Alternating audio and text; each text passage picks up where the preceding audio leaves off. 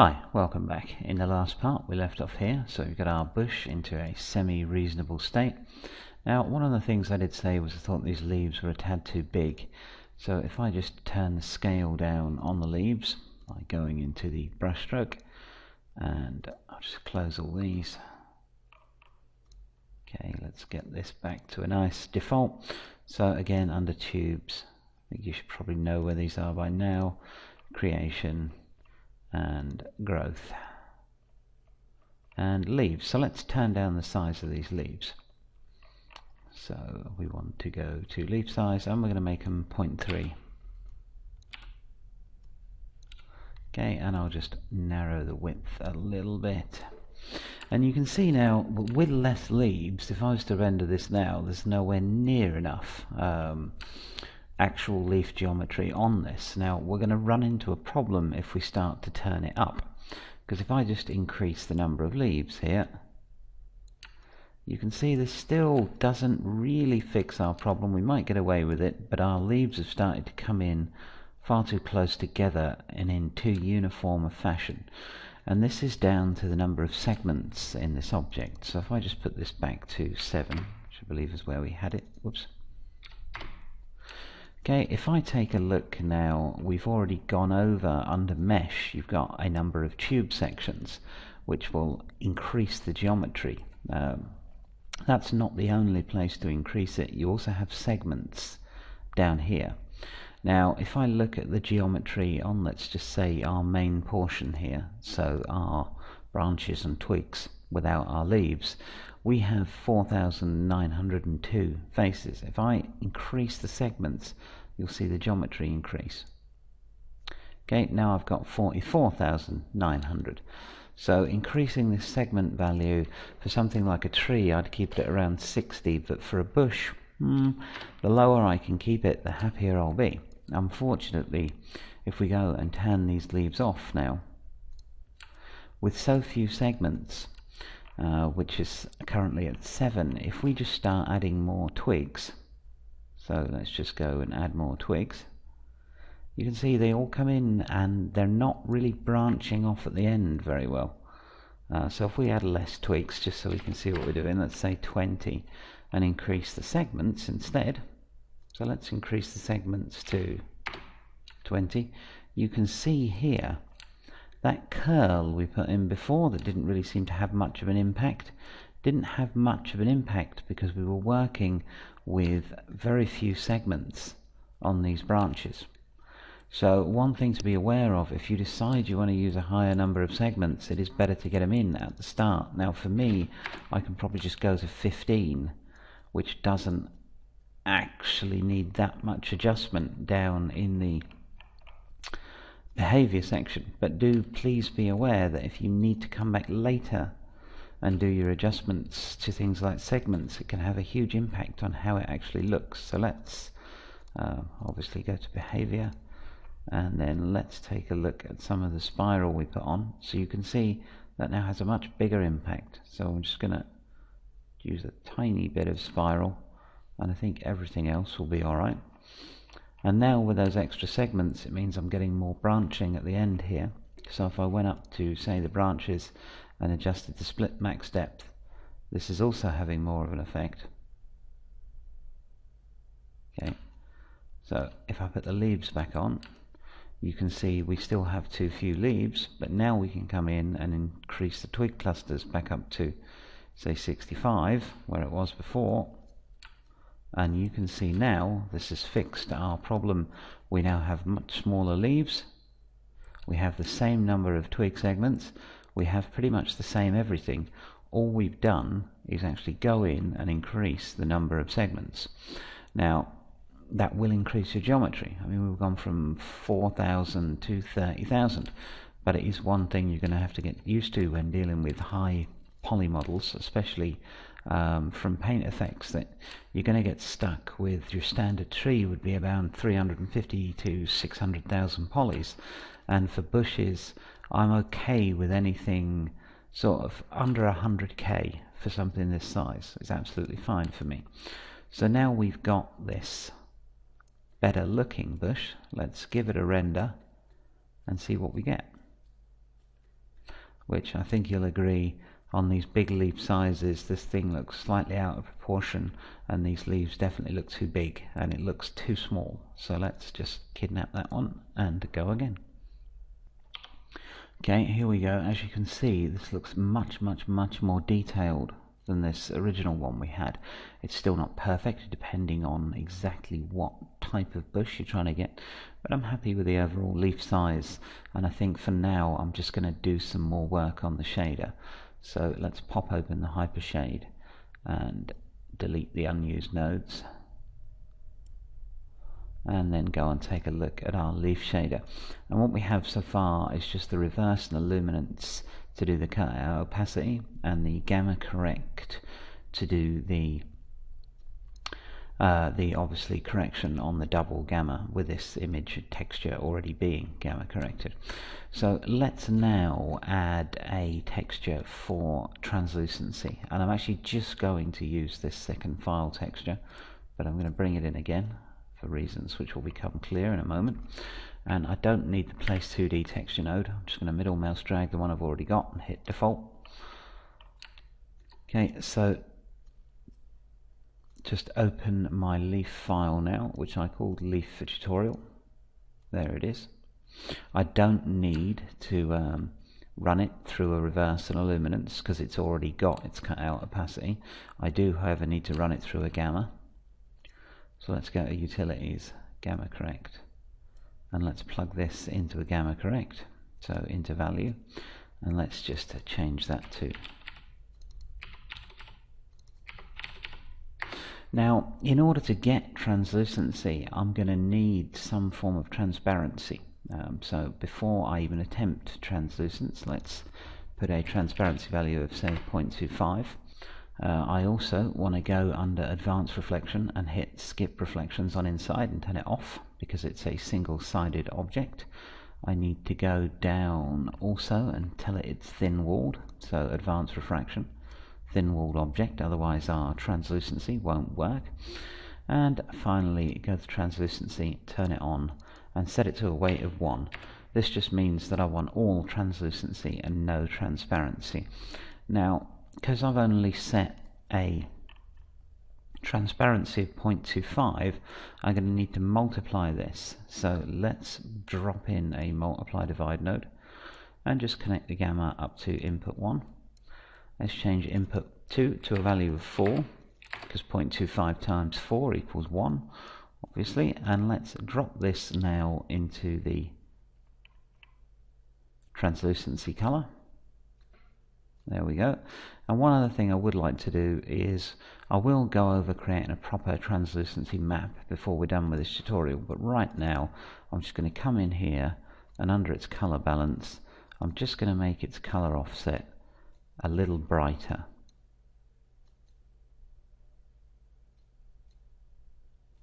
So let's come up here and make it a brighter yellowy orange color.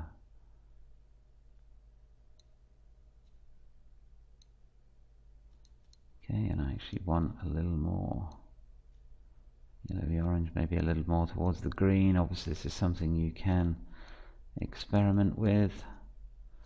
I just want it a little darker, sorry, a little lighter. So as you can see, it's just a little lighter than this one, and this will be just a slightly lighter translucency map. So basically it's a pretty simple shader. Both file textures have just been simply gamma corrected. One goes into a multiply to deal with the translucency, and one goes into a reverse node and a luminance node to deal with the cutout opacity. So let's re-render this and take a look at what it looks like with some translucency. Okay, so here it is with translucency, and if I flick backwards and forwards, I think you'll see a huge difference here. Okay, so getting that translucency is crucial to getting something that looks half decent. Now, one problem we've got is I'm not too happy with the leaf angles here, but we'll sort that in a sec. And the other thing is it's too uniform, it doesn't have a bump map, and it's got no reflectivity. So let's do those one at a time. Let's start out by just giving it some reflectivity. So I'm going to come in and I'm going to make the reflectivity 1 again, because I'm going to control it with the BRDF curve. And 0° reflection is facing the camera, so let's get that down to 0.15 maybe, and 90° reflection I'm going to put at 0.9. You come back in and tweak this later obviously, and let's just get that, and I'll get it from a slightly different angle and slightly closer up this time so we can get a better view. And again, I'm just going to come in here and change this because it's too much. Our resolution gate, sorry. So I'm going to go under perspective, shape and display options and change this to 0.7, and that gets rid of that, so I've got actually more view of what the camera's seeing. Anyway, not an essential thing, but just something I like to do.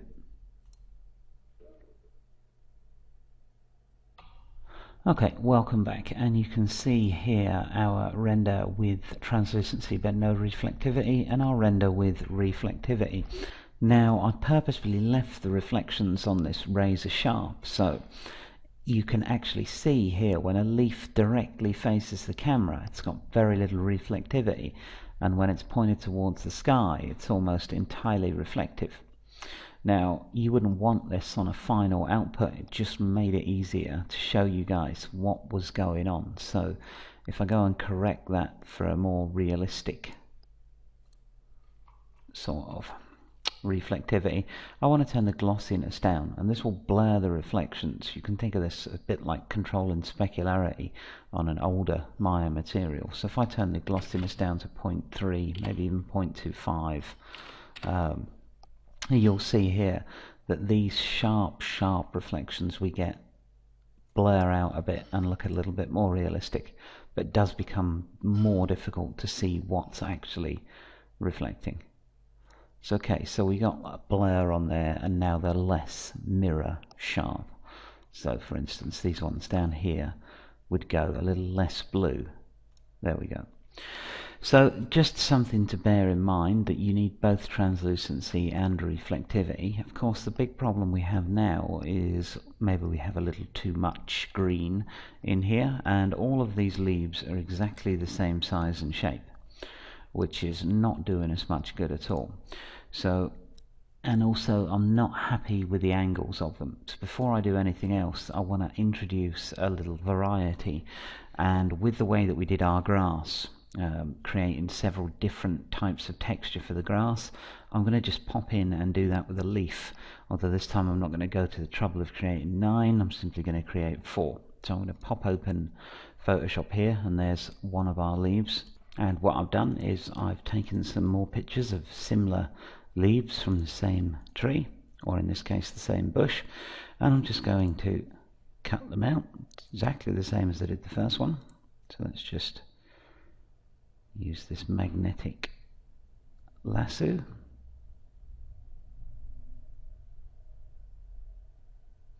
And you don't have to be too accurate because we are going to cut around these some more. Whoops. So let's just get rid of the background, which obviously I'll need to select inverse. And let's just quickly do these other two. Now, as I said, these particular leaves I just snapped with my phone cam. I do have some much higher resolution samples that I will include with the tutorial. But again, I just simply picked these leaves, put them on a white piece of paper and took the pictures. You could also use a scanner if you have one handy.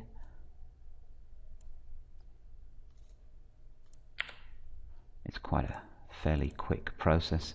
The leaves I'll include with the tutorial are shot at 4K, which is a bit extreme, but it does make them easier to cut out and work with in Photoshop. And you know, if you do ever find yourself in a situation where half of your shot is just filled with tree leaves, it is quite nice to have those larger textures.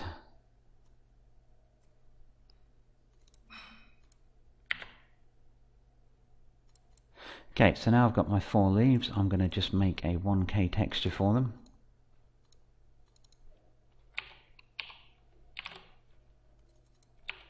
Obviously I could make a 2K, a 4K, whichever sort of size I wanted, but I'm just going to work with a 1K texture here. So first let's pull this one we've already done.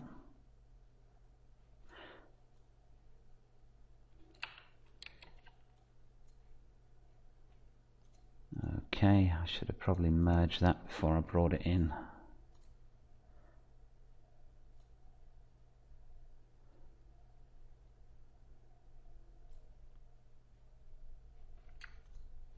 And let's make sure it still has its alpha channel. It does.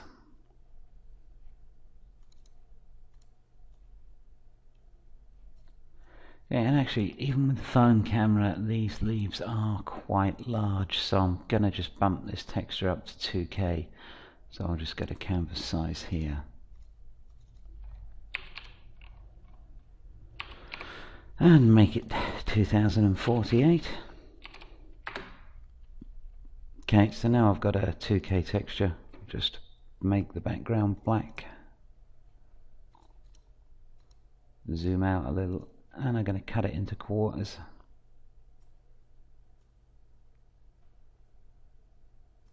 So basically each leaf example will live in 1 quarter. So let's, whoops, missed a bit on my background. There we go.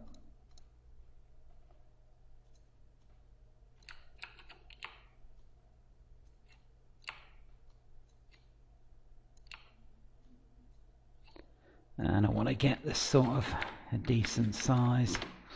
There we go. And now it's simply a case of moving the other leaves over,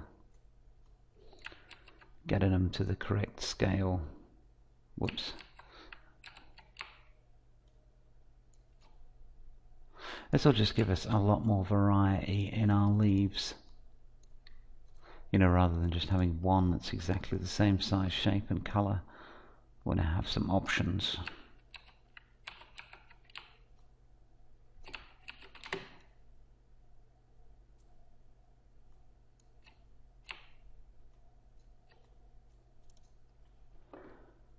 Okay.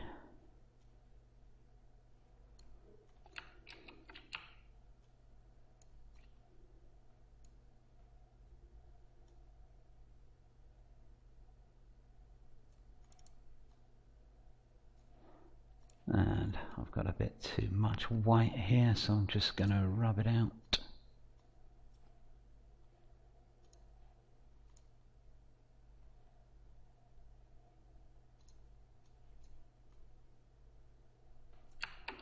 Whoops, maybe a little softer brush.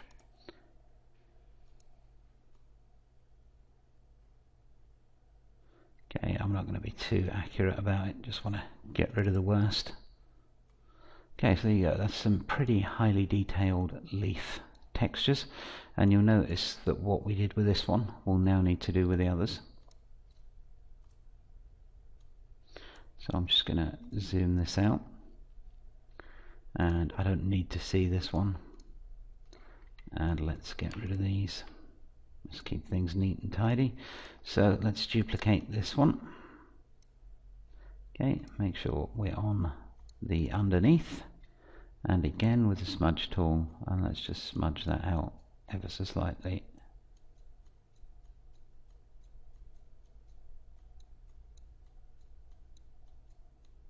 And you can see, as soon as I start, you can see this white edge, which is obviously what we're going to attempt to get rid of. Or we're not going to attempt it, we actually are going to get rid of it.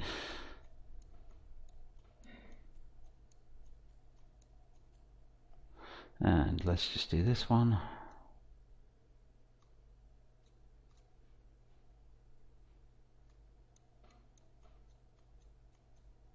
It doesn't actually take very long once you get started. And you can, of course, I'm just doing a 4 leaf texture here, but you can of course do a 9.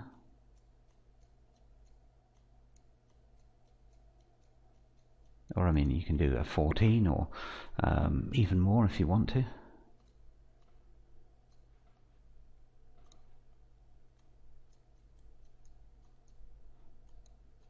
again, it all comes down to how close to the camera your final bush in this case is going to be. If it's right in front of the camera and people are going to see it in, you know, excruciating detail, you might want to take that extra time and just make some more leaves to get even more variety. But this is going to be sort of a mid-range shot for me. So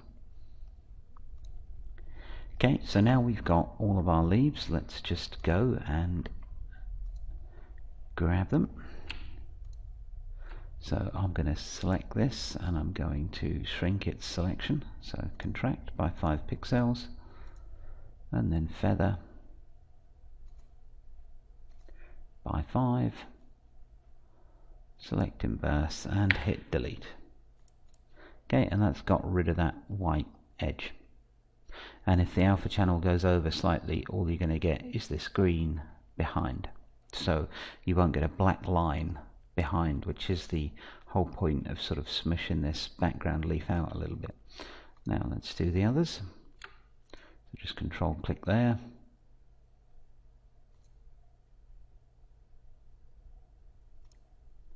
And again, exactly as you would expect, contract it, feather it, select its inverse, hit delete, and you can see white line is gone, whereas this one still needs to be done, obviously. So let's find that kitty. There he is.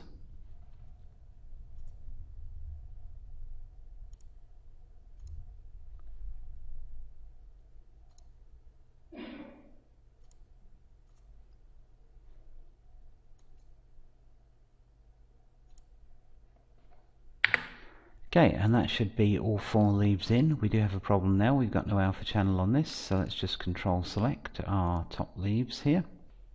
Apologies, my computer just froze for a second, so I had to pause, but we're exactly where we were, so we're just making this alpha channel. So let's just, don't know why Photoshop seems to have gone a bit higgledy-piggledy on me, but not to worry. So let's just control click to select this one, and then shift control click to select this one, and while holding shift control click this one, and finally we need this one. Actually, which one is it? No, it is. So we are, aha, when I brought this one in I flattened it first, which as it turned out was a stupid thing to do. So I need to go back and just undo the flattening of it, bring these both over and just quickly transform them to the right size.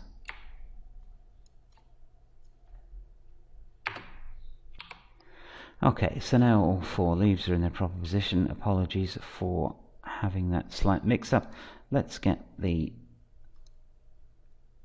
backgrounds hidden so we can more easily select which alpha channels we need, and now just control click and shift control click.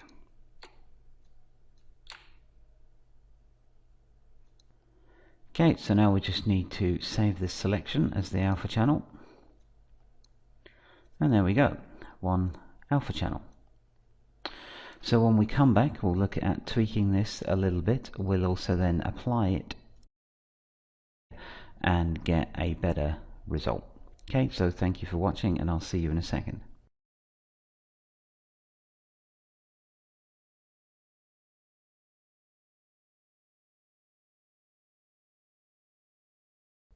Hi, welcome back. We left off in Photoshop and we'd created here our 4 leaf images. Now you might notice that I've just gone in and added some stalks here because our original images didn't have them. So I can just take those off.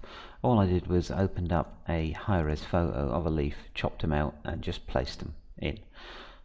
I've also added some adjustment layers to just sort of tweak and change the colour, because these leaves are very, very similar in colour, which is fine. I wanted a bit more of a distinctive look, so I've done the first 3, and I'll just walk you through the process of doing the fourth one, apologies, just in case you're not familiar with the workflow. So I'm going to add here an adjustment layer, and I can use any of these to do what I want: vibrance, hue and saturation, color balance, levels.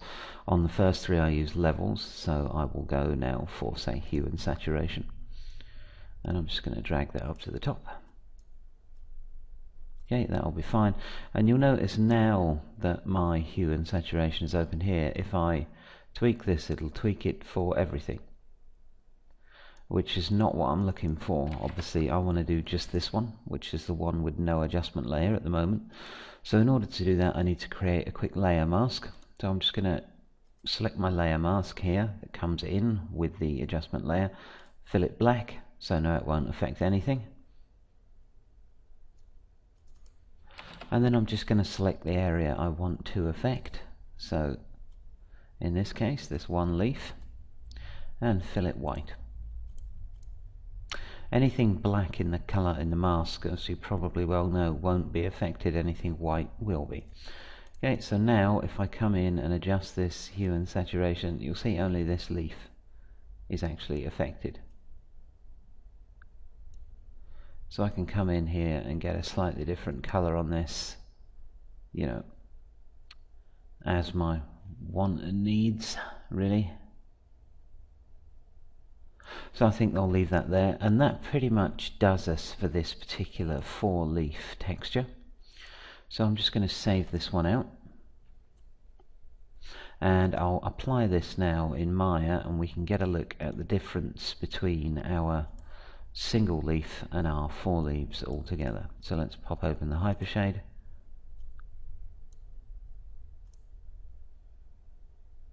There we go, graph our leaf, and just swap out these textures for the new one that we just made. So source images, I believe, is where I saved it, and let's just find it. Leaf image tutorial, there it is. Okay, and swap out the other one as well.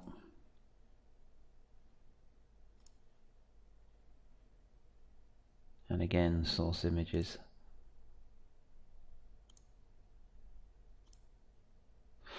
Okay, so we'll still need to discuss a bump map, a spec map, a translucency map, a transparency map, front and back to these leaves, but let's just have a look at what we've got. So let's snapshot this one and just have a quick look at what changing that texture to a 4-leaf texture did for us. Okay, I've had to stop the rendering. You can see here the leaves are very tiny and something has most definitely gone wrong, and if we look in our viewport I'll be able to show you. Each one of these leaves has 4 leaves on it. This is because of the UVs, so we need to grab our Paint Effects, the UV layout script which we went over in the grass tutorial, and just make it a 2x2 tile. So this will take just a few minutes, just a few seconds, sorry. There we go. Now you can see in our viewport that each leaf has one of our 4 leaves assigned to it. So now I can do the render. Sorry, I just wanted to walk you through that, because you do have to apply those UVs, otherwise this won't work.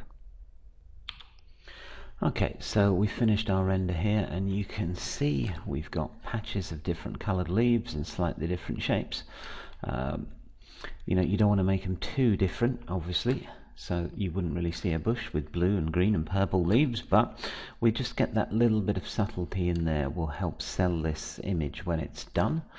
It's a little bit shiny still, but we'll work that out with a bump map. And before I go any further on creating a spec map and a bump map and whatnot, I just want to change the shape of this slightly.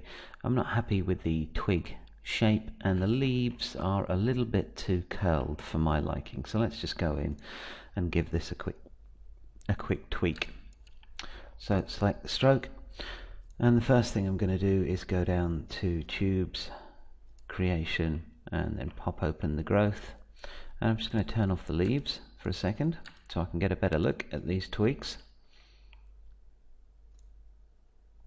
Okay, and this twig length scale is not really working for me, so I'm going to take it out. And as you can see, now I've got a uniform length of twig, but unfortunately the ones at the top are a bit long, so I'm just going to lower down the top twigs. Whoops. Let's have a look here. Okay. So you can see this side of the graph is dealing with the top and this is dealing with the bottom, and this is more the middle. Alright, so I think that's a better overall shape. I might also come here and just lower the number of twig clusters for a minute so I can get a better look at what's going on, and then I might tweak the twig angles slightly.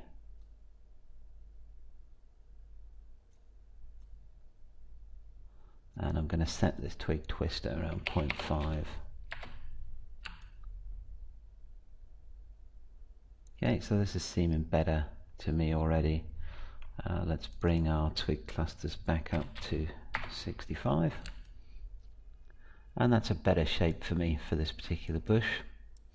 Now I also wanted to look at the leaves.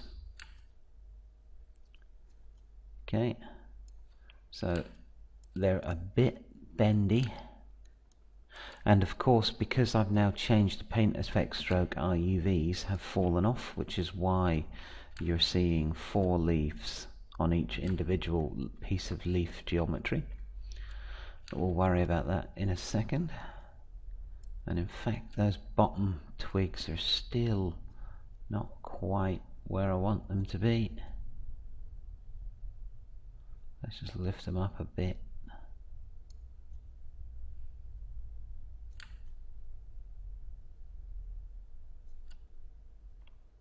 And the leaf start is maybe too far inwards, so I'm going to just pull them out a bit.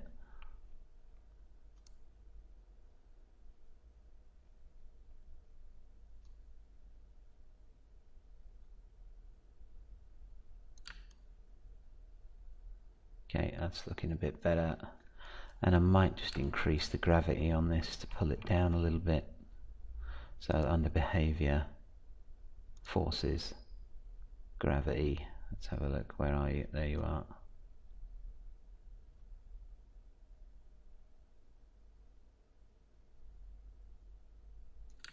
Okay, that's more than enough.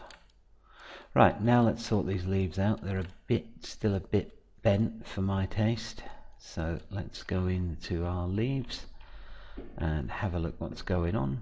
First we should see leaf stiffness. Let's increase that a little bit.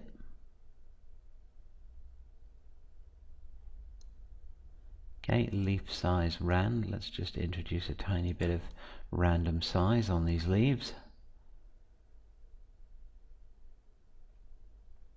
And leaf bend is too many, so I'm going to set that back to 0.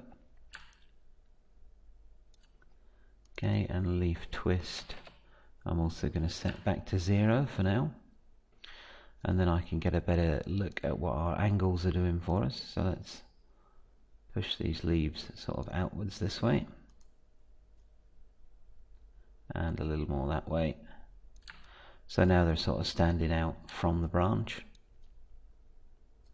Okay, and that's looking quite a lot better. It's possible that our twig length is still a bit too long, so I can come in here and start adjusting this twig length scale again.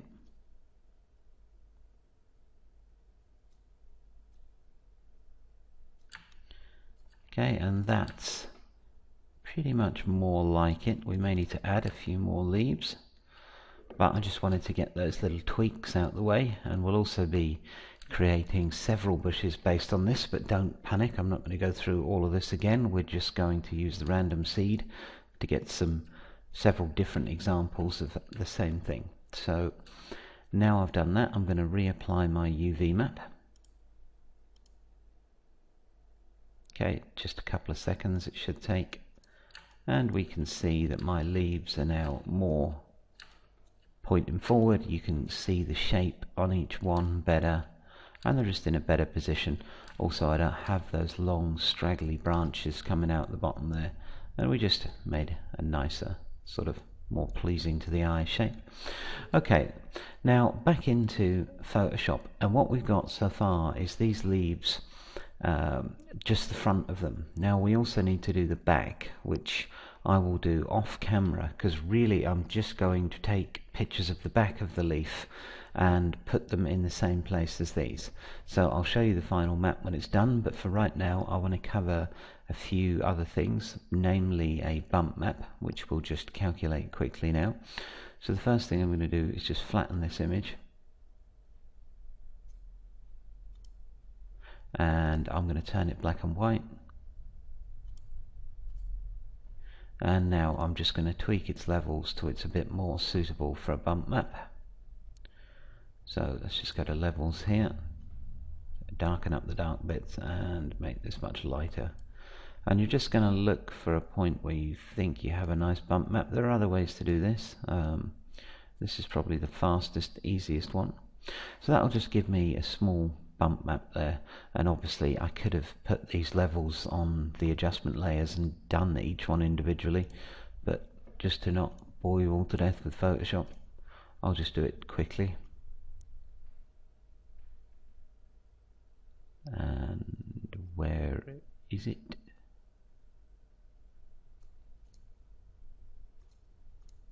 Okay, I have one here that I'm just going to save out. And what I will do is I'll just flip this back to RGB color. I know it sounds a bit ridiculous because we're using a grayscale bump map, but I find sometimes Maya for some reason has problems with black and white TIFF images, so I'm just going to resave that out as my leaf image 4x4. It's still black and white. I've just told Photoshop that it's RGB, so it's not actually a grayscale image. And this will do us for our bump map. Now, excuse me. Now, one of the things we need to also look at is a transparency map, because in a real world leaf, this wouldn't be transparent, and nor would these. They wouldn't be translucent. So there is a real simple way to do this. I'll just flatten the image again.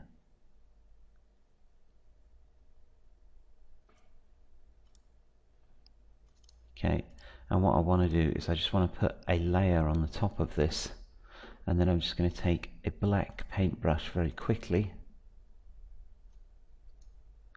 and you know, the more time and effort you spend on this, the better you're going to get the result. But all I'm going to do is trace in black areas that should not be transparent. So let's just grab this paintbrush again and make it a little larger, and you can see here I'm just literally drawing out the areas that shouldn't be transparent.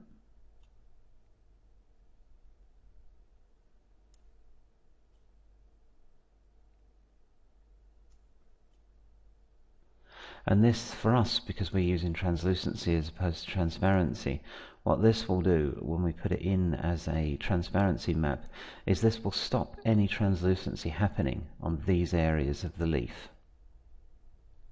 So this is really useful if you're going to get your leaf extremely close to the camera.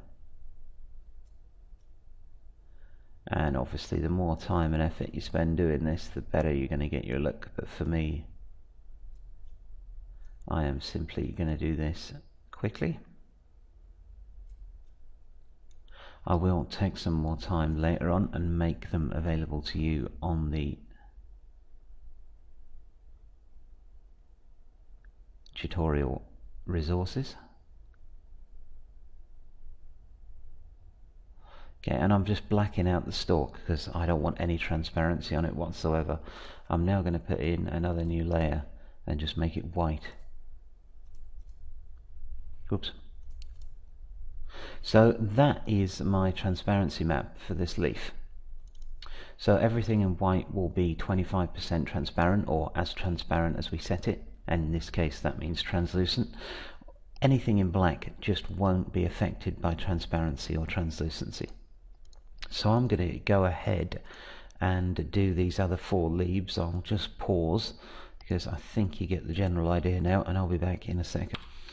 Okay, so you can see here I've just finished that, and it's a really quick, rough transparency map. So let's just save that,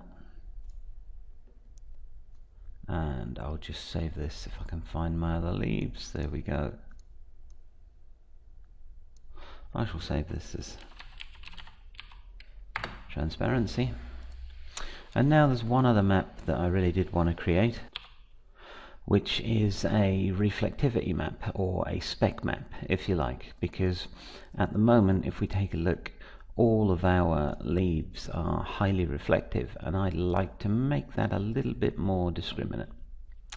So let's go back to our Photoshop. Okay, and we've saved this now, so we no longer need it. Let's pull in our 4 leaf images, and once again I'm just going to do this with the levels. Oops. So levels, there we go, and I'm just going to make these a bit whiter. Okay, and it'd be easier for me to see this if it was actually in black and white, so let's just make it a grayscale image. Just discard the color information. Okay, and now back up to levels.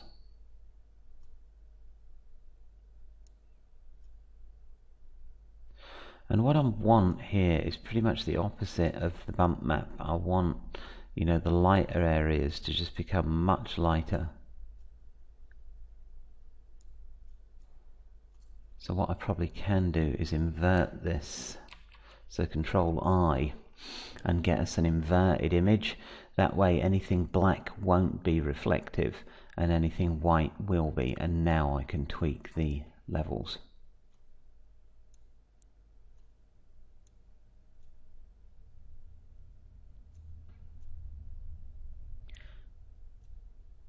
Okay, and this is going to be my reflection map. So as you can see, I'll get no reflections along these bits here. Okay, so let's just save that as our leaf reflect.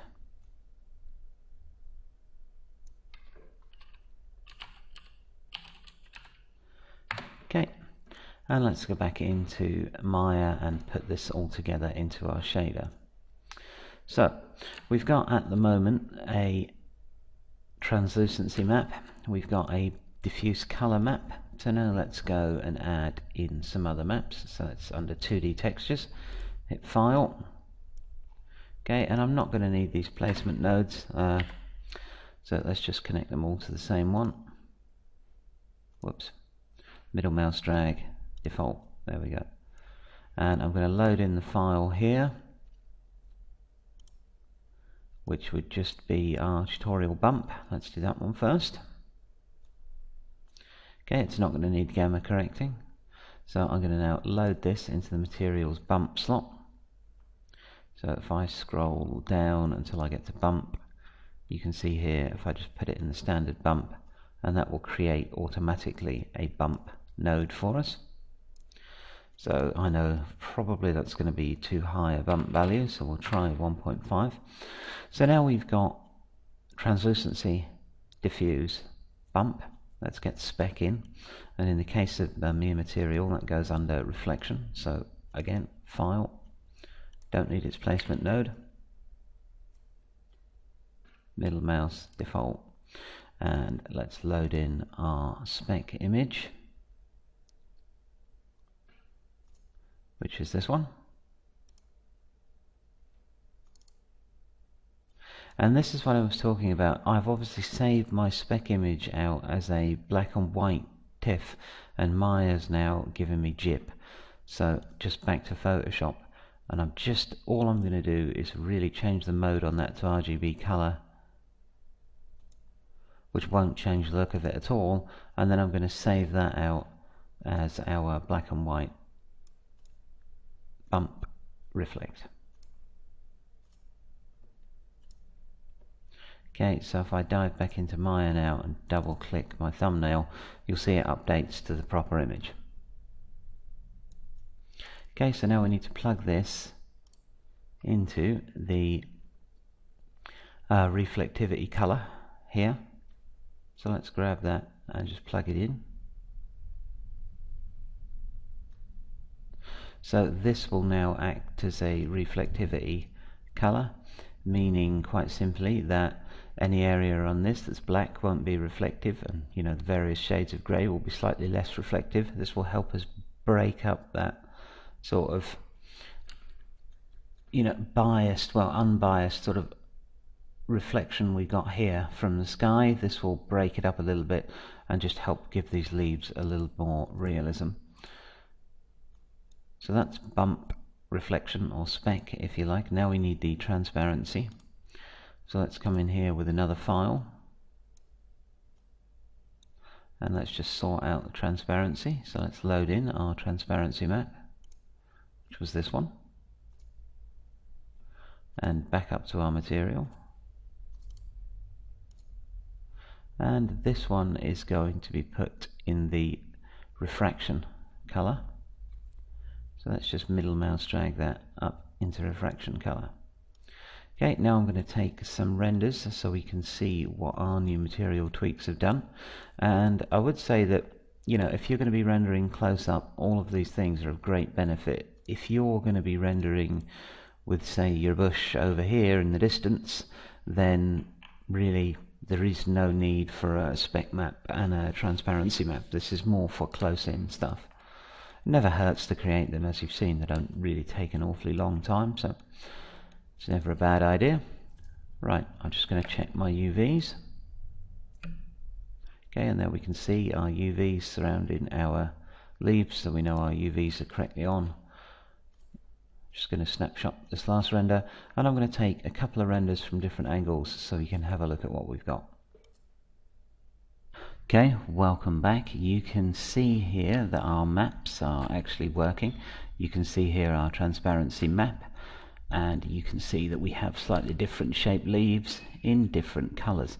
Now I went ahead before I did the render and just turned these branches a darker color so they weren't coming through light gray, and I'm going to leave this part here, and in the next part we're going to come back and look at creating multiple versions of this bush through use of the random seed. We're also going to put a back on these leaf textures so they have a front and a back, and we'll tweak a few other bits. So I hope you found this part interesting, and I'll see you in the next part. Thanks for watching.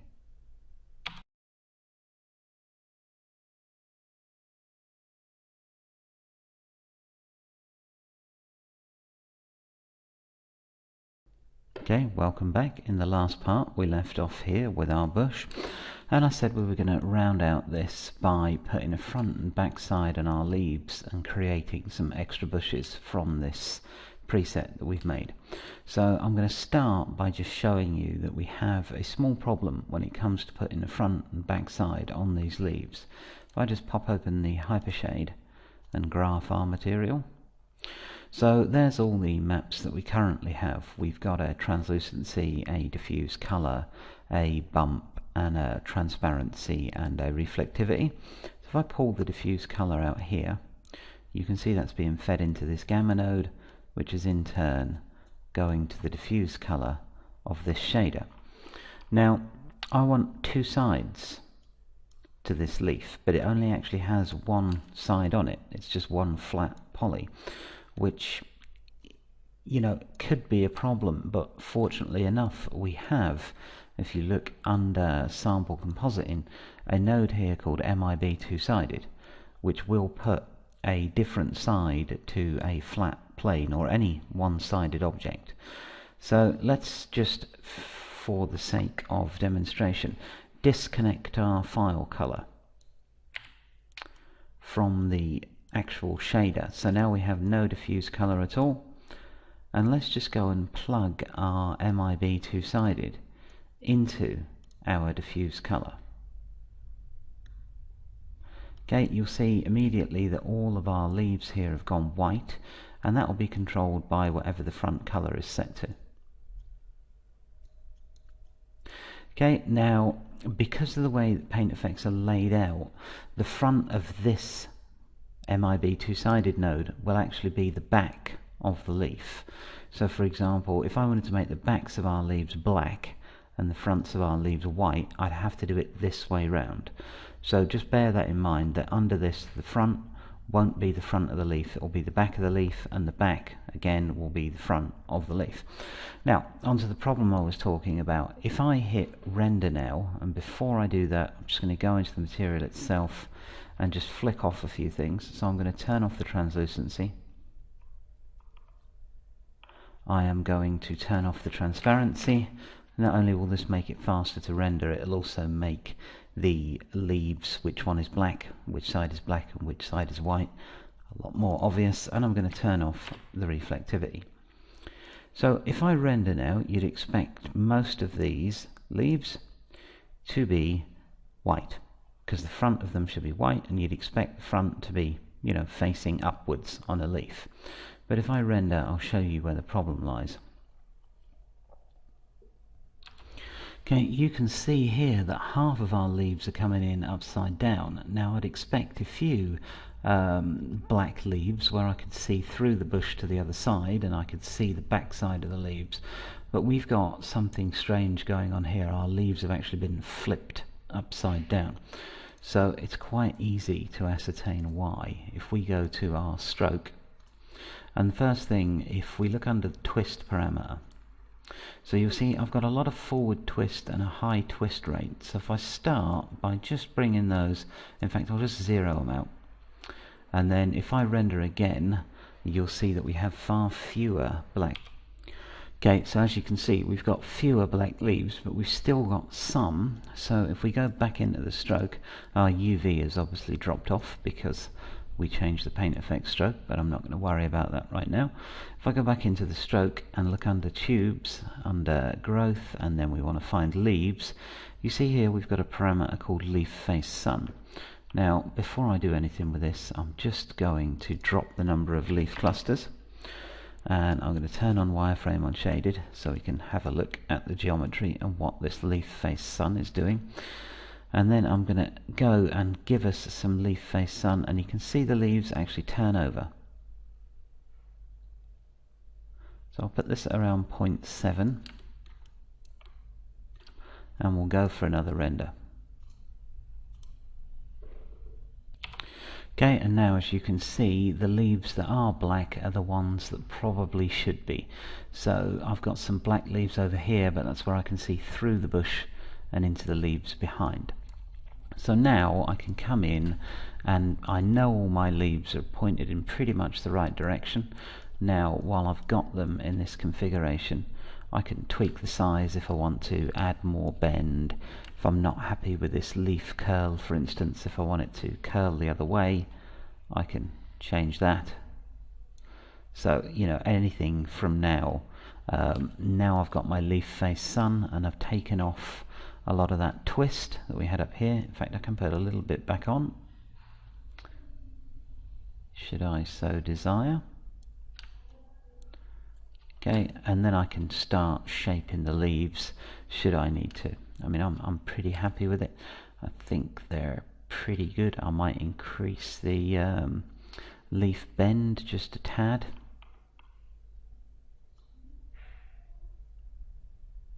Actually decrease it. Yeah, and it's pretty much instant feedback, so it's a case of, you know, how you want your leaves to look, but that should do me. So now we know that we've got, you know, a front and a back side in the right place. I can go into the hypershade and connect up the front and the back. So first things first, we'll leave this MIB two-sided where it is. We've got the front of our leaves connected to a gamma node here. So let's just plug those in to what is the front, which in this is the back. I know it gets confusing, but you get used to it after a while.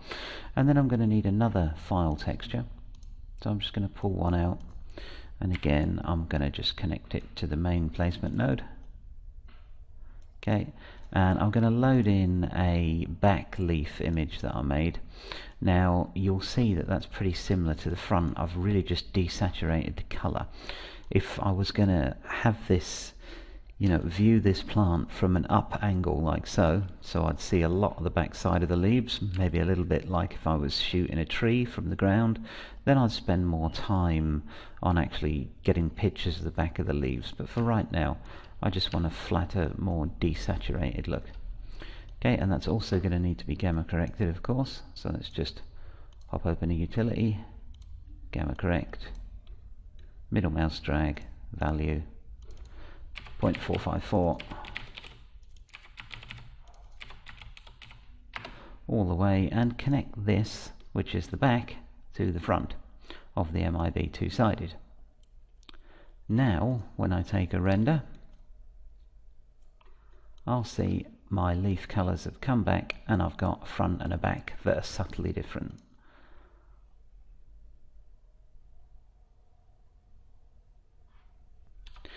Okay, so that's got the front and backs on my leaf image quite successfully. Now, of course, all that remains to be done is to increase the number of leaf clusters to whatever you feel appropriate, or maybe add a few more twigs. Depends on the look you're going for, but for me, I'm going to just whack up these leaf clusters to say 8.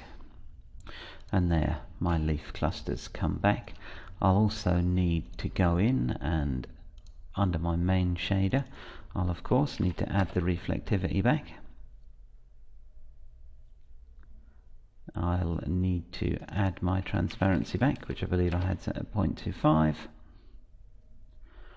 And I'll need to turn back on my translucency. Okay, so if I render now, I'll see a view pretty similar to what I had before, except I'll have a front and back side to my leaves. Okay, so there's the front and backs of our leaves. You can see we have different colours here, different shapes, slightly different sizes, and I've done another render. This, all I've changed is this has 45 twig clusters, this has 65. So this will depend on how sort of full you want your bush to be. You could also make the leaves a little smaller and more of them. Again, depends on the look you're going for. Now, talking about that, we've done a lot of work on this bush so far. Obviously we still have to texture the bark here, but I'll get into that when I start to texture bark on trees. And you know, we've got one bush. It would be nice if we could take this and use it as sort of a template to make more, which of course we can. So I'm going to grab my bush here, and before I do that, I'm just going to take a look in its stroke. Let's turn its leaves off, and it comes up a bit like this, and I want to just flatten the top out a bit, which is a fairly easy thing to do. I can just take a look at the twig angle here. I can move the down ones down a bit and the top ones down a bit. Okay, just so it doesn't quite come up to such a point. Let's check out the leaves back on it. Okay, better. More bush-like, less pointy. And I could also really, you know, you've seen me do it before, I could adjust the twig scale to, you know, take the length of those top bits down, but I don't think it's necessary. Okay, so now I've got this bush, and I want to create a collection of others that look different, kind of similar, because we see a row of bushes together, they look kind of similar, so we don't want to go too way off. But in order to do that, I'm going to just duplicate this stroke. So edit, duplicate special. Okay, and you'll see it doesn't look like anything's happened. That's because the second stroke comes in. As I'd converted this one to mesh, it's hidden the stroke, so I have to open up the stroke and Shift H to unhide it. Okay, so let's just move that now, and you'll see I have two. If I turn the leaves on this stroke, you'll see that one's paint effect stroke and one is our mesh group. So I'll go and turn the leaves on our mesh group one as well. Okay, so now we've got two identical bushes side by side, so we can come into the stroke, and under the stroke shape node you'll see I've got a seed, so I can start to play about with a random seed, get a completely different bush.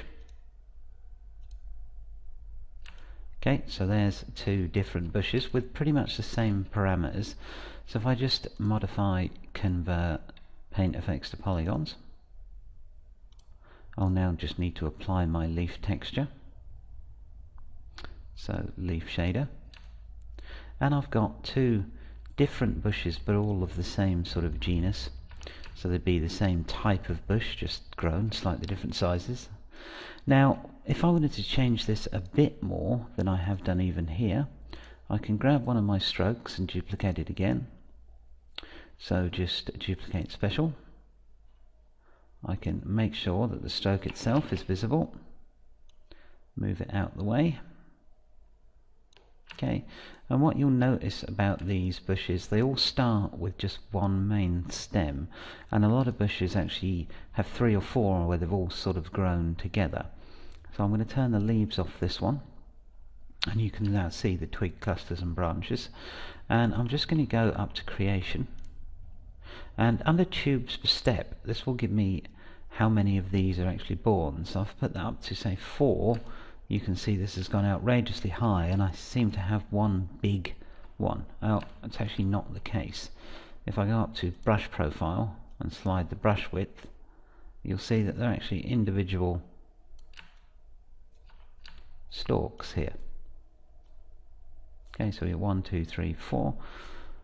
Now this is obviously going to create a much bigger bush, so, and quite geometry heavy, so maybe I want to go to start tubes of 3, let's say. There we go, that's lightened it out a bit. And now, because we've got such a large, mass in the middle here, I can go and say drop the number of twig clusters to 45. And then I can start again to play around with the twig angles to get what I like. Just to create an even more sort of random bush. Okay, and this one seems to have gone a bit up in the air there, so I can come to the twig scale at the top and just narrow it down. Maybe lengthen out the bottom on this one. So, all the values we've covered go together to make up these various different types of bushes. I might increase the twig dropout on this and increase the branch dropout of it, just to thin it out randomly. Okay, if we put the leaves back on it, we can take a look at what it looks like. Okay, so now you've got a row of very different bushes from the same paint effect stroke. So I will convert this to polys. Let's just select the stroke.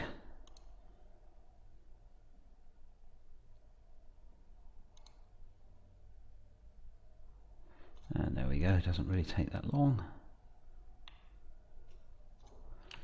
Okay, so now we've got these 3 very different looking bushes, all with the same shader applied. Now at this point I could again go into the hyper shade. I'm just going to get rid of my unused nodes. In fact, before I do that, I will grab this grey material I've got on the bottom of our original tree and assign a new material to it.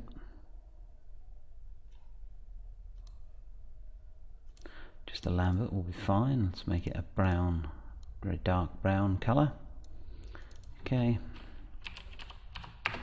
And the reason I'm not going to go through making a bark texture for these bushes is simply that I'm going to do it in a minute in the next part, so it seems kind of redundant to do it twice, and I want to do it on a large tree trunk so we can really get a good look at it. So let's just swap out these textures, assign existing and bark, and for the final one,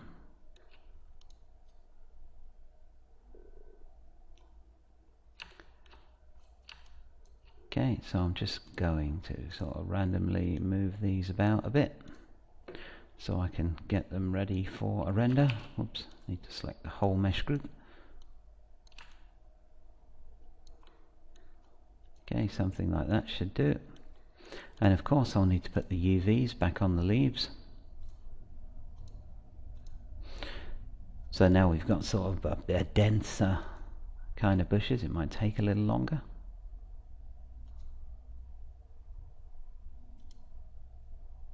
And what I would say, if these 3 bushes are going to be, right in the background of your render to just create sort of a messy hedgerow or, more as background detritus, then they'll be fine like they are. If, however, you wanted to have them where they, at this sort of level at the camera, I would go in and just create 3 separate textures. So the same as we did for our first bush here, I would just load in some slightly subtler leaf images, some slightly different colors, and get a slightly different mixture of leaves. Not too wacky, but certainly just so they're not using the same texture. Okay, and I'll take a quick render of our 3 bushes together from several angles, and when we come back we'll look at creating our first tree. In fact, actually no, when we come back I'm actually going to show you how to do a radically different style of bush, because this is just one way to do it, and I'll show you some pictures of some bushes I spied out in the wilderness the other day, and we'll look at making one of those, and then we'll flip on to trees. But enough of that, now for our render. Okay, so I rendered out a few shots here. This is one with a light from the front, so you're not going to get a lot of translucency. This is one from the light from the back, so you can much greater see the effect of this translucency, and this is just from a slightly different angle. Okay, so I'm pretty happy with our bushes at the moment. I'm going to press on now and show you a completely different technique for creating another kind of bush, and I'll just open up a picture here. Okay, so hang on a sec, there we go. So we're going to look at creating something a little more like this. Now, this is a completely different structure from what we've done, which is one of the reasons why I've picked it. So we're going to hop back with the next part and take a look at doing something a little different. So I hope you found this interesting, and thanks for watching, and I shall see you hopefully in the next part.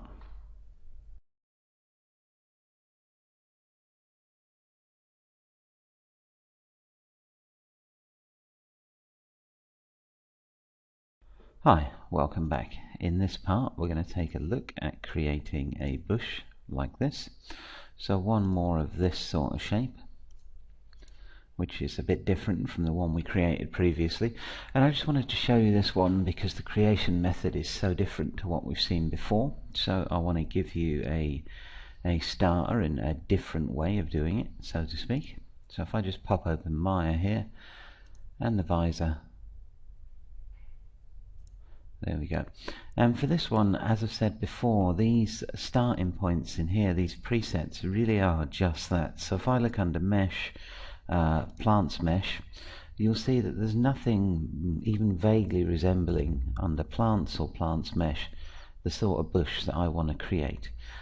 So I'm actually going to use the fern stroke, which seems a strange way to start, but bear with me. So I'm just going to increase the brush size here a little bit, and unlike previously when I've just drawn one stroke, this time I'm actually going to draw the strokes in a shape. So I'm going to come in and just draw a round stroke of ferns, and in fact that one's a bit too small, so let's give ourselves some more room to work with here. And there we go.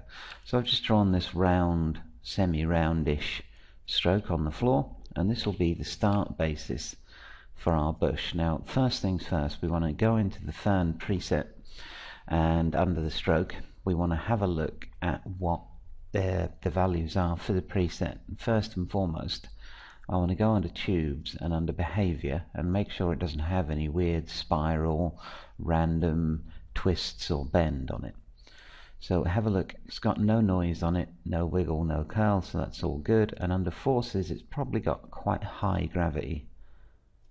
So I'm just going to peel back the gravity a bit, and I'm also going to peel back the random a bit.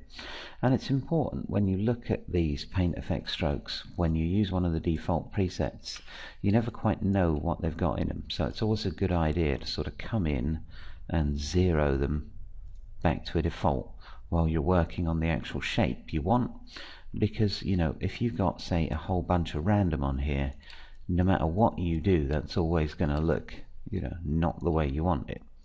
So it's better to just zero these out to start with.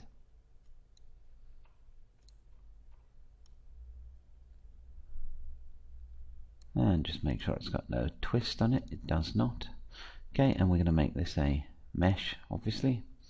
Now we want to go under the fern shape and just make sure the mesh output is set to quads. That's nothing we haven't done before.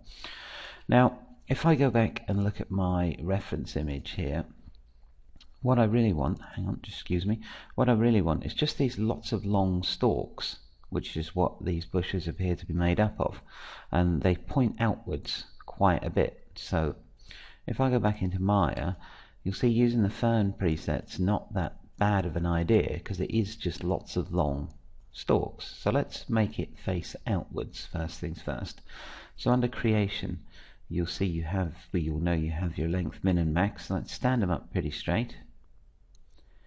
Use the azimuth min and max to point them out to the right direction, and let's start to lie them down a bit flat. Okay, and then we can use this to get them roughly pointed outwards. So now we're roughly pointed outwards, and we've still got something on them that's causing them to twist quite a bit. So let's make sure we don't have, we have path follow. Now we've drawn these in this path like way, instead of just drawing one at a time, you've got path follow, which will make them follow the path, and path attract, which will attract them towards the path. So first things first, let's just zero those out. And as I said before, it's never a bad idea to go and zero them out. And you can see now that my branches, for want of a better word, are all sticking outwards. So now I can come in and play with the elevation, play with the azimuth to get it where I want it to go. Okay, and that's about it for me. Maybe I'll stand them up a bit straighter, but we can come back and tweak that later. Now the most obvious thing is the leaves, because again these leaves have a tendency to grow in clusters of 4, and they're very small. So if we look at our paint effect stroke, we've got them in 2s, and they're large, and they also change size from top to bottom. Now this is probably the leaf size decay, so let's go and have a look under leaves. And if you look with this particular stroke under growth, you'll see it's just leaves and buds, and buds are these bits on the end here, which I don't actually want. So I'm going to turn those off and look under leaves, and you'll see leaves in cluster is 2. We'll turn that to 4 in a second, but first let's sort out this problem of larger to smaller. So you'll have leaf size decay. If you set that up to 1, you'll see they all become the same size. Okay, and now we need to deal with the fact that they're in this sort of odd shape. So let's go in and have a look here, and leaf size. So there we go. So let's put these all down to say 0.04, just for the sake of argument. Whoops.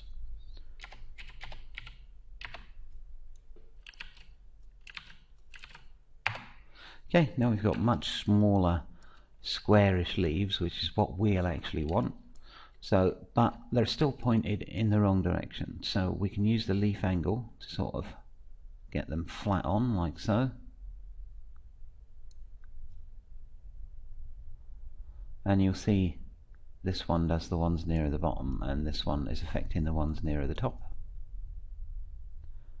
So let's straighten them out. There we go. But they're still not facing towards the camera, so we can use a little leaf twist just to twist them along the stem so they're not all orientated the same way. And then to get them to face upwards, we can use a little leaf twirl. So make sure you twirl in a positive direction, because if you twirl in a negative direction, your leaves will all be upside down. So I'm going to use a lot of leaf twirl. I'm also going to activate a little bit of leaf face sun. Okay, and now I'm going to change my leaf in cluster to 4. And you can see what's happened is we've got these nice 4 patterns, which kind of matches our bush. So if you see here, these tend to grow in 4s. There are a few that are not growing in 4s, obviously. So to mimic that, few bits of randomness, we can use a little leaf dropout. And you can see now we've got some 3s, some 2s and some 4s. This is a percentage, so if I put this at 1, it'll be 100% leaf dropout, 10% leaf dropout, and you get the point. So I'm going to go 0.15, have a 15% leaf dropout. Our stalks here are a little too wide, so we can go and use the creation for that, and that's just tube width, so let's thin them out a bit. Okay, and that's looking a bit better. Obviously they're not really having enough leaves on at the moment, and they're all exactly the same size, so again you can use the length min and max for that. So I want 0.4 here, sorry, that's 0.6 let's say, and then 0.3 here, and that gives us some random sort of different heights.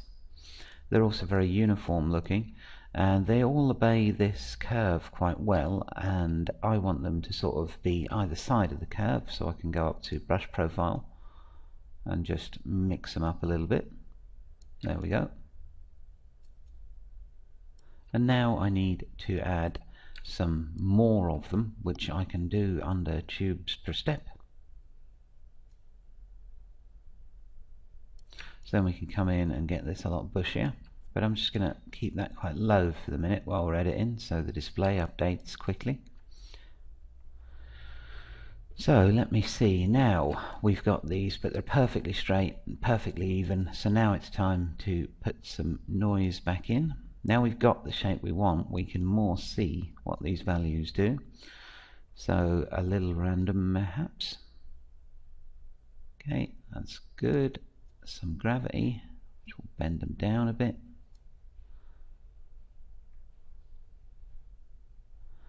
Now a little bit of positive bend. That slider's very sensitive.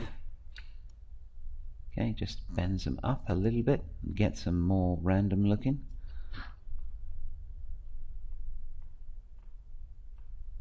Okay, you can also have them follow the path ever so slightly.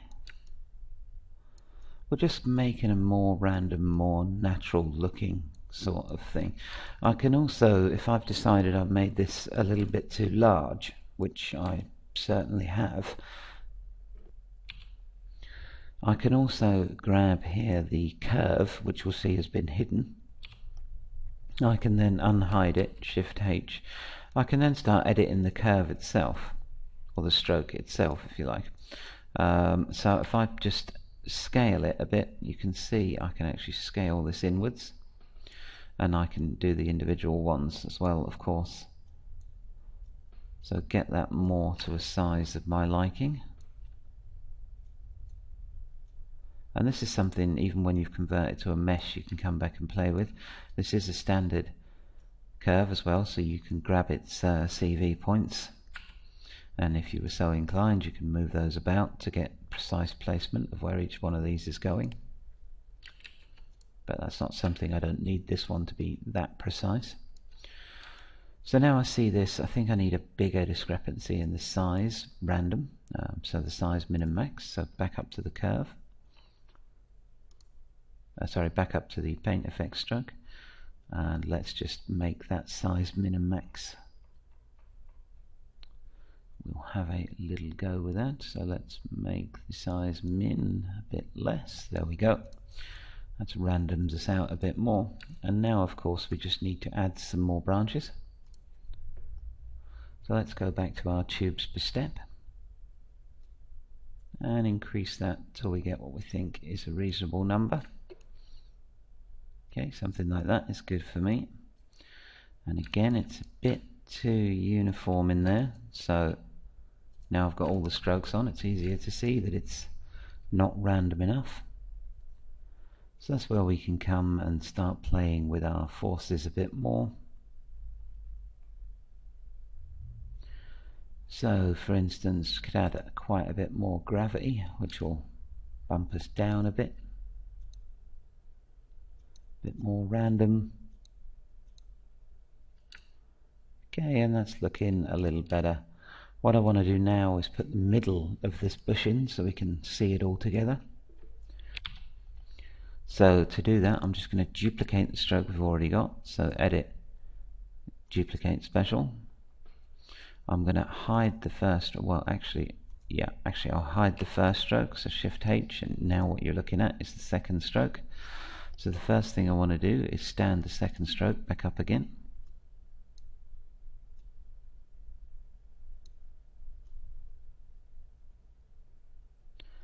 And let's see here, elevation min and max.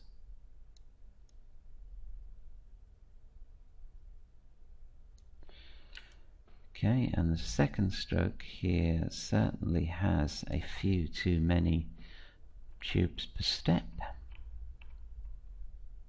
Excuse me, left the Skype on by accident. So we can just sort of take a few of those away, and once again grab its curve,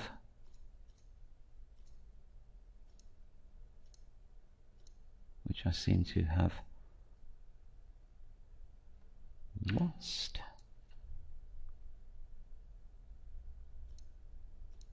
Excuse me, I seem to have gone blind. Aha, of course. Sorry about that. Okay, so Shift H to show it. And now we'll just scale it in a little bit. And this will give us a more solid middle of our bush. Okay, we're still lacking a bit of form here. So let's go down and just make these bend over a little more.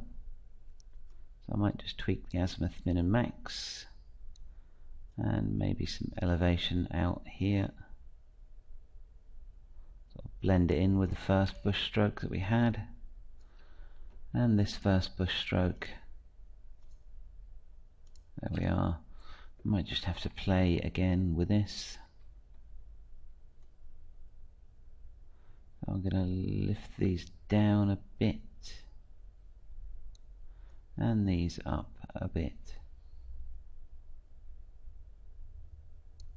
Just sort of blend both strokes together.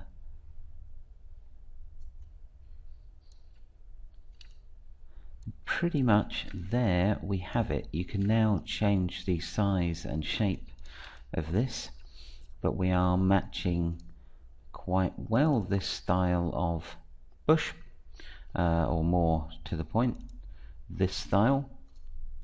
What I'll do when we come back is I'll just probably add some more tubes per step, some more leaves, thin these out a bit. In fact, I'll do all that now. So let's go and thin our width scale a bit. I'll just, there we go. And I'll do the same for stroke 2.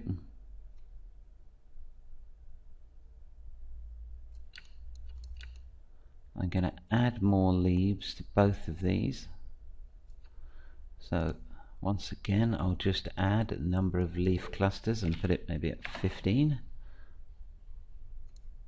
And the same for this one, number of leaf clusters at 15. There we go, so now we've got plenty of leaves. We could also maybe scale this curve a little bit.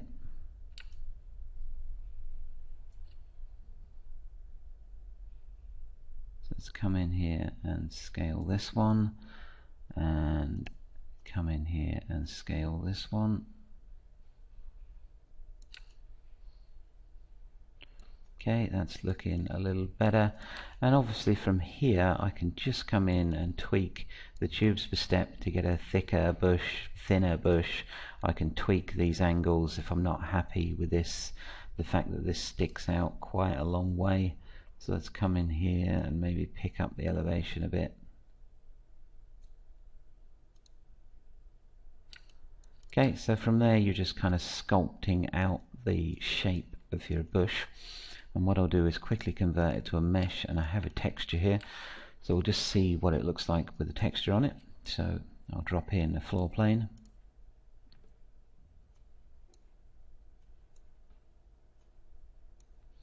and I'll drop in a quick physical sun and sky. Mental ray seems to have disappeared on me. Happens.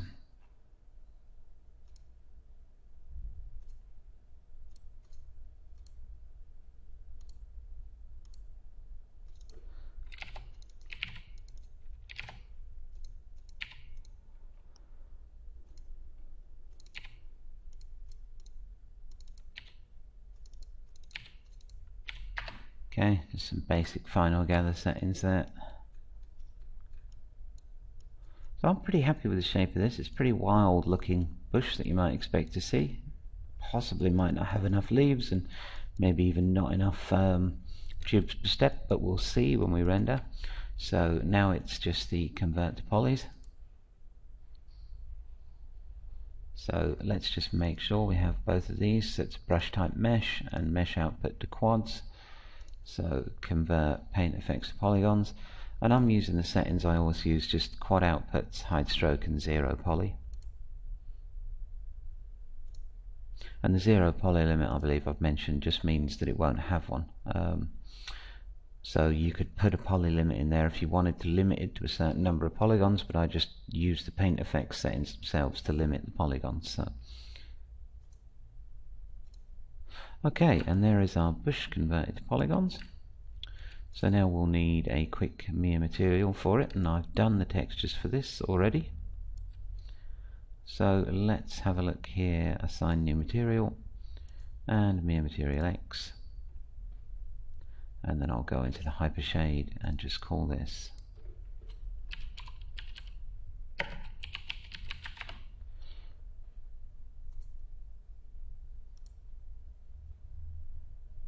okay. I'm going to delete the unused nodes, because when we convert from paint effects, Maya obviously creates these normally fongs and blends for us, which we don't want. So let's delete the unused nodes and take a look at our bush leaves. Okay, so first things first, let's put the reflectivity to 1. Let us make sure we have thin wall turned on. BRDF curve is fine for now. We also want to turn off skip reflections. We are going to be using some translucency. Let's set the weight of that at 1. So because we have the translucency, we of course need the transparency. So we'll set the transparency to say 0.25. Okay, and now it's time to add some textures to this. So let's add a 2D texture file node.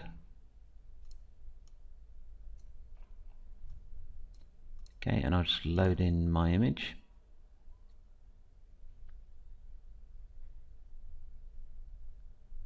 Okay, source images, which I believe I'm under, and here I have one I think I made earlier. So I'm using these yellow leaves, which I actually took from the picture of the bush we've seen, so let's pop that in there. And let's just connect that to the diffuse color. Okay, and I've noticed my Maya material X has extremely sharp highlights, which means I've forgotten to turn down the glossiness.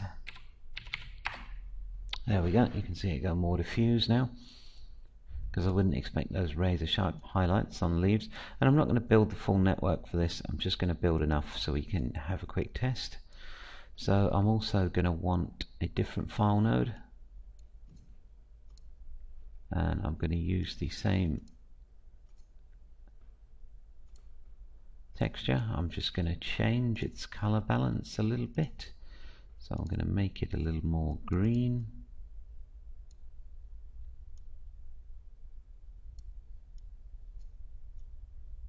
This will be for our translucency.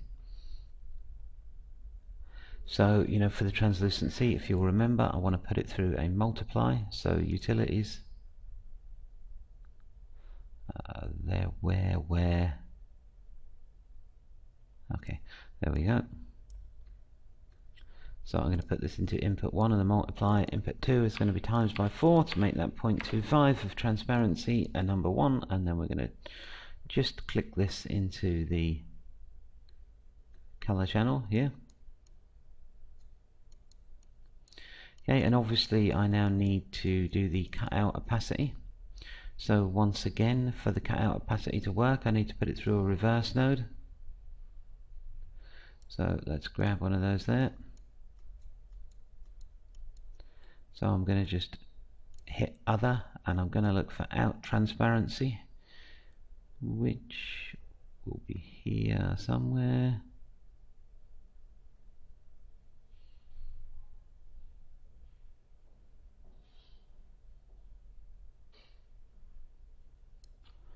Actually, I believe it's down the bottom. Where has it gone? There it is. And then I'm going to need a luminance. So let's just find one of those.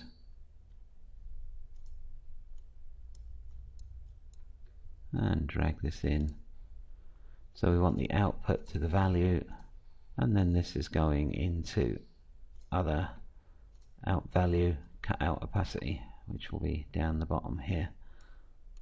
Done. So now we've got basic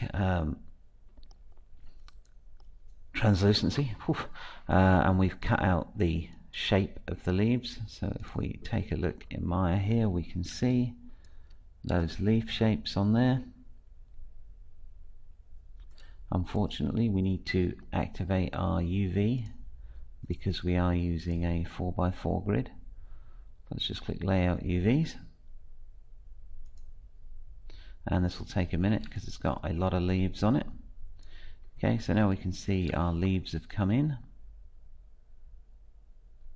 They look a little weird on this, but that's fine. Viewport has some issues sometimes. And let's just change these ones to the existing material, bush leaves.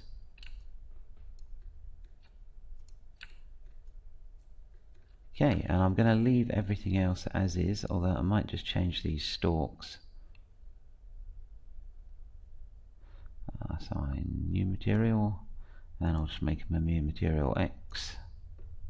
I don't want to take you guys all the way through another shading part, so I'll just do this quickly. I'll just turn the reflectivity off and make them a dark green. And I'm going to need these ones too.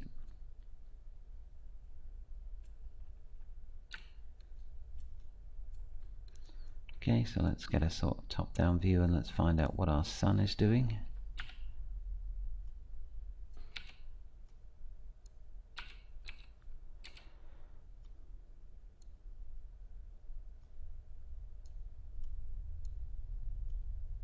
Right, let's just get this at a half decent angle so we can take a look at our bush. And I'm just going to hit render here and see what we get. Okay, I've actually stopped this render because I've noticed a couple of things. One, we're coming in too light, and two, these leaves don't look right. And I said before that, you know, this could have been a DisplayPort issue. I think I was dead wrong, because looking at the geometry of these leaves, I can see they're not actually flat.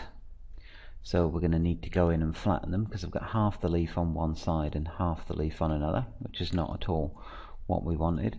Also, we're too light, because for those of you probably already spotted this mistake, but if I graph my texture here, you can see there's no gamma correction at all. So there's no gamma correction on the translucency, and there's no gamma correction on the diffuse color. So first things first, let's fix that. Let's just break the connections between this and the diffuse, and this and the multiply. It's important to get your gamma correction in before you multiply. And up to utilities, just gamma correction and another one.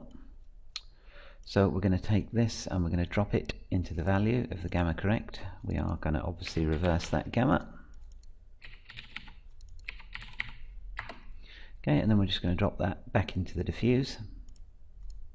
So if we look now, that's connected back up to the diffuse, and you can see in the DisplayPort they've come through a lot darker. And we're going to do the same with this middle mouse drag value.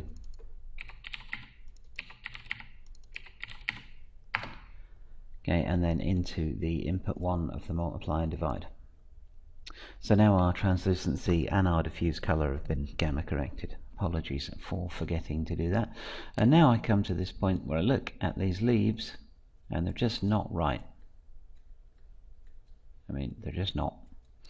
So we've already seen that these have some issues. They're not flat, so let's get in there and flatten them out. So we look under stroke 1, fern 1, let's just go here and under tubes, of course, growth, leaves, there should be a leaf flatness, and you're going to make sure it's 1. Okay, you'll see our UV has dropped off, but you can now see our individual leaf textures coming through. And in fact, I won't put the UV back on yet because I want to change the size of these leaves. They're too big. So let's just find the leaf size, which is up here, and let's drop them down to 0.3.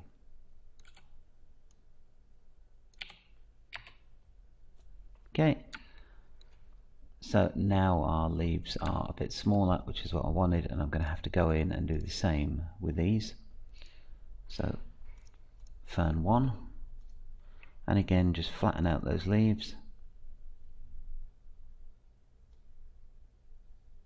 Okay, I'm on the wrong fern. Fern 2, of course. There we go, and let's just change the size again to 0.03, sorry. Okay, and also these are a bit poly heavy, you know, for the size. So I can go in and find the leaf segments and turn it down to 3, and do the same for fern 1. So leaf segments 3. That'll save us a few polygons because these leaves are fairly straight. We don't really need. And this, I can see now that we probably don't have enough tubes per step in either of these. So let's go in and change the number of tubes per step. Creation. Add in a few more, not too many. And throw in a few more here. Now obviously this comes down to, you know, how heavy you want your bush, but I think that should be about right for me. So I'm just going to apply the UVs again because this shape's looking a bit crazy.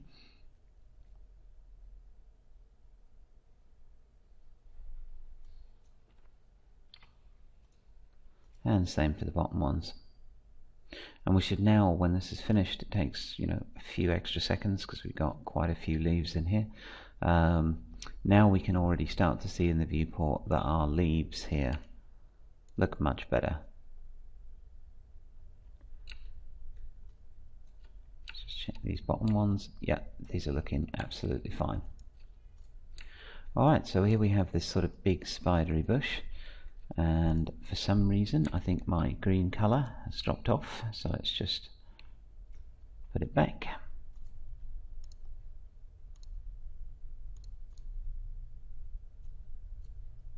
And I'm just using a simple green Mia Material X for this.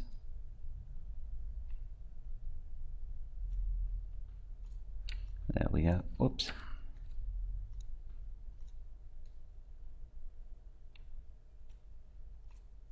Okay, there we go. That just stops us getting those nasty white stripes in the render, and also this Lambert can go a little darker. Okay, and let's take a proper render of our bush now and see what we get. Okay, our render finished, and as you can see I did one of a close-up so we can see our leaf detail. We can see it's coming in these clusters of 4. There's a few where there are a couple of leaves missing, so here's a cluster of 3, but that's pretty much what we wanted. And you can see the overall shape here is quite nice, quite randomish, and it's definitely the kind of bush I was going for. If we compare this shot to one we made earlier, you can see it was created in a radically different way, and it's just given us one more plant to add to our library. Now we could do some texturing work on the stalks here, but I'm going to get into trees now. So when we do trees, we'll go through creating stalks and trunks in that. So in the next part, onwards and quite literally upwards, when we'll start to create our first trees. So I hope you found this informative. Thanks for watching, and I'll see you in the next part.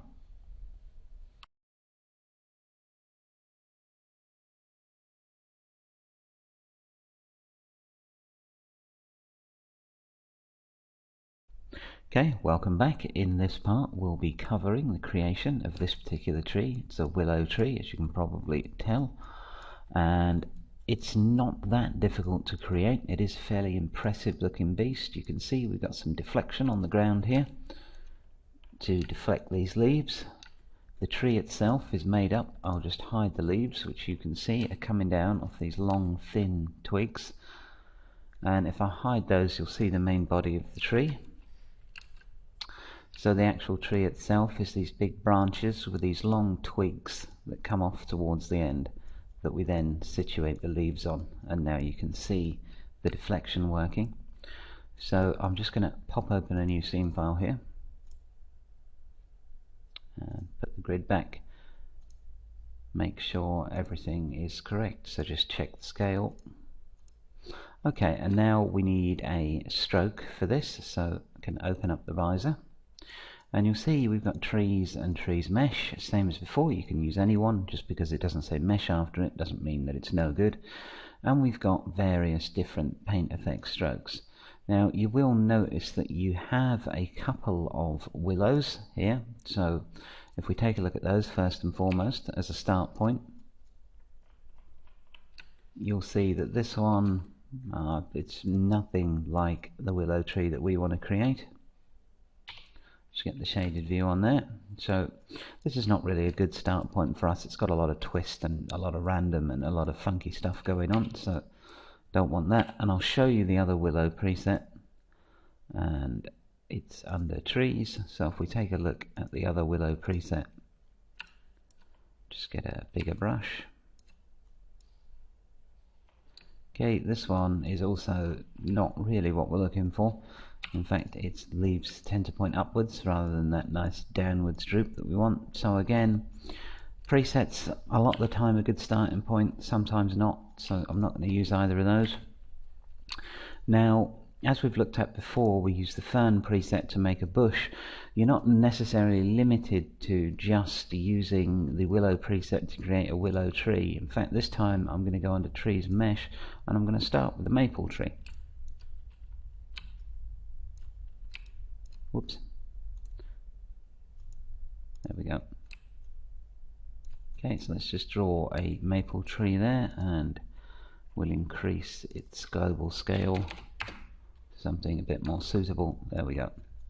So this is, you might be thinking, not the willowiest looking willow you've ever seen. Willowiest, if that's even a word. But anyway, so what we want to do first is kind of zero it all out. So I'm going to go down, make sure it's on mesh. Now, before I start creating anything, I'm going to look at the segments, and for a tree, 35 segments is not really enough. So I'm going to set this to 65, and that just gives us a lot more segments to work with. It will make it a bit mesh heavy, but you know, anything sort of for a normal tree, I would aim for around 300 to 700,000 polys. For something like a willow, because it's got so many branches coming off it, about 1 million polys you're going to be looking at. But remember, if you want more than one in the scene, we can use our instancing tricks to get that in there without using up too much memory. So first things, segment 65, and it's important to change that as the first thing you change, because this will radically alter how the tree looks. So if you design the whole tree at 35 segments and then you come back and decide it needs to be more high poly, it needs to get, you know, more segments in there, and you change this later on, the whole look of the tree will change. So make sure you set that before you start, and it's generally better to set it high, because coming down doesn't have so much weird effects on the look of the tree as going up does. Okay, now for my willow, I'm going to want the length min and max to be fairly consistent, so I'll set the length min to be 1.1 and the length max to be 1.2. Okay, and let's, now we've done that, let's zero this out. So let's get rid of the leaves on here. So the first thing I'm going to do is turn the number of leaf clusters down, so when we turn them on later they won't come in, you know, cause too much disruption. And I'm also going to turn the twigs off. And now you can get a look at just the trunk, so let's turn the branches off too. And you can see here that this must have a lot of gravity on it, it's got a lot of noise on it. In fact, it's got a lot of stuff we don't want. So let's go down to behavior and just zero out all of this noise. So no noise, we don't want any wiggle, we don't want any curl. The path, follow and attract should be set to 0, obviously. The random, as I said, was extremely high, So let's just zero that out. The gravity again is extremely high, so let's zero that out. We still don't have a straight trunk, it's still quite twisted. So let's go and look under twist and see if that's the cause of our problems. There we go, let's turn that off, and now it's not so twisted. Okay, we'll add this back in later, but again, as we saw with the bushes, when you're designing, it's nice to get this all zeroed out. And let's take a look at the width scale for the elevation. And then you can just put your azimuth min and max to the middle somewhere. So now we've got this straight trunk to start off with, and I'm just going to make that fairly a little bit more trunk-like by having it thinner at the top and fatter at the bottom. Okay, so now you can see this is thinner at the fatter at the bottom and thinner at the top. And let's go in and just increase the min and max width, because this will have a fairly thick trunk. Obviously it can all be tweaked later on.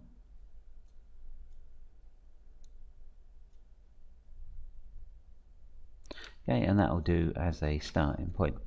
Now I need to get some branches on this, so let's go down and tick branches on. And you'll see I'm not actually getting any branches because the twigs have branch after twig ticked, and even though they're turned off, this is still having an effect. So let's turn the twigs on, come down and turn branch after twig off. So this is what we've got with just branches. Okay, so that's a lot of branches we've got there. Now we need to start to set the segment bias and the segment length and width bias. So I'm just going to push this down a little bit, which will obviously make it start nearer the bottom of the tree.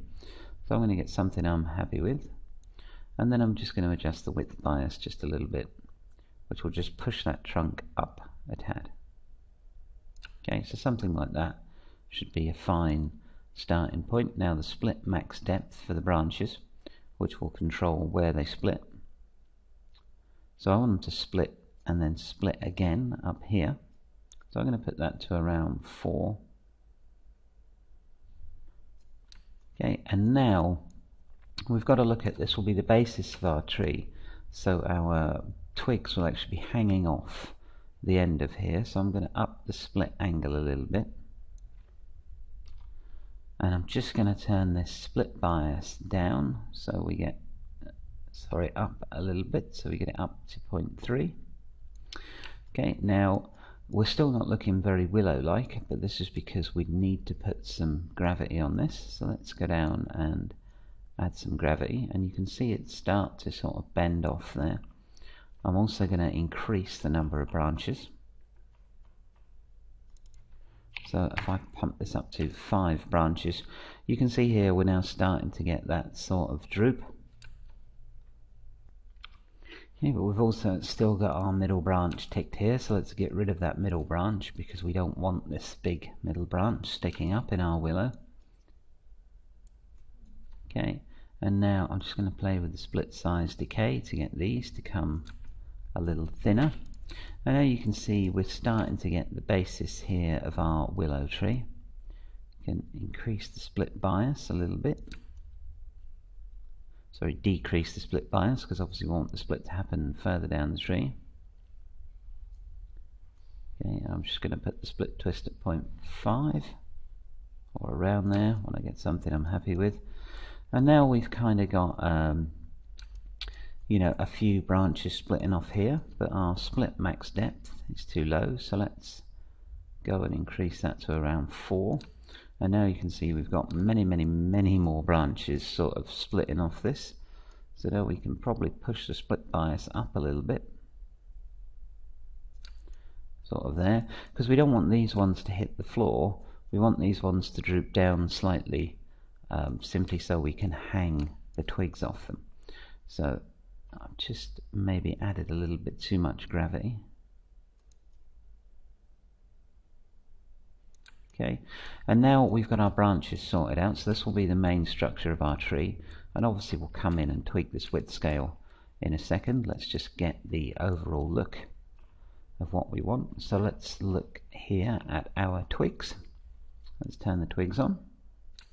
Okay, so we kind of got the twigs drooping off already, but we need to obviously look at that. So the twig stiffness is going to, make these more or less stiff. I'm going to have a little bit of twig stiffness. Let's come in there and look at that. Okay. And the twig angles seem about fine to me. That's going to pull them out a bit, push them in a bit. And the twig start, this is why we're getting these nasty bits here. The twigs need to start nearer the end of the branches. So let's go and make sure that the twigs start near the end of the branches. So let's push them up a bit.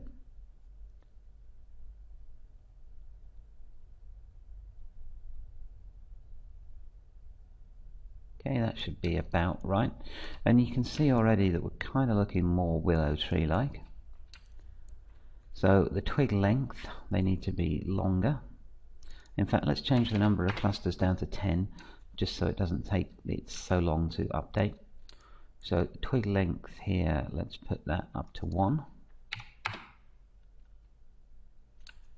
Okay, but we're still not quite reaching the floor here.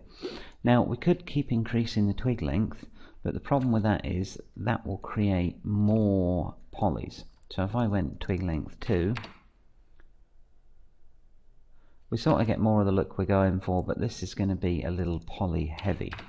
So instead of doing it that way, we're going to have to be a little cleverer and change things like the split bias to get it to come down a little bit. We're going to change the split angle, maybe down a little bit more. Whoops. And we're just going to continue to tweak this to get it to move these twigs further towards the floor. So for instance, your segment width bias, you can change that a little bit, and this will push them a bit. Segment length bias, if we move this down, sorry, you'll see here that now we're coming much more down, so depending. And we also need to arm the deflection, because we're getting stuff, if I put a floor plane on here, we're getting things that go right through the floor. So let's turn the grid off. You can see that our branches are starting to disappear through the floor, so let's turn on deflection.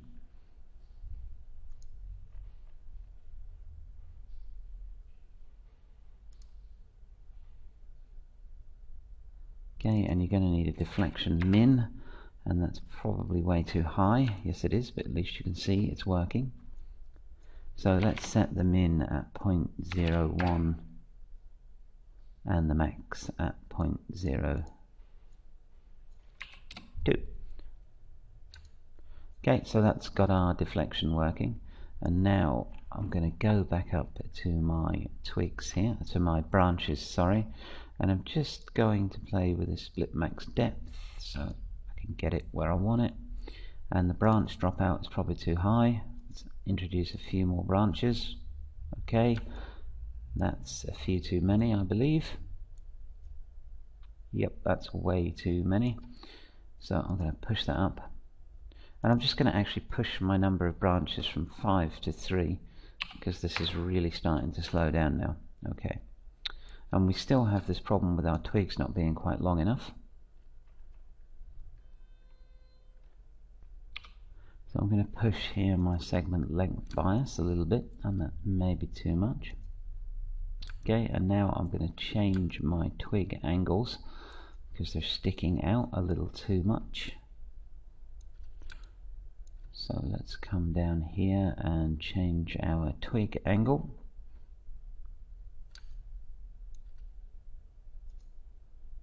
Okay, so now they're drooping down a little more.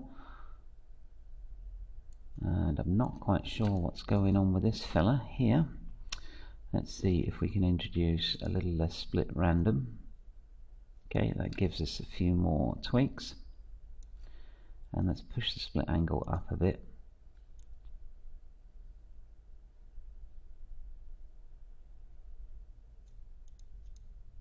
Okay, just get that where we want it. Split twist, going to move up, just gets that one off the floor. Okay, and this is looking pretty good as a basis to start. When I come back in the next part, we'll look at putting some leaves on this.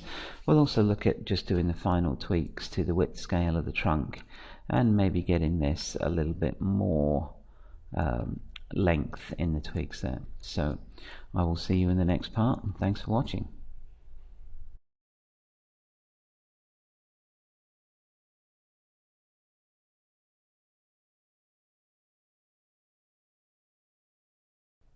Okay, welcome back. I'm just going to continue here with my willow tree. So first things first, get rid of the twigs. I want to take another look at these branches, and the split max depth could be higher. There we go. So I can turn the split angle down a tad, and I'm going to come in and look at my length bias, so I can push this down. I don't quite want them to hit the floor, but I do want them quite low. And now what's going to happen is when I turn my twigs back on, more of them should hit the floor, okay, which they are doing. And if I now come in and increase my number of branches to say 4, you'll see that I'm getting something a little more like what I had. Whoops. Okay, this is quite heavy in the viewport. In the test, I'm still not perfectly happy with it. So let's go and turn this down to 3 so it's easier in the viewport. And whoops, Google Drive. And these twigs seem to be of various different lengths, which I'm not happy with. So let's have a look under twigs, and our preset had this twig length scale, so let's just get rid of it. Okay, and now we can just up them all to 1. So that's a lot better. Now they're a lot longer now. I can increase the angle on this coming up. Maybe change the split bias to something that's not quite so large. Sorry, I'm going the wrong way. So pull it up to around 0.3 somewhere. That's good. Okay, and now when I increase the number of branches, we should get what we're looking for. Okay, and this is looking very willow-like to me. I might need to increase the number of twig clusters, and these branch angles, maybe they're not the best, so these twig angles, sorry, let's just tweak those a little. That should about do it. And now I want to check the trunk. So this is not quite right, so let's go in and play with the trunk width scale. Okay, so I want this fatter at the bottom.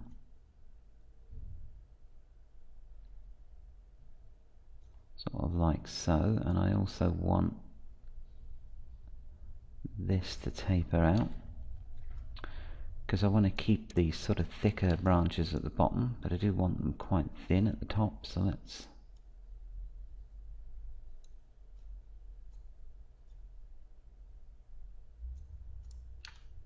okay, that should about do it. Of course I can come back in and tweak this later. There we go. And if I wanted to just make the whole thing a bit fatter, which I actually do, I can go up to the width scale here, which is here, and just start to increase this a tiny bit. There we go. Because the willow trees that I've photographed have quite thick trunks at the bottom. So I'm quite happy with this. These branches are all split in sort of 1, 2, 3, 4. So I can go in now and play with the branch twist. Okay, and also the split size decay to get them maybe a bit smaller towards the top, although I think it was actually fine where it was. And if you have any really small branches that you don't want, so for instance we got some of these branches up here, we can use a min size. So if I said a min size of 1, so there's nothing that small, you'll see that those smaller branches disappear. But for me, not necessary for this. Okay, so that's looking pretty good. We could also probably use a little more gravity. So I'm going to put the gravity here to say 0.3, and that will pull it down even more. This will let us adjust our trunk upwards slightly, so let's go back up and have a look. See, all of these things are interconnected, so let's have a look at maybe pushing up the split bias a little bit. There we go. Okay, so I'm pretty happy with that. Let's throw some twigs on it and see what we got.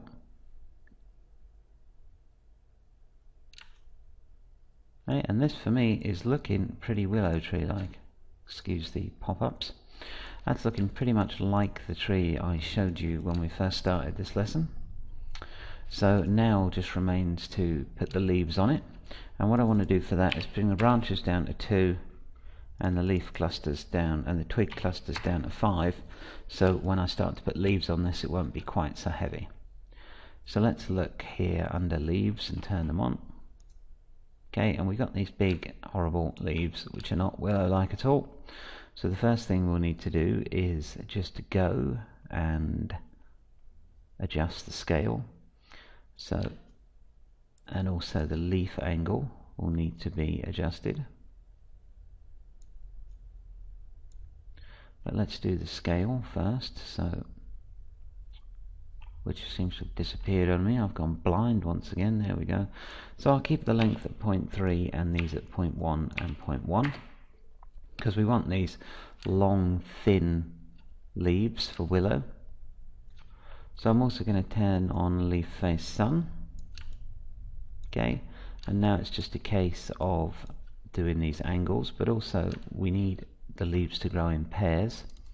So leaves in cluster set to 2, and now we have these pairs of leaves, and now it's just a case of pushing the angle down to something we're happy with.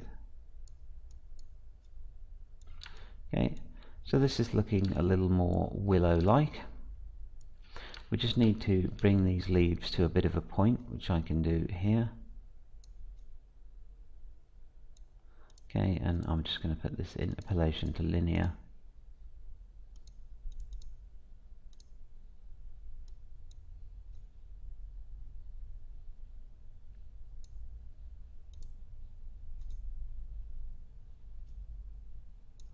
Oh, I wish it would stop that. There we go.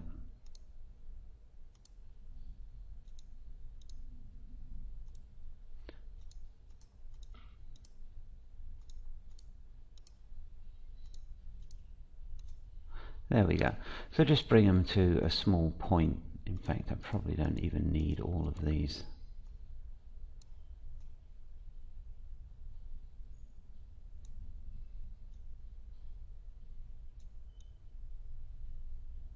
Okay, I just want them to have a bit of a point on them. And probably gonna need to make them a little bit thinner as well. So let's just drop this down to 0.8 and 0.8, 0.8. There we go. So that's our leaves in. Looking pretty good. There's not enough of them. So for number of leaf clusters, I might put this back up to 45. And that's pretty heavy. But these willow trees, they do have an awful lot of these leaves. I think that might be slightly too many. So let's try a more modest value of say 35. And then I'm going to drop out 30% of those.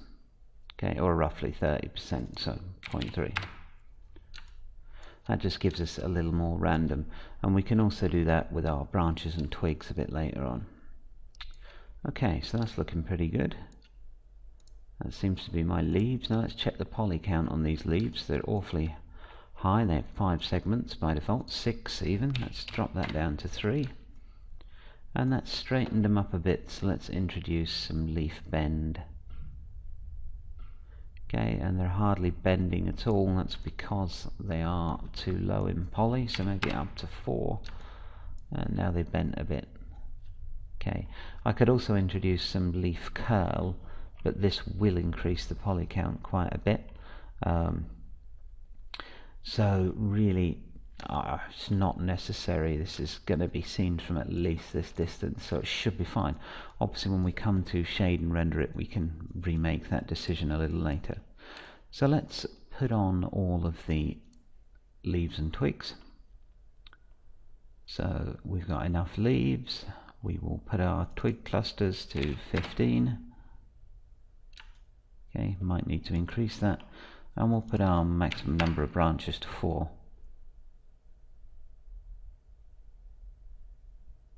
And this is going to be very heavy, so I have to give the viewport a second to update. Okay, so that updated, and it's looking a little heavy, but what we need to do is convert it to a mesh and get this shaders off it so we can have a proper look. So I'm just going to convert the stroke paint effects to polygons, and I'll just check my options. It's fine. So now I've got a poly object. Now I can come in and assign a standard texture to it. And I'll just assign a mere material X.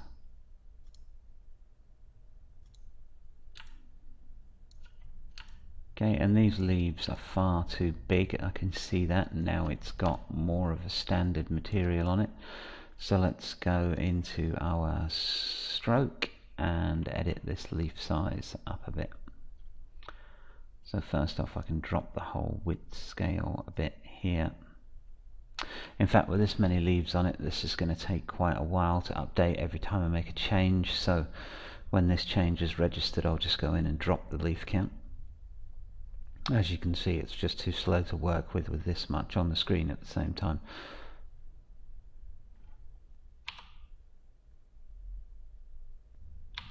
Okay, so I've gone ahead and decreased the number of leaf clusters, just had a small pause there while I did that, and we've got these leaves that are too big. So again, I might have to turn the branches and twigs down also. So let's just do that. Let's put the twig clusters to 5 and the branches to 2. Okay, and now we shall have pretty much instant feedback on our leaves. So let's grab one here, far too fat. Let's go in and change the scale here. So let's grab the whole thing to just make these a bit thinner.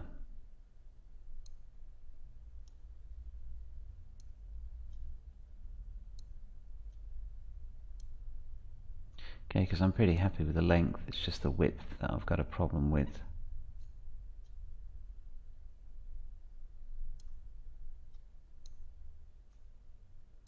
Okay, and that looks quite a bit better. Yeah, might still be a tad long, but that's a decision we can make when we come to add the materials to this. So let's go back up and leaves in cluster 35. Okay, no, that's the wrong one. Of course, now we've got 35 leaves in each cluster. What we want is 2 leaves per cluster, of course, and 35 clusters. So there we go. That's looking a lot lighter. So let's come up and put our twig clusters, say back to 15, we'll try. Okay, and now this is the one that will take some time. This is the branches, so let's try it with 3. We'll go to 4 eventually. I just want to see what we get with 3.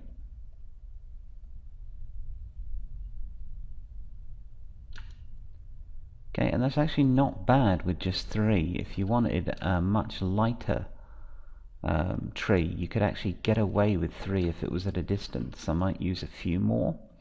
I might go up to 4 branches if it was closer. Or what I might do is use a high branch dropout and then go up to 4. So this is currently losing 49% of its branches. And the reason why you wouldn't just go to, say, a lower number, why you'd go to a higher number and have a higher branch dropout, is simple. The branch dropout is very random. So it can help to have a higher number of branches, or indeed a higher number of twigs, and then use the dropout to take some away. This can give you a more natural looking end result. And there we go, I'll lower the dropout a bit. And our deflection is missing a lot from the ground, so we can sort that out. In fact, I'll wait until we onto the shading part in the next part to sort that.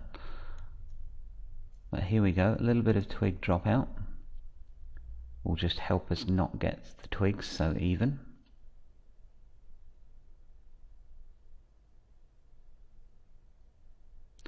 Okay, so that's dropped out a few twigs, and obviously we're going to need to render this to check the the density of the leaves and everything, but I'm pretty happy.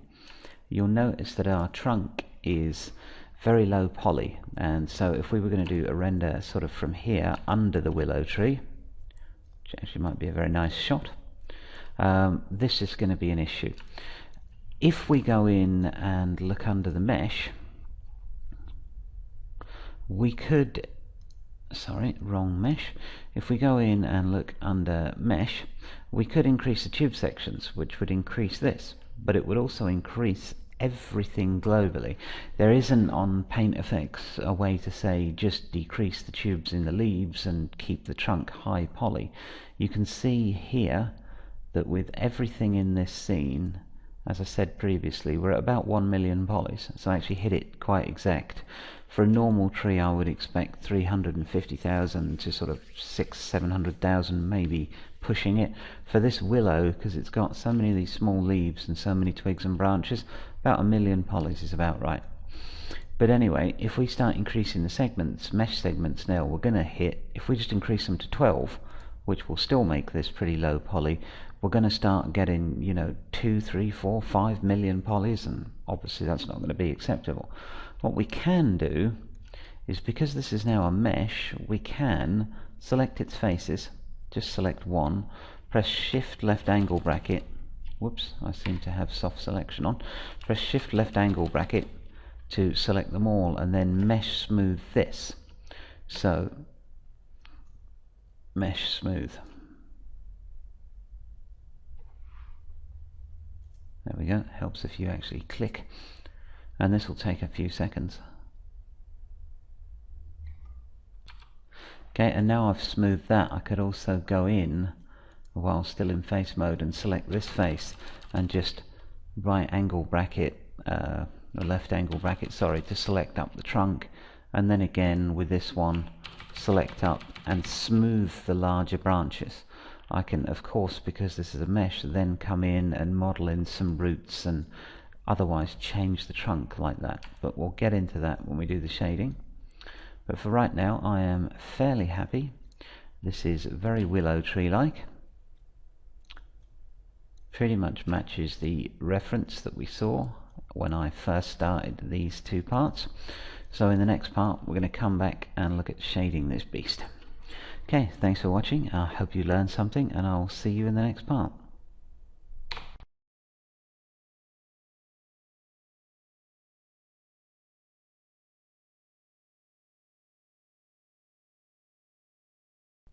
Hi, welcome back. In the last part we left off with our willow tree here, and I've just knocked out a quick grayscale black and white sort of render, standard Lambert material. And what I want to talk about in this part is texture in this beast. Now I'm going to spend most of the time on the trunk, as we've already gone through leaves with the bushes. So if we come in here and take a closer look at our trunk, you'll see the geometry is not the best in the world. So we can go in and, like I did last time, if I pop the hypershade open, you'll see we threw a smooth on this, which helps a little bit. I'm just going to delete the unused nodes. So if I just graph the geometry itself, you can see here we've got a poly smooth that we can then turn up. Take it a second.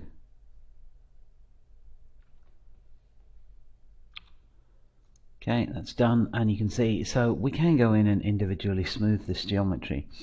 What I like to do first, however, is get some basic textures on it, because once we start smoothing and messing around with the geometry, pull inverts and whatnot, it becomes more difficult to edit the actual Paint Effects stroke. So I like to get the basic textures on when it's all in this configuration, do a few sample renders, make sure that I'm happy with the shape once I've seen the textures, and then I'll come in and start editing the actual geometry on the trunk to make something that's a bit nicer than this. Now if you're rendering from close up, obviously that will be necessary. If you have your tree in the background, say over here, with a number of leaves and branches and whatnot, it's not really that necessary. So we're going to make what I'd call sort of a hero tree, something that would be shot from this distance, not hero as in underpants and a cape, but rather in front of the camera. So I want to get these basic textures done first. So to do this, I'm going into Photoshop. Now you could just buy a tileable texture pack. There's plenty of them, very good ones out there with tree trunks and leaves and whatnot. But as I've been going through this, I've been taking my own photographs, and I'm going to show you how to create a tileable texture of this particular tree trunk. And a couple of pictures here. So, you know, you can just go and take your own pictures and match them with whatever you've got handy. So let's just cut this out first of all. Let's get a good sort of size section of it. And I'm going to make a 2K texture. The camera I was using for this was fairly decent, so I've got the resolution, so I might as well use it. I'm going to crop that out, and if I have a look at the image size, its height is 3000 pixels, so that will be fine. What I want to do now is open a new canvas and just make a 2K, so 2048 by 2048 texture space so we can work here, and I'm going to drag this in, and the first thing I'm going to do is just duplicate it, because the width obviously, and this is a tileable texture, so you'll be able to go and repeat it as many times as you want. So let's just go here, and I'm going to flatten this image, and then because we have a seam here, although this is a pretty good texture to make tileable because the seam is fairly unnoticeable, but you can just get it here, which you will see in the render. I'm just going to use the healing brush, and you probably know how this works, but for those of you who don't, I'm going to select an area to fill my brush in with and push Alt, and you'll see if I push Alt and Tab, my brush now appears to be the same as that. So I'm just quickly, because I'm on screen, if I was doing this properly I might take some more time, but as you can see, using this healing brush just allows us to get rid of that seam. I don't quite like that stroke. Okay, nice and simple. And this is really the principle we're going to use to make our tileable texture. I've lost the seam, which is a good sign.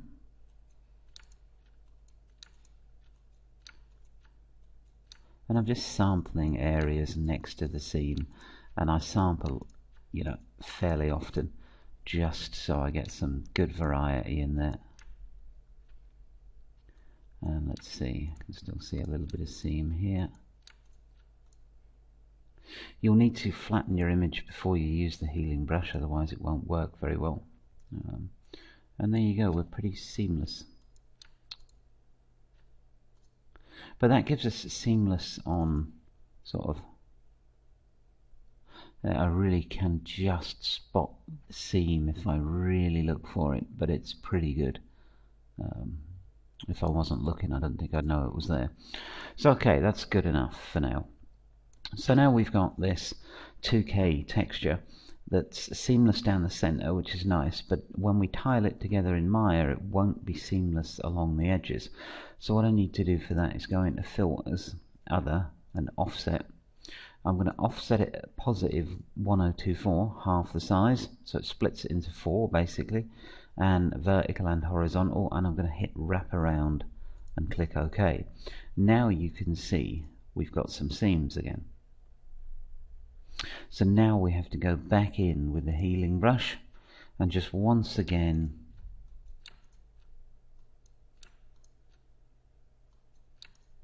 get rid of those seams as best you can. Obviously you can spend quite a while with this and get it perfect.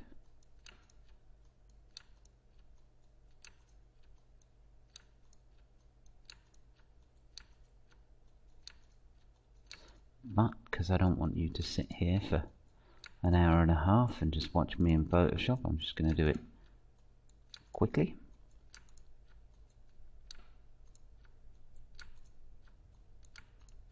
And I'm just sampling and just really quickly painting the seam out.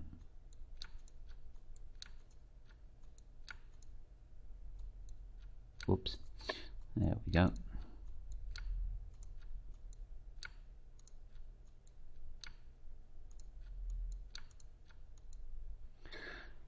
Okay, so this is looking pretty good. You know, I would go in and maybe do a little tweaking on some parts.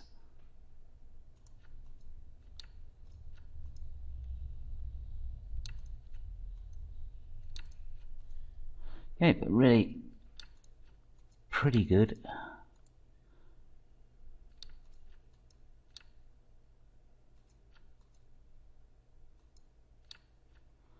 Okay, and now I've got a seam here, so same thing. It's not exactly the world's most exciting job.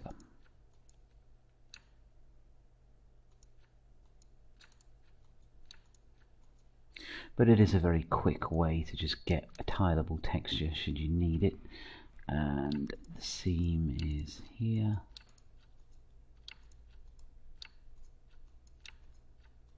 And as I said, you know, spend some more time on it if you do it with your own textures.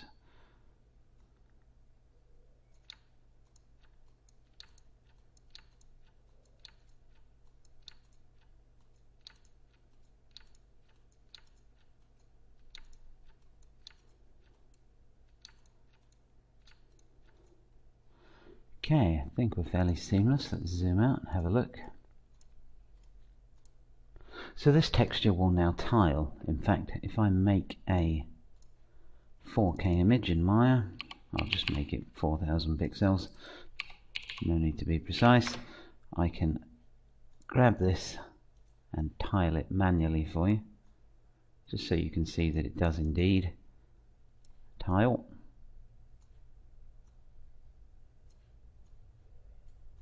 And also we can fix any obvious errors. Okay, there it is, tiled at 4K, and as you can see, it's a pretty seamless tile, even though we spent, you know, just a couple of minutes brushing it out. Now this is going to be wrapped round lengthways, so I'm not too concerned about the repeating along this axis. The repeating along this one should be okay too, but we'll have a look. So let's save this. And I'm going to save it in source images, and I took the liberty of making a few earlier, but I'll just overwrite them. So I'm going to call this texture diff for diffuse, and while I'm here I'm going to make a bump or displacement map as well as a reflection map. So let's just go in and adjustments, hue and saturation. I'm just going to make it black and white, and I'll do the reflection map first, or the spec map if you prefer. So again, this is really simple to do. Just crank the levels down, and what I'm looking for is white where it would be reflective and black where it wouldn't be reflective. So let's get a good contrast here.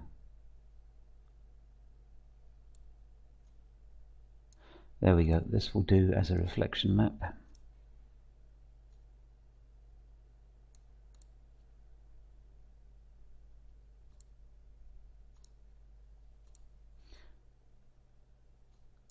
Okay, that's opening something else. Apologies, I'll just save it something different.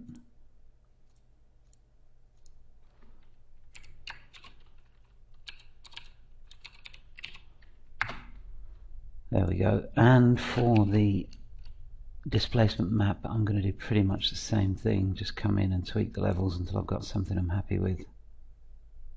For the displacement, I want it a bit lighter. I don't want that much displacement going on. Or you can use this as a bump, it works as either. And then when I've got something I'm happy with, I'm just going to come in and give it a little blur. This helps us get in too sharp an edge on our bump or displacement. So, and about 0.6 should be fine. Yep. So just a tiny amount of blur there. And this one I'll save as displacement. Okay, so let's get that on our tree and have a look at what this texture would look like. So let's just assign any material, and we'll go with the mere material X. And one thing you'll notice is that when I select the main trunk, I really get everything, all the branches, all the twigs, pretty much everything bar the leaves. In the next part we look at some more precise texturing. We'll talk about separating all this out, but for right now let's just throw on our basic texture. So we have this one that we just made in Photoshop. Okay, and as you can see, it's tiled, so it will need some repeats on its UV. And I'm going to try a 2 around the width and maybe a 15 for the height. Let's have a look at that. That's looking pretty good. Got some texture stretching, but we can fix that. It's not so difficult. Okay, and that goes all the way up, repeating along the branches and the twigs. So now we've got that, let's go in, and I'm going to flick over to viewport 2 so I can see it a bit better.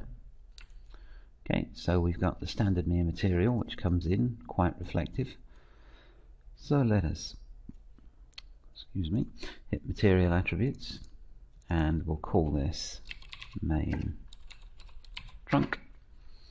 Okay, I'm going to crank the reflectivity up because once again I'm going to control that via the BRDF, and I'm going to put the glossiness to 3, which for some reason doesn't want to, so I'll just use the slider. Okay, now we have the glossiness at 3, and I'm going to go down to the BRDF, put the 0 degree reflection really low, so 0, 2, and the 90 degree reflection 0.06 maybe. We can come back and tweak those at a later date. Now we're going to need a reflection map because we don't want these very dark bits to be so reflective. So in our hypershade, let's graph our material. Okay, let's just move this out of the way because first things first, before reflection map we will need obviously to gamma correct. So middle mouse drag once again, value over to diffuse, and then put the gamma correction in, which is just 0.454, and that will give me the right gamma. You'll see it's gone very dark, but because I'm using viewport 2 I can actually go in and turn on gamma correction to get an even better idea of what it will look like in the render. Okay, so there's the gamma correct. Now let's drop in another 2D file texture.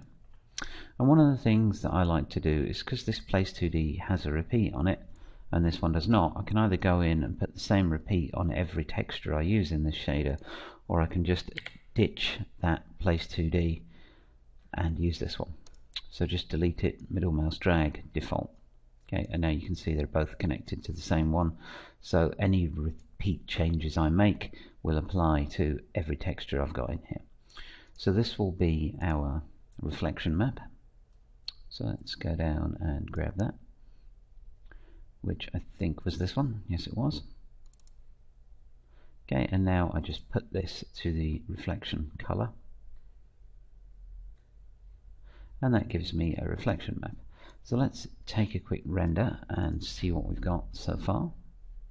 Let's just see where our sun is. That should be okay. Coming up.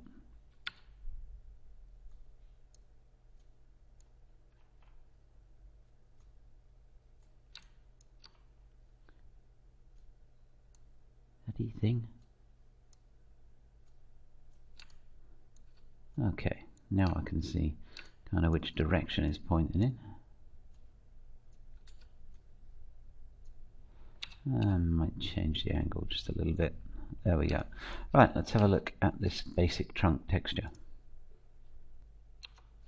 Okay, it's not bad. Our tiling worked quite well. We've got a problem with the UVs around here, but you can see why when we go to the mesh, which we'll clean up in a little while. But from a distance, from this sort of distance, you'd get away with that. It does need some bump map, so we'll look at applying that now. And maybe it's not quite repeated enough, so let's pop open the old hypershade and take a look at the texture repeats. So we got 15, I'm going to go for 20. Okay, I think that's pretty spot on. And you know, we're dealing with not a lot of geometry here, so there's only so good that you're going to get this. But let's just throw on the bump map. So File, once again delete the 2D texture, drag it down, middle mouse, default, and let's load in the bump map. So displacement in this case. Later on I'll show you how to use the displacement to get a really good looking trunk, but again that's for use with, you know, a camera from this distance. Really no point in doing a displacement when the camera's, you know, over here. So I'll show you how to do it if you want to get a shot, say like this, with the trunk real up close and personal. But for now we'll just rely on the trusty bump map.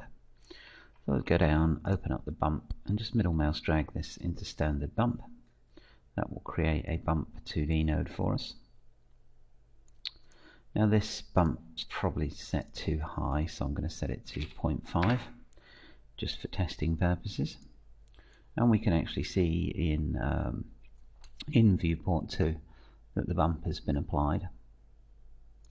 So before I do our second test render, I'm just going to go up and hide the leaves. So just Control H, just because they take a while to render, that many leaves, and for testing don't really need them.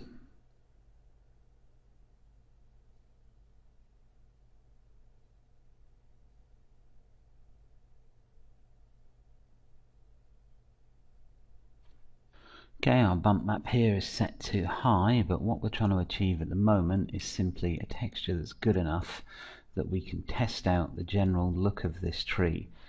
Okay, you know, before we start editing this, I want to just put some leaves on it and take some test shots just to make sure, you know, because it's okay with a grayscale render, but as soon as you start to put the translucency on and everything, you can get to a situation where you decide you need more leaves, smaller leaves, and before I started it in the geometry I want to do that. So I'm going to nip back into Photoshop and just quickly create some willow leaves, which I believe I already have. Let's have a look.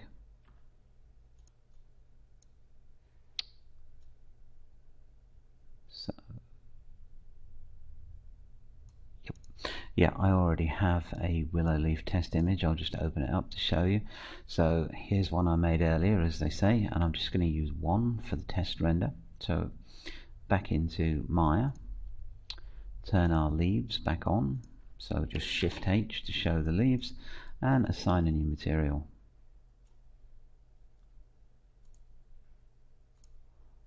Let's get a mere material X, and we'll just throw on our leaf texture.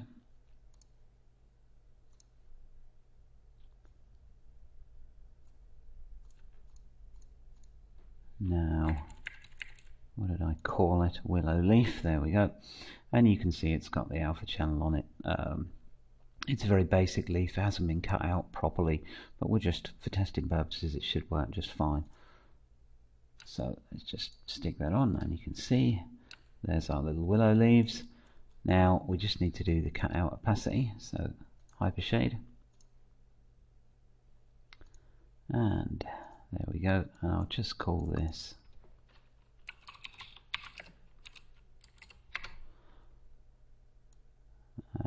leaf even. Okay, so now we need the cutout opacity, so I'm just going to bring in here a reverse node and reverse, where have you gone? There we go. And I'm going to bring this in to other, actually I can just drag it straight to input, and then because of the way this works I need to plug it into a luminance node before I can plug it into the shader. So let's go for a luminance node. There we are. And just middle mouse drag this over to the value of the luminance node. And then I want to go other out value to cut out opacity. There we go. So now we should have cut the opacity out. Let's have a look if we actually did or not. And we did not, so let's go and find out why. And it's simply because I've connected the out color to the reverse node, which is neither use nor ornament to anyone. I need to go back down, hit other, and connect the out transparency to the input of the reverse node, and this will then give us our cut out opacity. Let's try that again. Sorry about that, folks. Okay, so the leaves have been cut out and they're looking quite fine. What I'm going to do is just throw on the translucency and the reflectivity. I'm going to take a couple of shots from a distance just to make sure I'm happy with the overall shape. Bump is still too high, even though I lowered it a bit, so I'm going to try 0.03, sorry, and let's get this done. So back into Hypershade, and I've got no gamma correction on that leaf. Not so much of an issue for testing purposes, but might as well do it right. So let's throw in a gamma.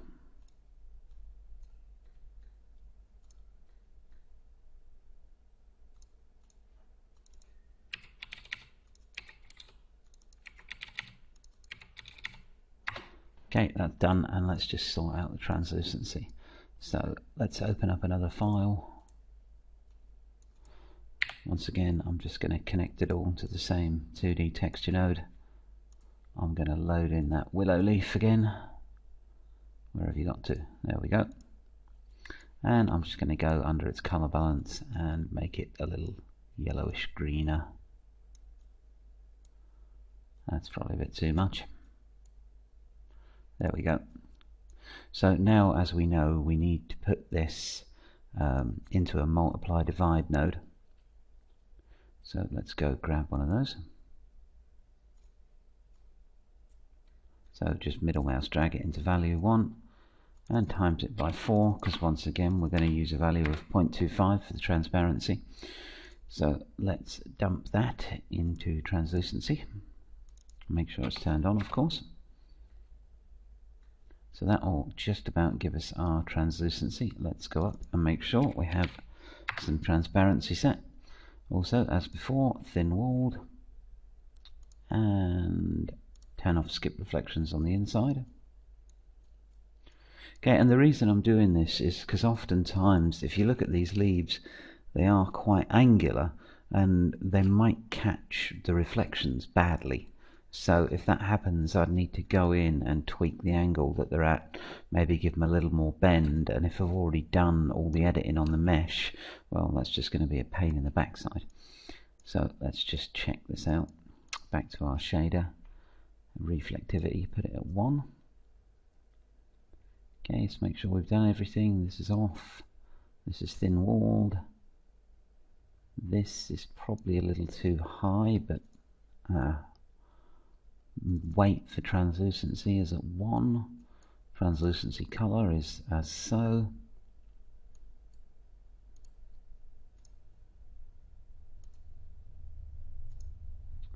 Okay, yeah, that should be fine. I've got no bump and I've got no front and back and I've got no spec map, but you know, for a distance test this will let us know if this tree is yay or nay.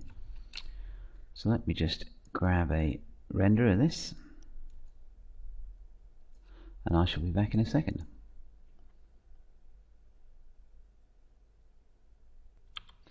Okay, so here's our render and our trunk is looking pretty fine from a distance.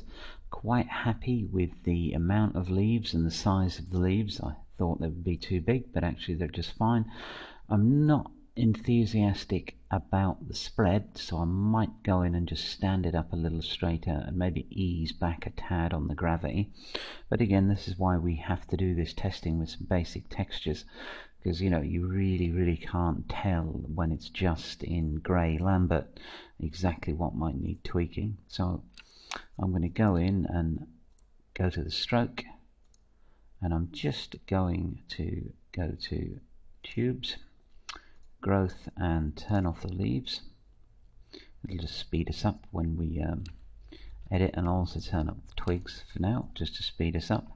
I'm going to go into behavior, and under forces I'm going to just dial back the gravity a notch, maybe here,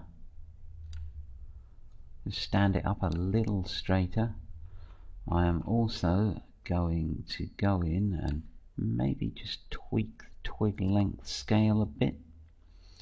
So creation, actually no, the width scale is fine. Let's look at twigs, and of course I'll need to turn them on.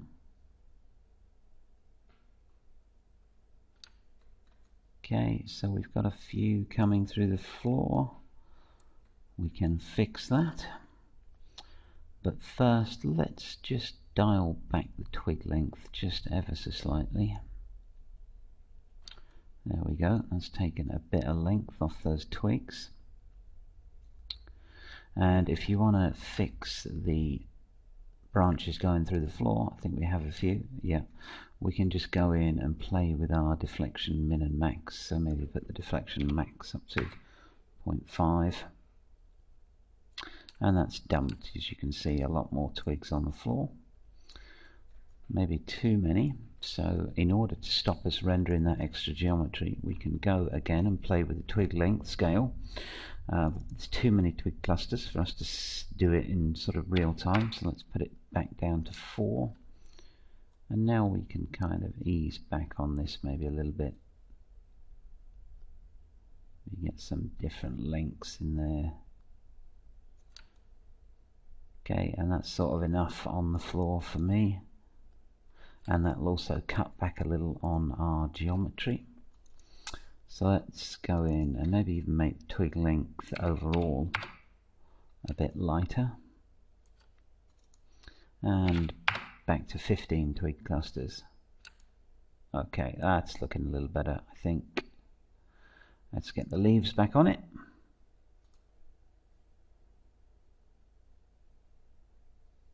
And what I'll actually do is I'll duplicate the paint effect stroke itself, so if we want to come back and make more willow trees based on the random seed, we'll have another sort of stored backup before we start mucking around with this geometry. I quite like the fact that we've got some gaps in here, so we can sort of peek through at the trunk. If you're not keen on that, you can come in and add more twigs, of course.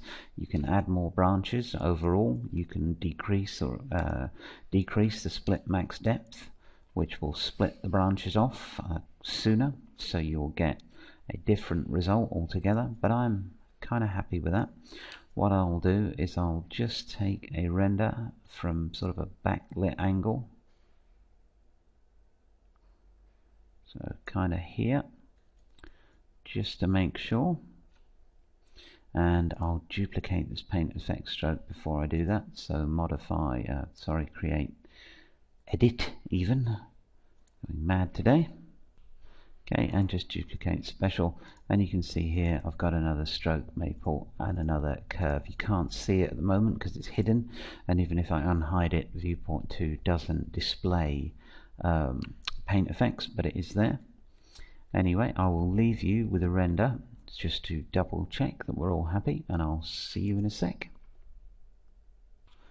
Okay, welcome back. I took the liberty of rendering from a couple of different angles, and I'm pretty happy. That's pretty much what I intended to create when we set out on these couple of parts. So in the next part we'll come back and we'll look at adding some leaf variety, which I'm going to do a different way. Instead of having you create 4 different leaves or 9 different leaves, we're going to do it a bit of a quicker way, and we're going to look at this trunk and getting something slightly more impressive. So I hope you found this informative, and thanks for watching, and hopefully I'll see you in the next part.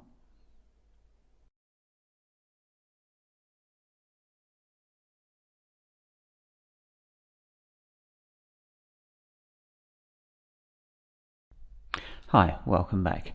In the last part we did some work on our willow tree here, and we got the basic shading on. Did some test renders and made sure we were happy with it. In this part I want to talk a little bit about this trunk. Now, the main body of the trunk, it's not very realistic. If we were to get sort of this close, you can see here that this just doesn't have enough geometry. So if I was going to do a shot, say from this angle with a tree trunk in the corner of the frame, I need something a little more realistic than what I've got here, because if I take a render, this just won't hold up to close scrutiny at this range. This sort of range, fine. At this range, not so much. So I'm just gonna tweak my camera a second, and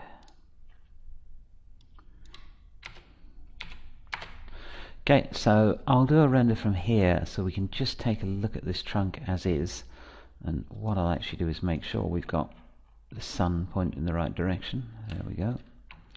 So I'm going to front light it as opposed to backlight it. This will just let us see better what's going on.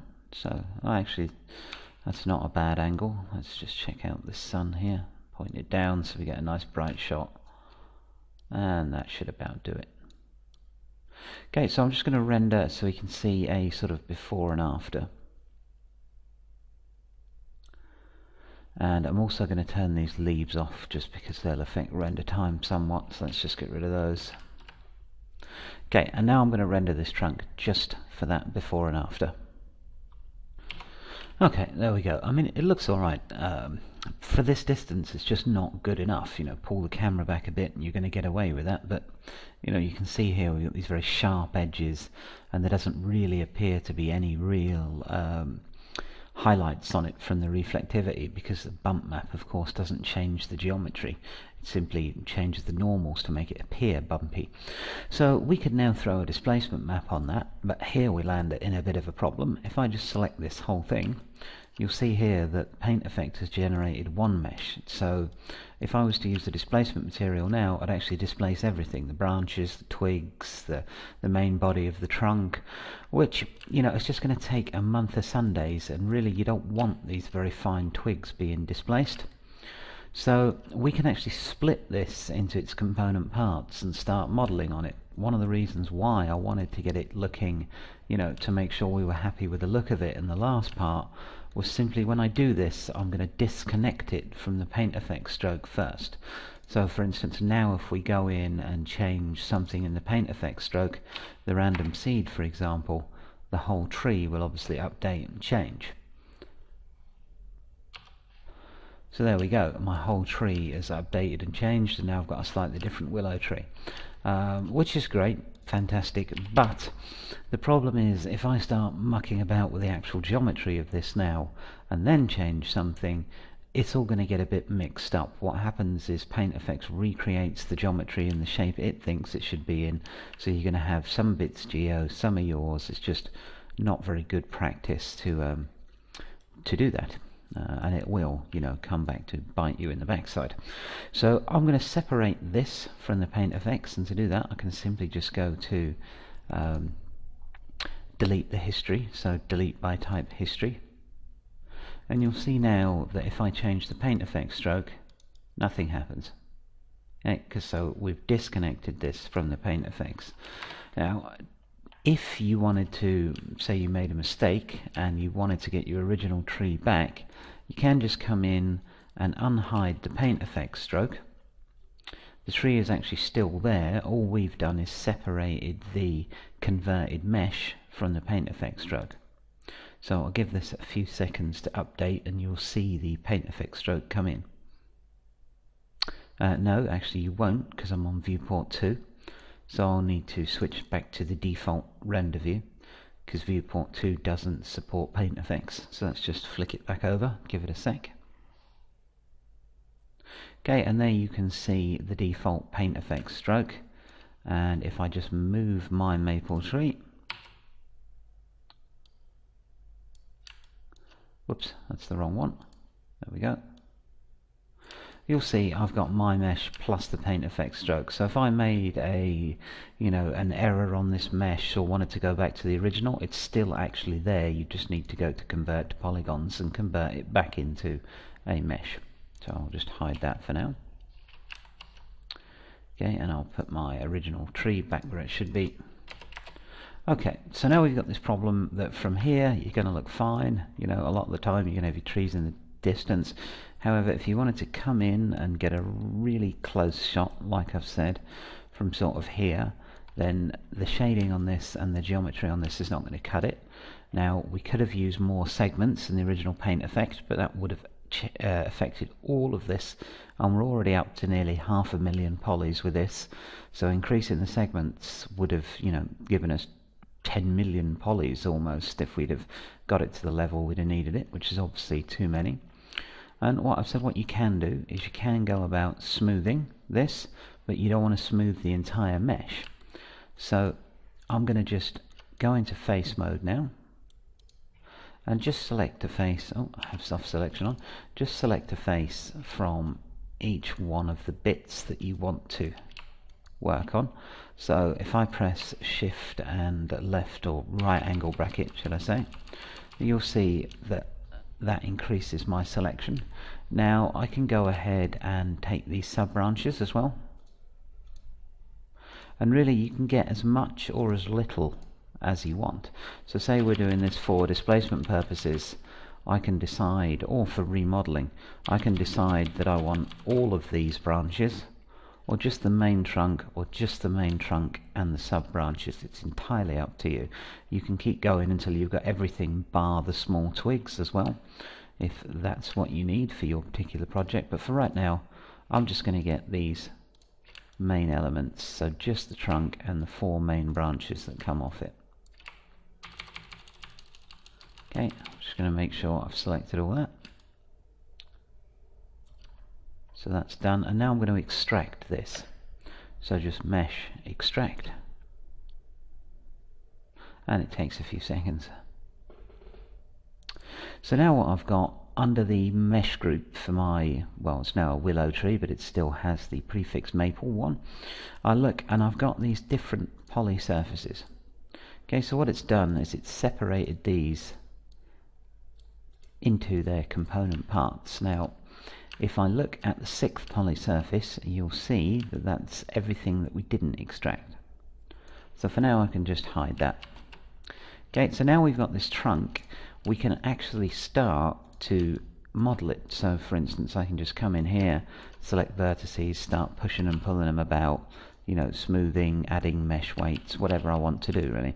I don't want this to turn into a modeling tutorial, so I'm just going to get it to the point where we can put some displacement on it, and then go back to where we set our camera up and get an extreme close-up just to see what the difference is. So first things first, I want to combine this into one object.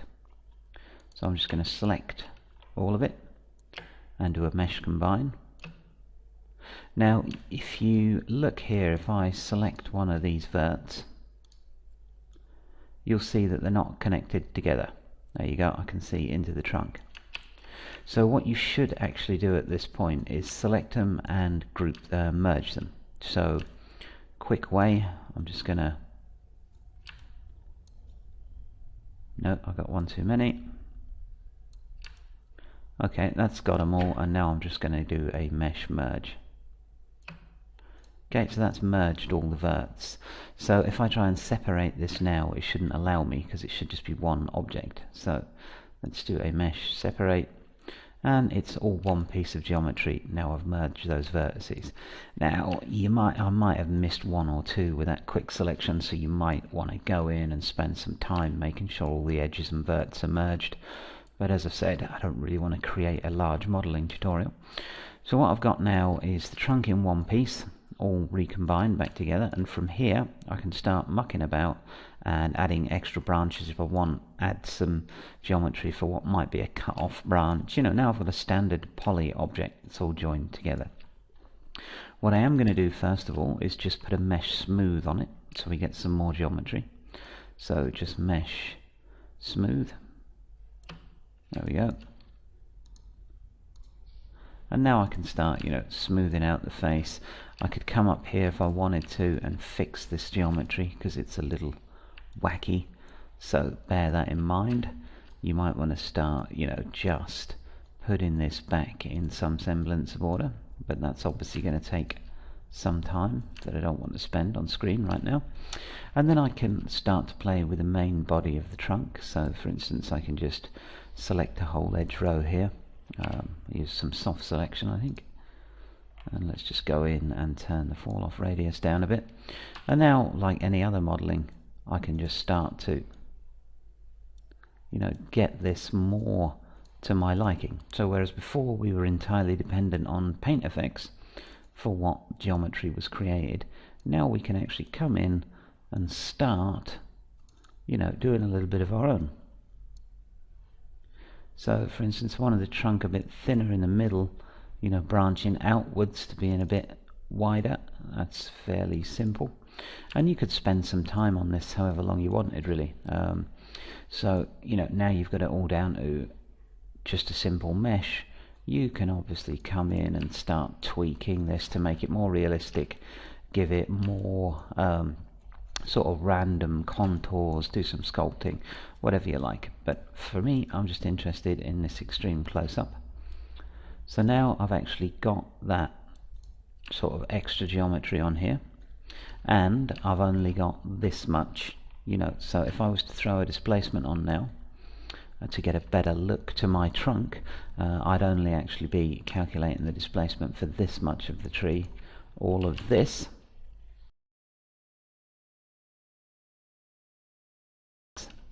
and I'm just going to open up the hypershade and delete the nodes I'm not using, just to make sure we're nice and clean. And now I'm going to take a look at this main trunk, and what we've got is our bump, we've got our reflection, I believe, yep, our spec map, and our diffuse color. Now if I was to swap out this bump just quickly for a displacement, which will need to go into the actual shading group, and you'll see, because I've disconnected it from the bump, I've actually lost the node, but that's just gone into textures. So there it is, number 3, and if I pull that back, you'll see it's still actually connected to our 2D placement node. I'm just going to go into the shading group under the attribute editor. Hang on, Maya seems to have just frozen on me for a second. Okay, there we go. I'm just going to drag this very quickly into the displacement slot. So now, instead of a bump, I've got a displacement map, and everything else remains the same. So let's just get this back where it was, and I can pop open the render view for the old one. So let's sort of kidnap that, and I'm just going to render out the new one. Okay, the render's finished, and I don't think that I caught it actually at the same angle that I did the last one from. So what we've got now is a much more believable tree trunk, even with no extra modelling at all, or just a little bit of tweaking. But, you know, if I compare that to the original, this one looks kind of flat, with a very sharp edge, and a sharp edge here. There's no shadowing or highlighting within the bark itself, and it's, you know, because of its universal lack of geometry, it's come through, as I said, very flat looking. And if we look at this one is just a lot better for the close-up shot. But this is with, you know, just basic displacement. So I could decide to model this a bit more, and that basic displacement is okay, but it's not great. So let's go in and tweak the displacement a bit. Now I could add more geometry for that. It's one way of doing it, but I prefer to use the mental ray displacement approximation. So let's go ahead and look at that. So if I open a window, again, rendering editors, mental ray, you've got something called the approximation editor. Now I'm going to use the displacement approximation, so just click create, and this will come up with some quality settings. I also want to put a note to render time. This was 1 minute 11 seconds. So let's see what it is with the standard displacement approximation. I'm just going to go back down to that bookmark and render once again. Let's keep one of those. So using the displacement approximation, sped up our render ever so slightly, but the quality of it's simply not high enough. And again, I've caught it a different angle, apologies. So we can up the quality, and you can up the U and V subdivisions, which will do it, or you can use one of the presets. So as I'm not too interested in render time at the moment. If I use just the fine view high quality setting, which is a very high quality displacement approximation, this render is going to take, I would guesstimate, between 3 and 5 minutes. So if render time is a concern, you know, you might want to lower the quality down here. You can either use one of the presets or just use the min-max subdivisions, but for me at the moment it's not really a concern. So I'm just going to maybe adjust the sunlight a bit so it hits the tree at sort of more daytimey, better angle. So let's have a look at this, and let's get it hit sort of more oblique and slightly down. Okay, that should be fine, and I'll just come in and get a real close-up of this. Okay, that should do us, that should be close enough. Okay, and I'll be back in a second, of course.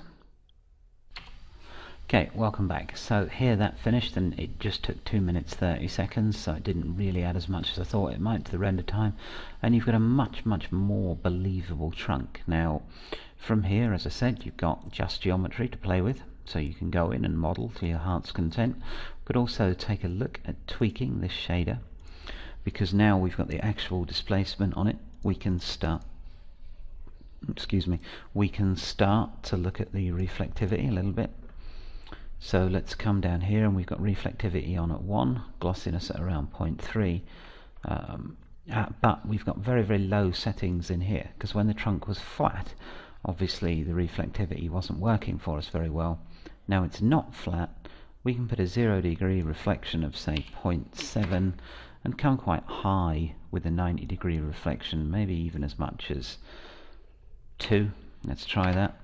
And you can play with this, but I'm going to take a render of this at those settings, and I'll show you that this just helps to bring a bit more life into this trunk.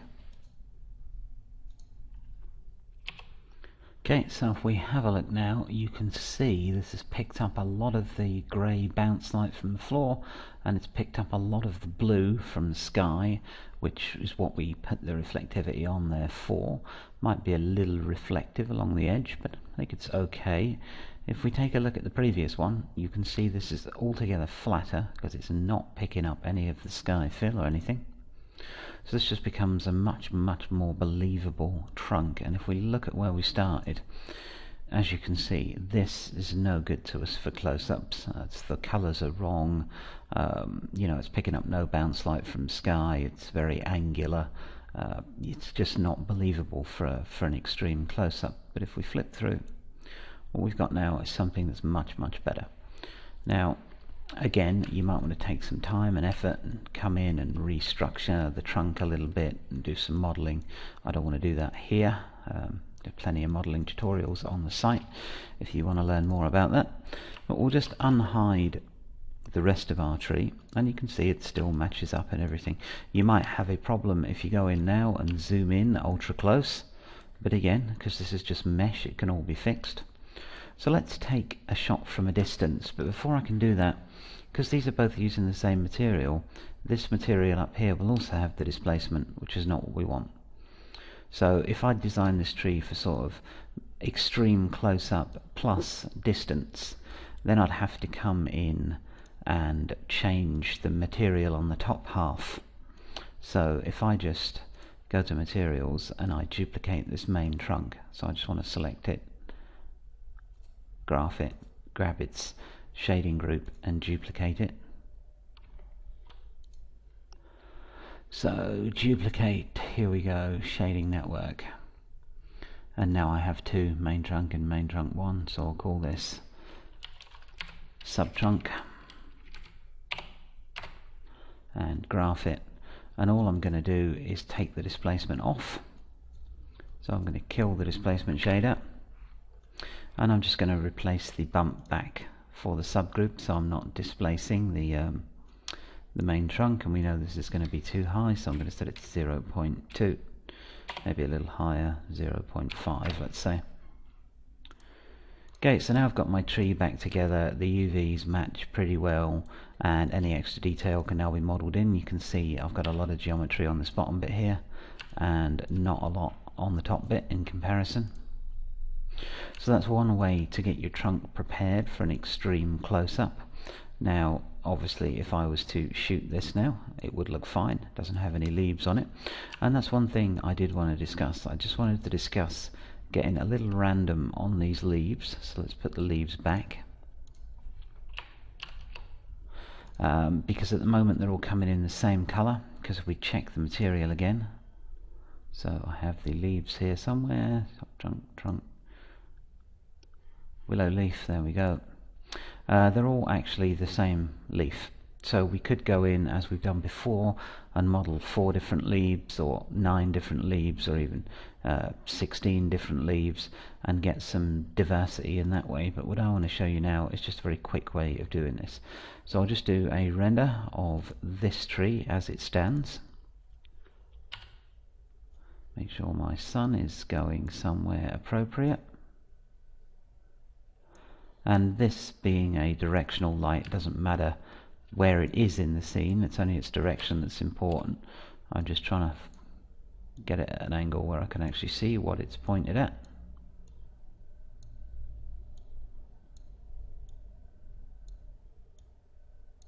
Okay, that'll do for me for this test shot. So let's get a reasonable sort of amount of leaves on one side and hit render, and we'll take a look at this, and then we'll take a look at it after we've done a quick fix to get some variety in our leaves.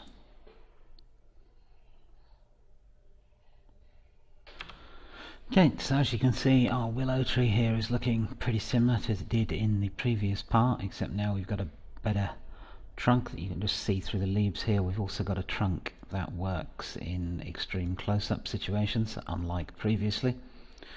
So now we've got the best of both worlds. This is displacement just on the bottom half and a lot of geometry on the bottom half, but just the right amount of geo on the top half, so we're not getting into the hundreds of millions of polys, or sorry, the tens of millions of polys. Okay, but now we've got this thing where we've got all these leaves and they're all exactly the same colour, which on this actually doesn't look that bad, but you know, I could go in and take the time and trouble to photograph more leaves. I should also put a front and a back on, but I'm going to leave that to you. You can just refer back to when we did it in the bush part if you want to know a quick refresher in how it was done. I just want to get something that will give me some different leaves on this without doing a lot of work. So this is often a technique I use when I've got stuff in the background where putting in the extra effort of all that extra texture work wouldn't really be that beneficial because you never see it. So let's look at a quick way just to get some variation. So I'm going to pop open the hypershade and take a look at my leaf material that we see here. Now let's say I wanted to use a 4-leaf texture. Could go into Photoshop and make one, but we've already discussed why we don't want to do that. So I can take the Place 2D node and just repeat 4 and 4, and this will give me 16, of course. So let's say I've got 16 individual leaves now. So of course now I'll need to go and run the UV script on this to make sure, let me find the leaves, run the UV script on this to make sure that it's at a 4x4 grid. So let's go ahead and do that. And this will probably take a couple of minutes because of the sheer amount of leaves on this tree. I mean, it's a very, very heavy leaf tree. So I'm going to hit layout and then I'll pause, and probably about 2-3 minutes I would think. Okay, so our UVs have applied to this tree now. So now I've got what I had before, except if I take a look at the UV editor, you can see that I've got lots of leaves. 16 to be precise, of course. So, but they're still all of the same. Now we're trying to avoid going into Photoshop and making 16 different leaves. What we want is just a little bit of randomness in here. So from a distance this tree looks, you know, like it's got collections of different leaves. Now we've seen how to do this one way, I'm going to show you how to do it another. So pop open the hypershade, and what I want to do is I'm going to leave this translucency alone, and I'm just going to use a 3D texture called a stucco, And this comes with a 3D place texture node, so I can't actually link it up to the 2D one, but that's not important. And before I do this, I'm going to just hide these leaves in the viewport, just because when I'm working on this texture, Maya will try and update the viewport, and that will be quite slow. So I'm just going to Control H and hide the leaves for a second. And now I'm going to middle mouse drag this stucco and put it into the color offset. So now you can see what's happening here is our leaves have adopted this blue and red sort of pattern. What I can do is go into the stucco texture and make one of these white. Now white will have no effect, the texture underneath will just shine through. So you can't really see it on the display here, but trust me, it is happening. So sorry, it's not white, it's black, of course, because I've got it plugged into the color offset, so black will have no effect. My apologies, wrong way around. And if I make this one a sort of yellow, you can see what's happening here. Some of our leaves are taking on some of this color from this stucco. So obviously the darker that gets, the less effect it will have. So I can tint these leaves now. They'll all be a different color. This one's pretty unaffected, but this one's quite yellow. This one as well. This one has a little bit of yellow across the middle. So now I've got these 14 leaves, and I can use this to sort of randomize what color they'll be. Now I can change the shaker, which will change the distribution. And also, because this is a 3D texture node, I will have here a place 3D texture node. So if I actually move this, this will also have an effect on what happens to my leaves. And again, if I size it, that will have an effect as well. So let's just put it at a sort of random place and time. So this is very good for very quickly changing, and you can see what's happened now with that increase in size. They've all gone yellow, and you can see up here. So we might want to just decrease the scale of that place texture node. So let's make it 10, 10 and 10. And that's still far too large, so let's bring it down here. And you can just play with this scale placement to get the sort of distribution you're looking for on your leaves. Now this seems okay to me. I've got 4 or 5 that are predominantly yellow, and then I've got some yellow flashes. So let's bring our actual leaves back. So maple leaf, Shift H to unhide those, and I'll do a quick render of this for you guys so you can get a look at the sort of before and after. So I'll be back in a moment. Okay, so our render finished, and you can quite clearly see here we've got a mixture of some yellow leaves coming in and some green ones. So this is just a very quick way to get trees at a distance to have some variety of leaf without having to do the work in Photoshop.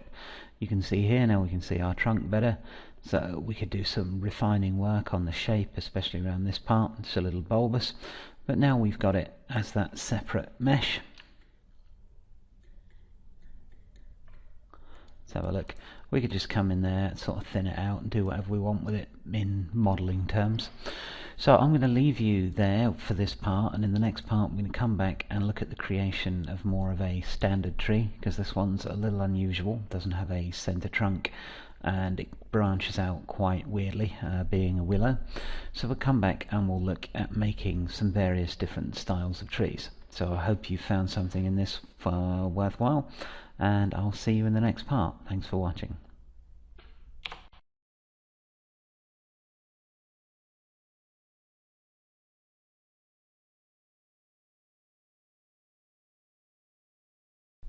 Hi, welcome back. In the last part we took a look at creating our quite huge willow tree, and this was a tree with over 1 million polys.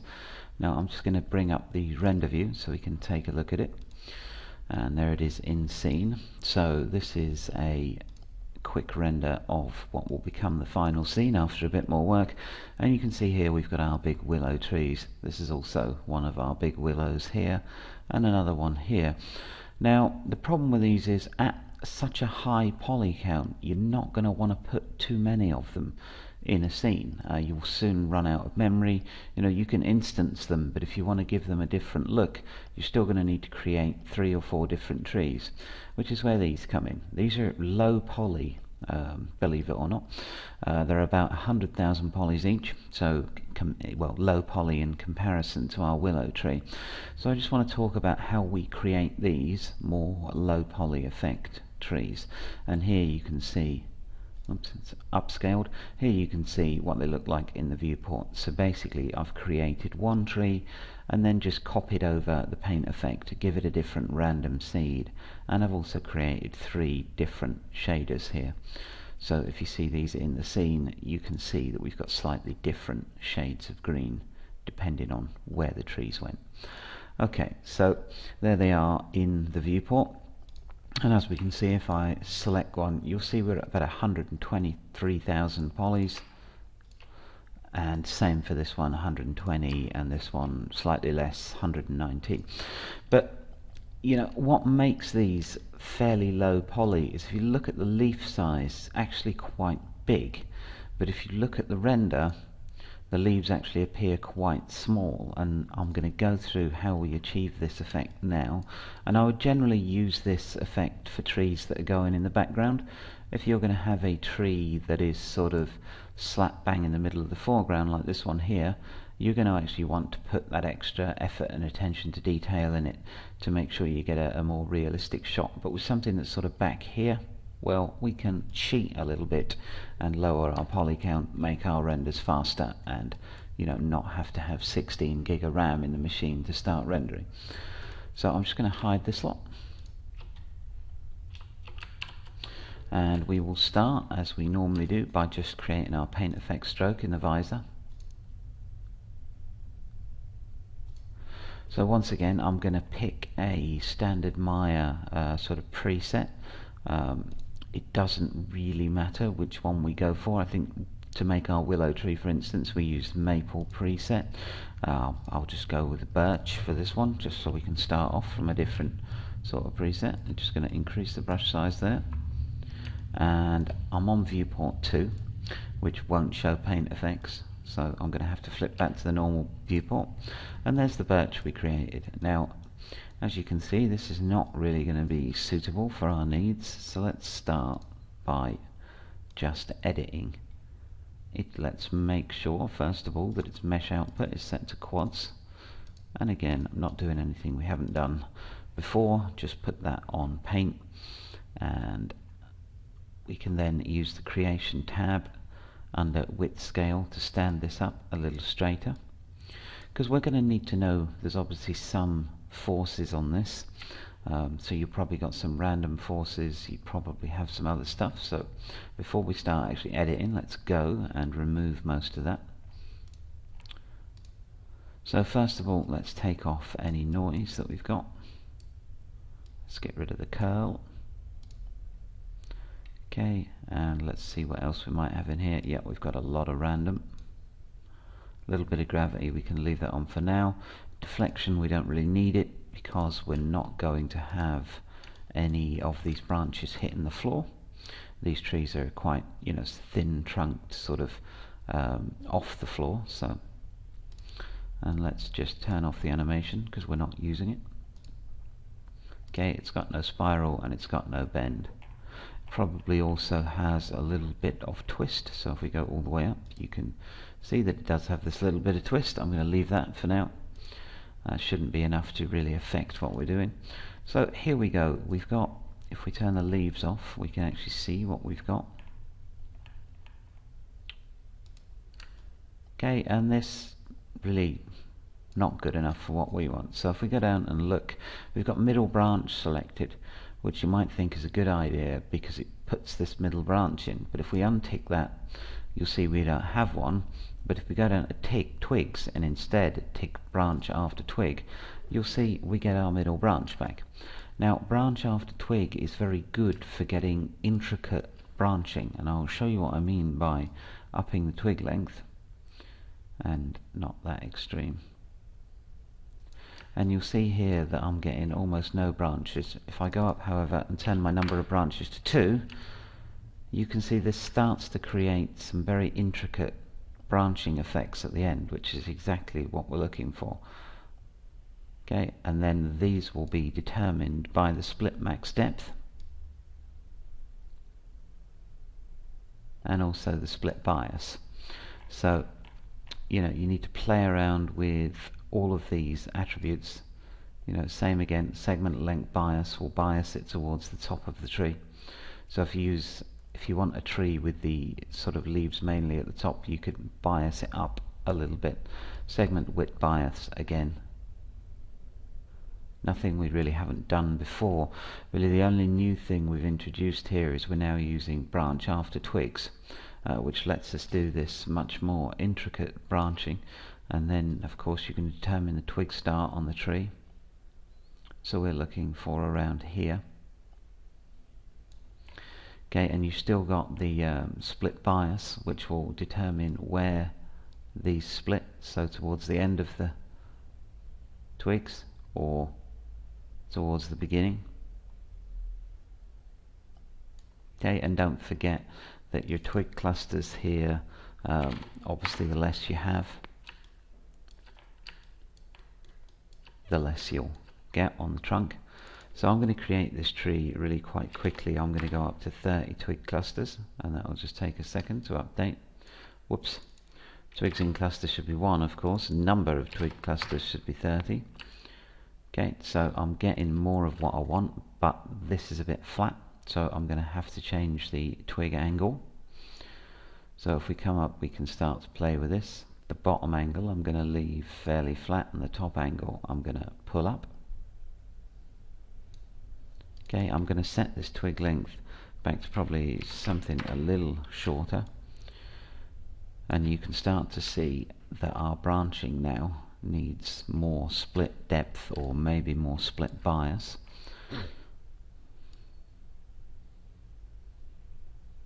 So let's go in and tweak down the split bias. Okay, and now we can start to play with the segment length bias to sort of push that up the trunk a little bit. Right, and let's get some leaves on this. So as you can see, this is pretty much similar to what we had before. We need to tweak these leaves a bit. So let's go down to leaves, make sure they're flat first of all, because this is the kiss of death for us. Look, we've got sort of, double-sided, sort of more polys than we actually need. So let's make the leaves flat for a start. Okay, so that's flattened out our leaves, got rid of some polys. Now we're not going to need that many leaf segments, so we could change that down to 4 for right now. And I'm pretty happy with leaf distribution. They could probably start a bit earlier, so let's yank down the leaf start to move them towards the body of the tree. I also want to make sure that the leaves are only on secondary branches, so I don't get any leaves on the trunk here. And now normally at this point I would start adding a lot more leaves, and also making them a lot smaller, but that would of course increase the poly count on this tree. And in fact, if we just do a convert to mesh now, so paint effects to mesh, where are you? There we go, paint effects to polygons. So just check my options, convert. Okay, and let's see how many polys we've got. So we're only at 38,300 polys, and this is due to the amount of twigs that we've got on this tree, because I think that we've got plenty of leaves. You can see that Maya has introduced its own shaders here, so let's just assign a standard Maya material X to this so we can get a better look at what's going on. Okay, and there's our low poly tree, sort of in situ, and you'll see, as I mentioned, these leaves are quite big, and I'm also going to make them square because I shall be using square textures. So if we were to take this now and render it with leaves this big, it just wouldn't look right at all. So what I went ahead and did, because this tree is only going to be seen from a distance, the textures I actually made had 3 leaves on them. Okay, so I made a couple of different textures here. So each one of our cards will now get 3 leaves on it, which will give us this effect that there's a lot more leaves than there actually is. Now this is a good quick trick in Paint Effects to make these sort of, or when you're working with Paint Effects geometry, to make these sort of leaf cards, especially for trees that are going to be away. This saves you a ton of polys, and also it will save you a ton of render time. So let's look at getting this tree to a little more leaves on it and a little more branches. So let's turn the leaves off so we can deal with the branches first.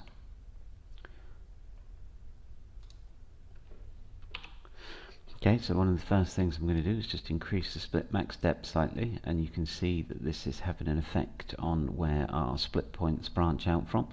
And also the branch dropout is a little high, so I'll put that to say 0.2. And you can see I've now acquired a lot more twigs on this. So when I turn the leaves back on, we should get something more in keeping what we want. And in fact, if I do a poly count, we're up to about 100,000. So we're pretty similar to what we had in the demonstration.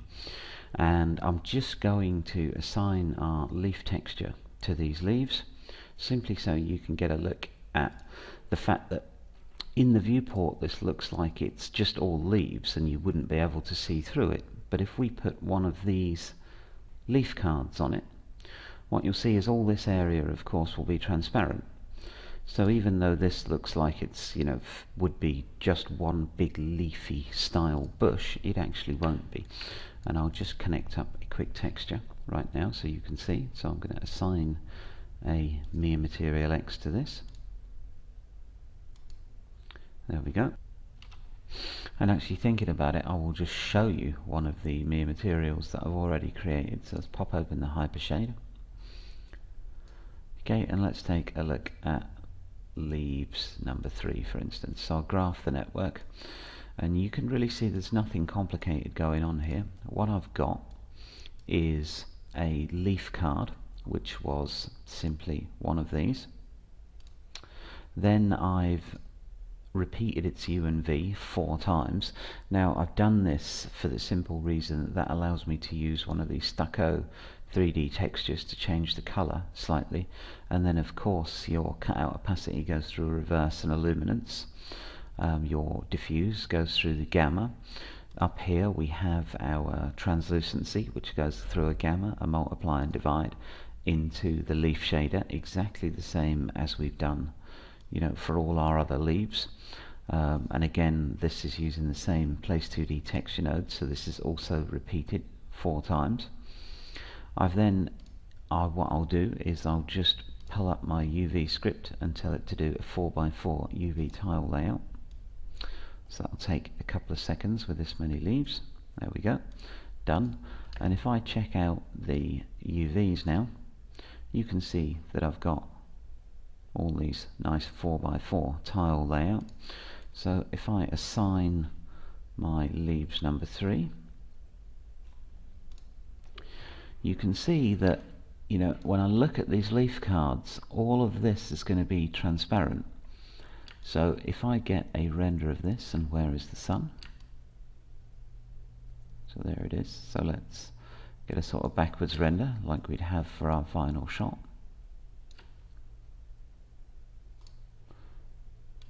And let's just kidnap this one. And I'll just take a render of this so you can see what our tree is looking like. Okay, so our leaf cards work well. You know, we didn't have to put all these tiny individual leaves on it. We're getting way too much reflectivity in this particular shader, and this is simply because, you know, we've got a completely grey environment, so you're seeing it quite harsh. Another thing is that the angle that these branches split out from the trunk, it's a little too much for me. So I'm going to go and sort that out now. And also we have a perfectly straight trunk and there's no random and noise, so let's go fix that. Okay, so I'm going to turn the leaves off this thing, just so we can get a better look at the trunk and the twigs. So again, under tubes, growth, turn the leaves off. Okay, and let's look And you can see here, if I change the creation split angle, sorry, the branches split angle, so you've got here the split angle, you can see that I can kind of push that out so they have no split angle at all, or a little bit more. Now we were at sort of this before, and when you crank that up you can see that that's not giving us the look we wanted to. So I believe we were around 48, something like that. So I'm going to just lower that out, which will push the branches out more, which gives for me a much better shape of the tree. Okay, and you can see there that our leaves are now, you're actually seeing the 4x4 on the leaf card. For some reason the display hasn't, it's because our UV has obviously dropped off because we changed the paint effect. But that's okay, I can fix that later. So I'm quite happy with that as sort of our long range distance tree. Now I might go in and change the twig length, so I can either sort of change the overall twig length just to get it a bit shorter, or I can use the actual twig length scale here and start to sculpt out what I really want this tree to look like.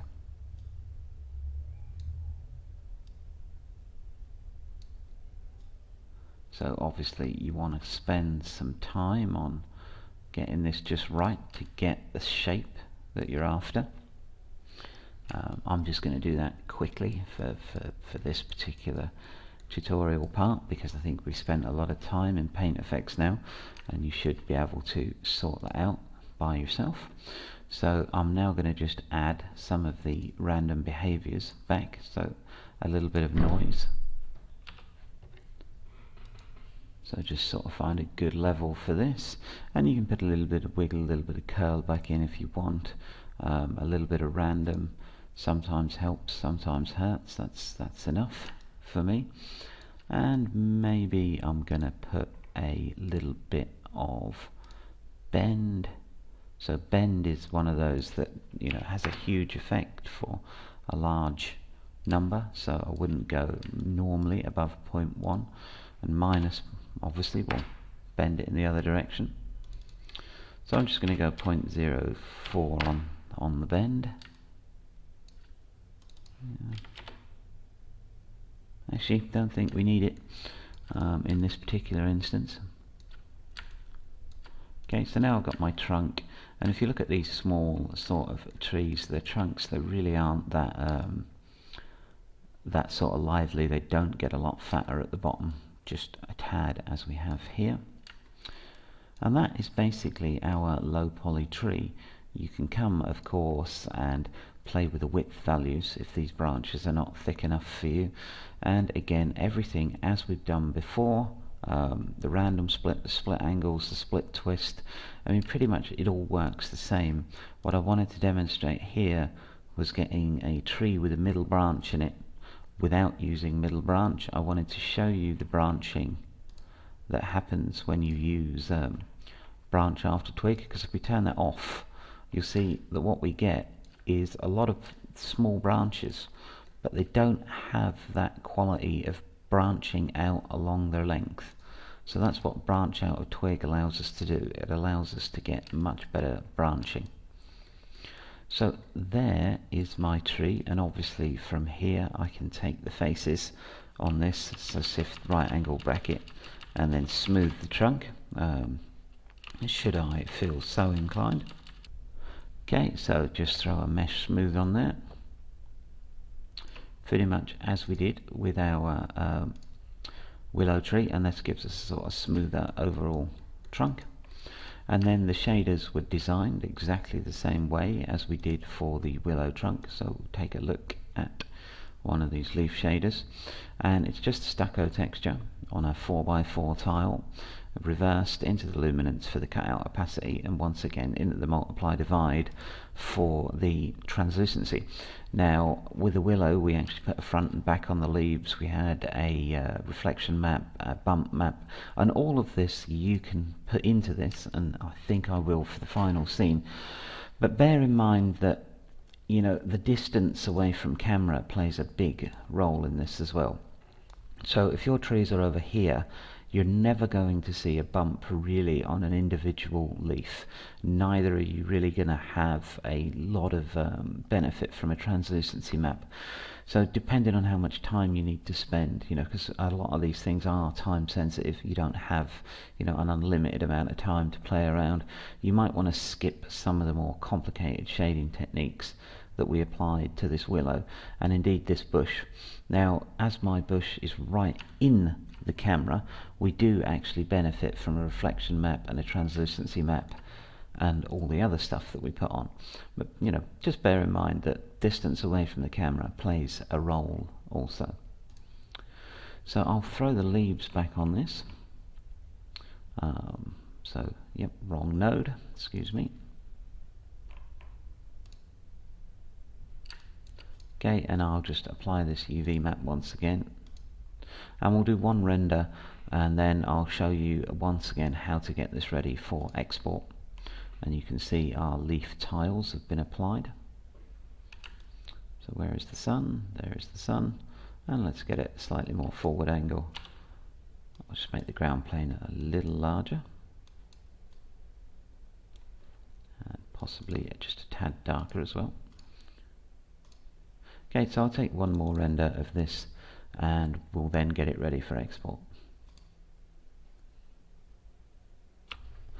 Okay, so there we have our low poly tree, or lower poly in the sort of galactic scheme of things. Now, I'm kind of not happy with the shape, but again, that's for personal preference, depending on what sort of tree you're trying to make. But I think I'll just go in, and because I don't want to spend a long time on screen right now, sort of sculpting this, I'm just going to kill the sort of twig length scale, and I think this gives me kind of a much more of a random sort of thing. Now if I spend some time on here, I can sort of sculpt this tree into whatever pattern I want, but this is good enough. So I want to talk about getting this ready for exporting into our scene. Now you'd need some sort of trunk material, of course, which I happen to have. It's just a very simple texture, and I can flick back into viewport 2 so we can get a better look. Now you can see it's just a sort of very simple repeated tileable texture that I made in Photoshop, the same way I did with the bark for our willow tree, so I won't cover that again. And I think under viewport 2 I'm just going to turn on the gamma correction. There we go. So now we've got this tree. The problem is that every time we change it, of course, the UV falls off, and we don't want this when we export the scene, because we'll be constantly updating UVs on hundreds of scenes, on hundreds of trees. So what I like to do, this is the simplest way to do it, so I'll reapply the UV, and I'm actually going to delete the history on this when I'm finished with it, and that will save us from having to re-UV all the time. But first I want to create a couple of different instances of this.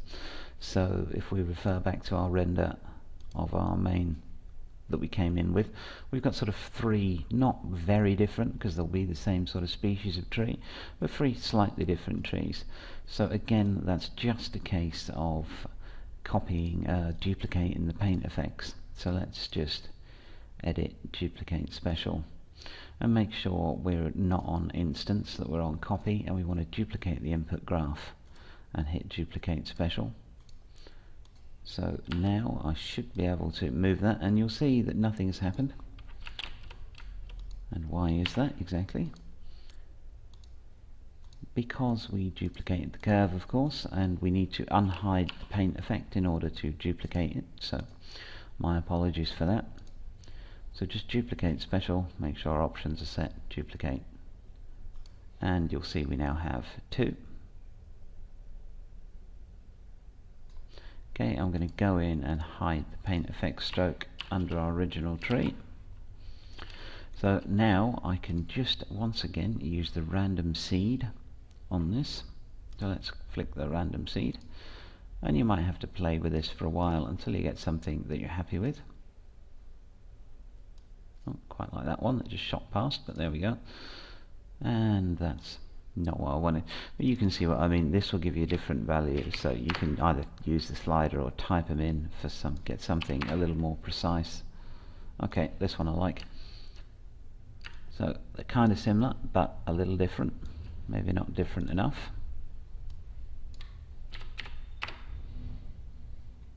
Okay, and you're just going to have to keep playing with the seed until you get that. There you go, perfect. Until you get something you like, and then obviously we need to do a convert to polygons.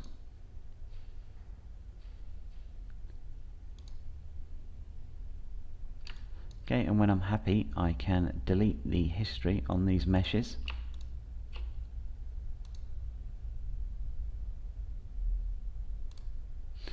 Okay, and so I'll reapply the textures also. So I'll just use leaves number 2 for instance, and get the trunk on here. UV this one. If it didn't come over already UV'd, it did not. Okay, so there's something wrong with my leaf material.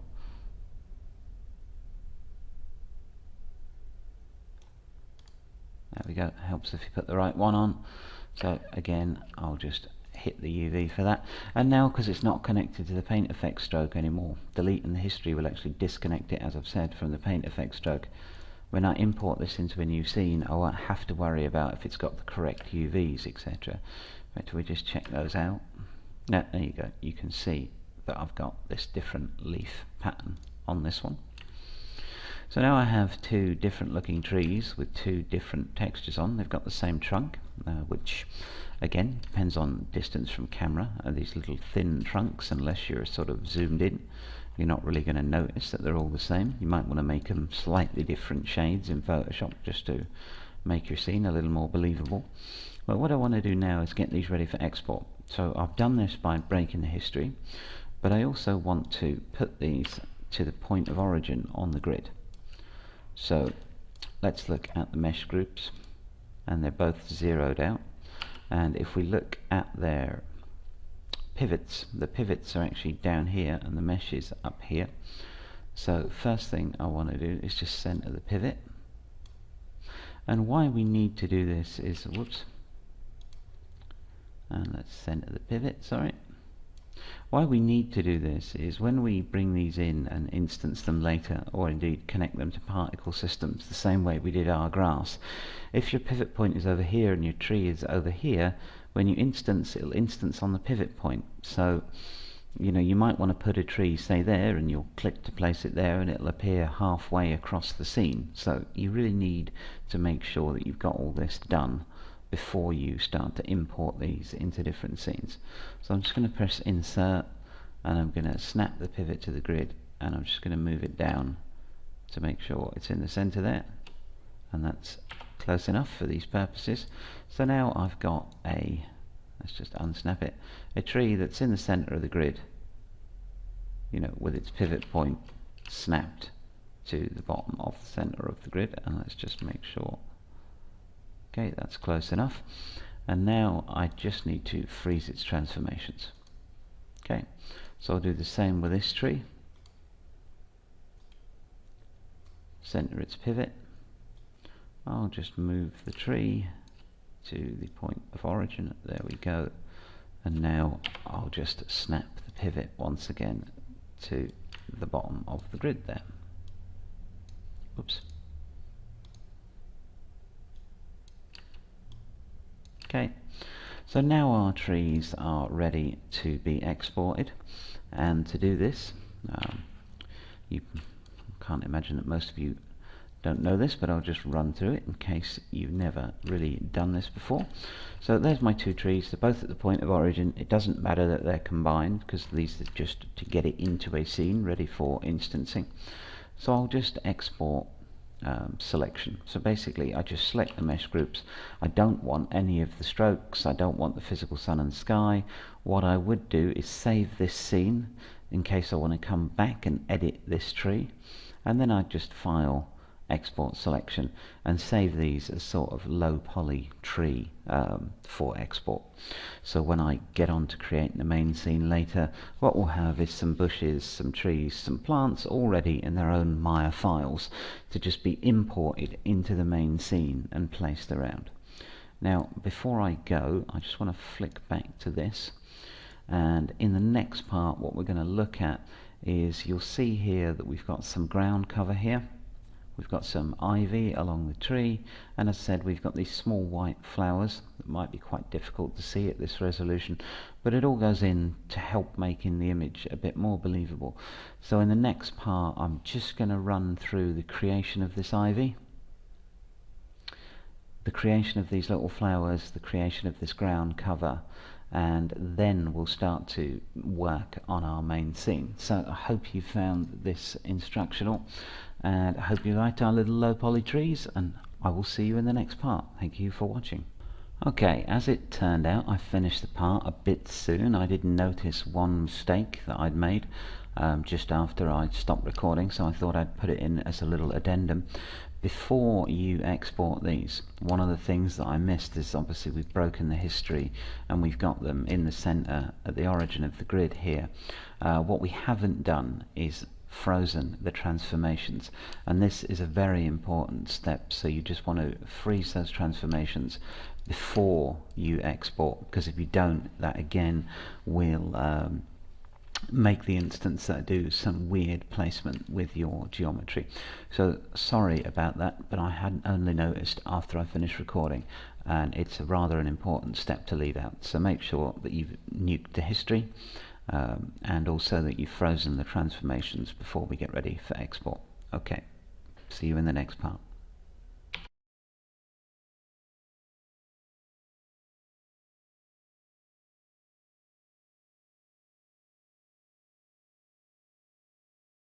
Hi, welcome back. As you can see, we've got our main scene open, and the reason I've opened it is because I just want to discuss how this ivy was done.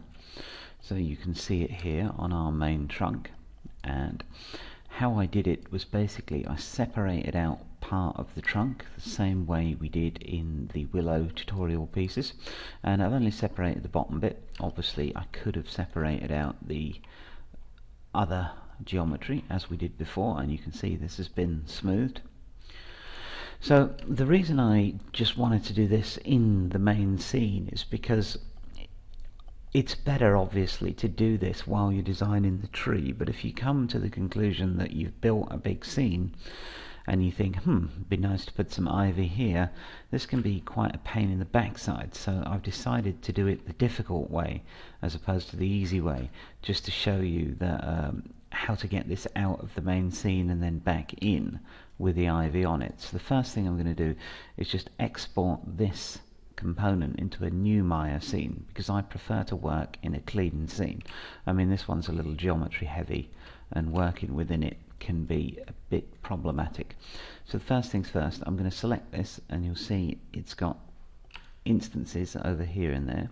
I'm just going to ignore that for the moment, and I'm just going to export this into its own scene. So export selection, and I'm just going to export this as a Maya binary. And as I've done this before, I have a trunk for ivy file here that I'll just overwrite, and now I'll just open up that trunk for ivy. So there it is, and now I've got this trunk isolated in a scene.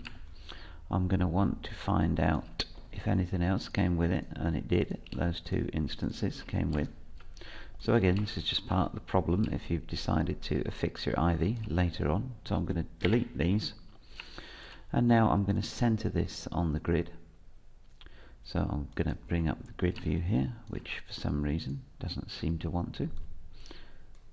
So just make sure my scene size is set to meters. Okay, and where is my grid? So it should be down there, and there it is. Okay, just the viewport 2 having an issue. So I'm just going to center this on the grid.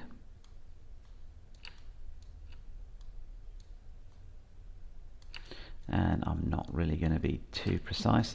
Just when I open it up in our third-party app, I don't want it to appear miles off the center of the screen. So you can drop into the 4 view, it's probably easier, but there you go, didn't take too long. Now before I export this, I'm going to need to triangulate its mesh. You'll find that when you deal with a lot of third-party programs for Maya, they need triangulated meshes. So simulation programs like RealFlow, for instance, need their geometry triangulated. I'm going to just modify this and center the pivot point. And it's also a good idea before you export stuff to separate programs to get rid of the history and just once again freeze its transformations. Okay, so now I've got my trunk here. I'm just going to save this as an OBJ. Well, first of all I'm going to triangulate the mesh, so just mesh triangulate. Okay, and this changes us into a triangular mesh, which will, as I've said, be more friendly to a lot of external programs. Now I'm going to export this as an OBJ, and to do that I'm going to need to make sure the OBJ plugin is installed, or active should I say. So I'm going to come down and find the OBJ export and make sure it's loaded. In this case it is. So I'm just going to export this, export selection, and I've got one already, and obviously we need an OBJ, so I've got one I've done already. I just call it trunk for Ivy tutorial, so let's export that.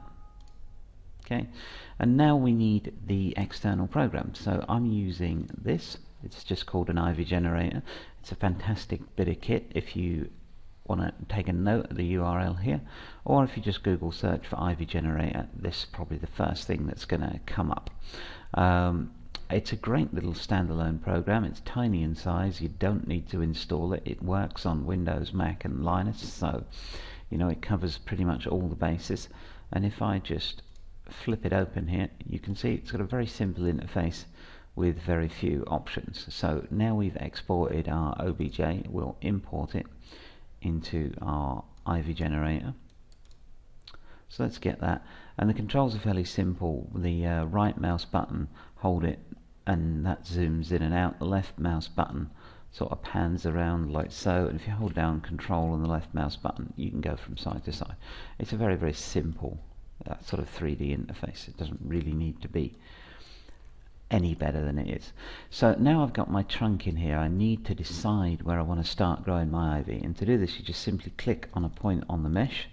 So you'll see this green dot up here. You can't click everywhere of course, but you'll find a point that you like. So I want to grow my ivy from the bottom, and if I just hit, I'm not going to go through all of these options, I'll go through a few. So I just hit grow. You see the ivy grow outwards, so, and then I hit birth to give birth to it. And what we get is this, whoops, kind of really small dinky ivy, which is no good to us whatsoever because it's totally out of scale with our tree. So in order to do this we can increase the ivy size and then just hit birth again, and you'll see that it's got bigger. So the problem is that, you know, if we're just sort of increasing the size and hit birth, this won't actually change the initial growth. So it's good once you've got something you need. So let's just put it a value of say 0.2 and choose a place again to give birth, which will reset, and hit grow. Okay, it doesn't like that spot. Sometimes you've got to click around a bit, and there, that looks more like it. Now we've got ivy all up the side. So you see, just changing the ivy size. Now when we hit birth, we have ivy. Now you can change the leaf probability. So if we put the leaf probability up to 1, we'll obviously get no leaves, and the leaf probability down, we'll get a ton of leaves. Okay, so you can then play around with that to decide, you know, how much ivy you actually want. Maybe you want a little bit, maybe a little more. So it's a very intuitive, very fast program to use to generate this ivy. We can then go down to the ivy leaf size, let's say, and I'm quite happy with this size, but just in case we wanted it a bit smaller, this will sort of change our size here. And then the ivy branch size, which obviously determines the size of the ivy branches, so maybe a bit smaller. And there we go. We have generated our ivy.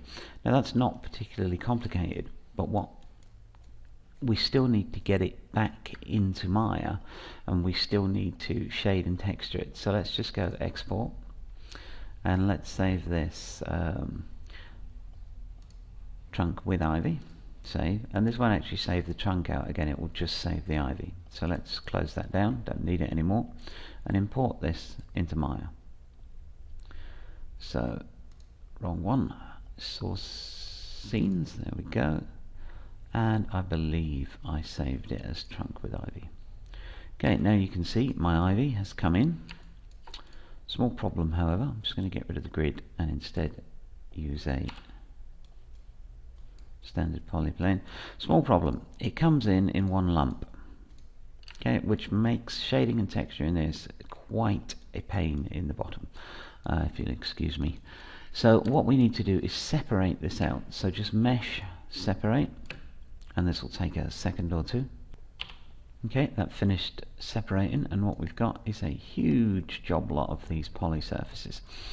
So again, this is not a lot of good. We wouldn't want to take each one of these individually and start texturing.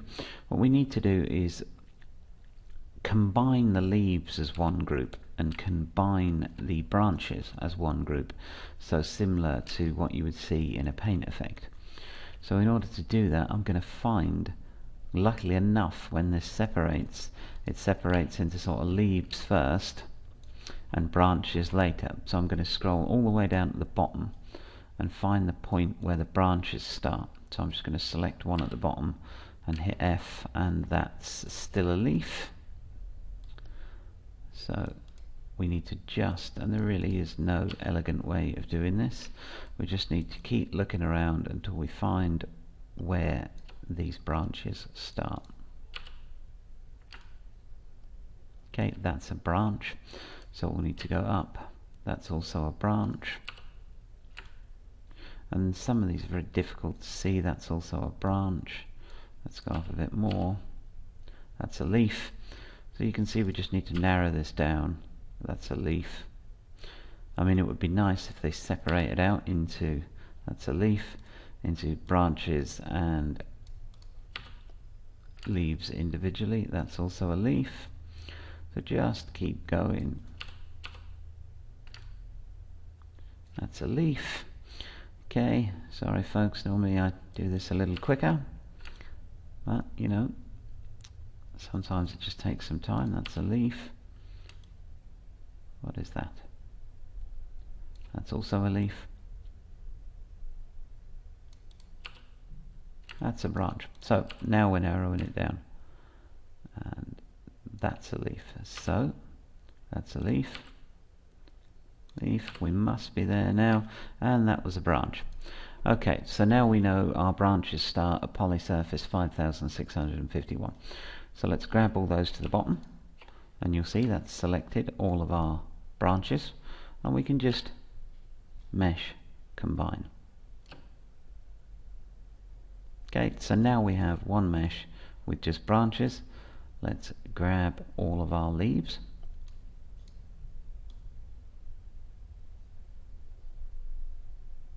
Okay, quite a few of them. Oops, and I've unselected the top one, so I'm just going to come back up here to the top and shift select, and once again mesh combine.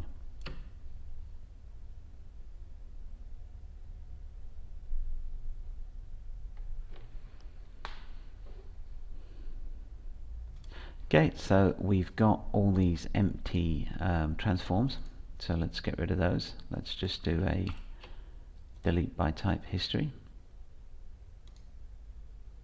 and that'll take a second to clear it all out.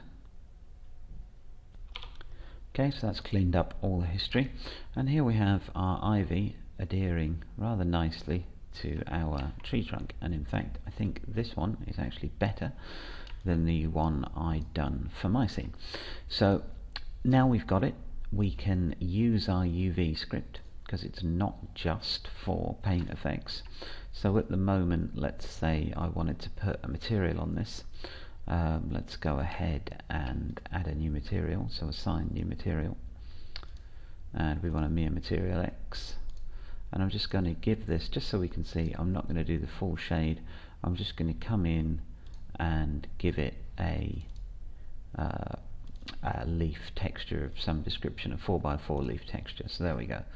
And as you can see, each one of these is receiving all 4 leaves, which is not what we want. We want them split. So we take our UV script and lay out a 2x2 grid for the 4 leaves.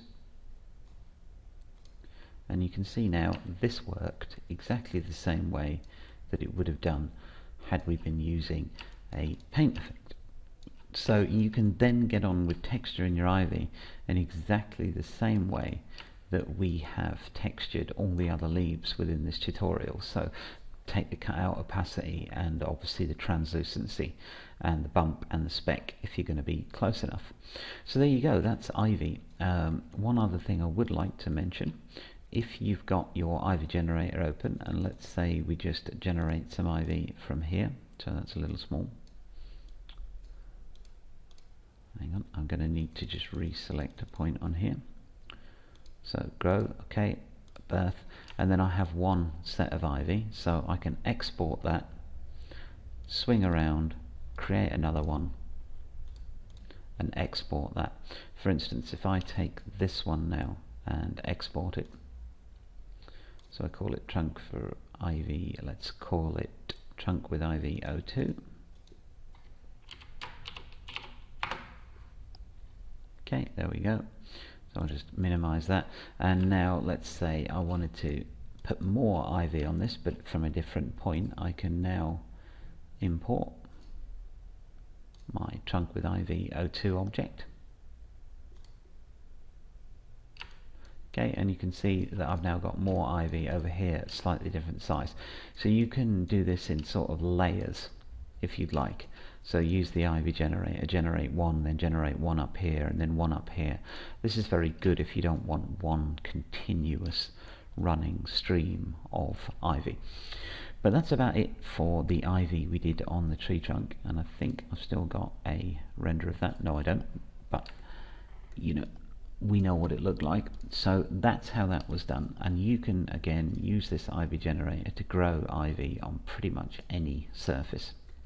You just have to remember to triangulate the mesh before you export it, otherwise it won't work. Okay, so the other thing I wanted to show you was just the ivy that I did on the ground, sort of the ground cover ivy. Okay, so I've got the final scene here, and there's the ivy we did on our trunk. As you can see, our branches are a little thicker than we just generated. If we go back to Maya, you can see we've got much thinner branches, which I actually prefer, now I see it. And also I've got some sort of ground covery kind of ivy stuff down here to sort of tie the ground and the trunk together a bit better. I just want to show you how I did that, because this was not done with the ivy generator. So let's pop open Maya, and what I did for this one was simply used a paint effect. So once again, pop open the visor.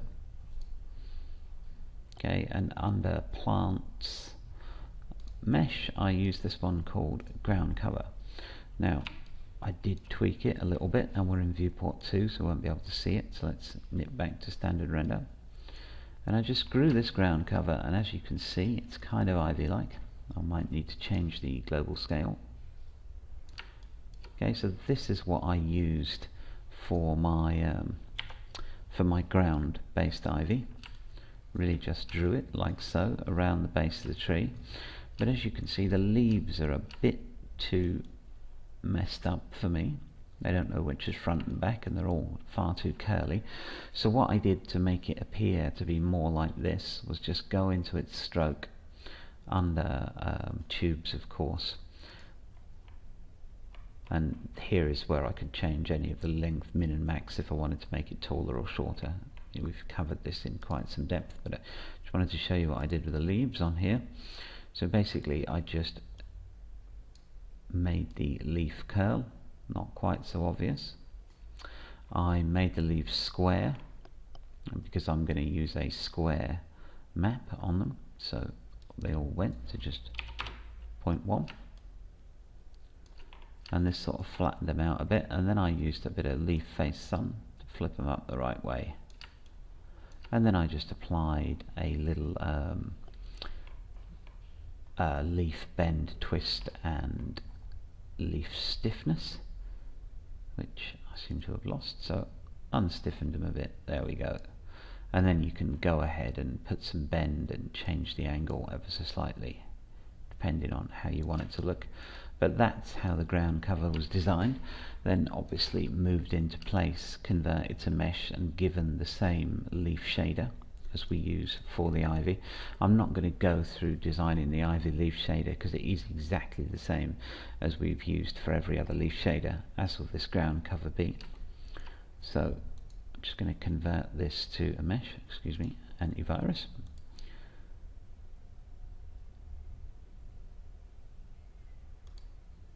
Okay, and that gives my mesh. You can see we've got one of Maya's textures on there, so let's just change that to this mere material, and again just chop out the UVs, and you can see now that I've got a pretty similar ground cover to tree cover, so that can then just be moved into place around the, whoops, let's grab the whole group, center the pivot. That can then be moved into place, you know, around the bottom of your tree.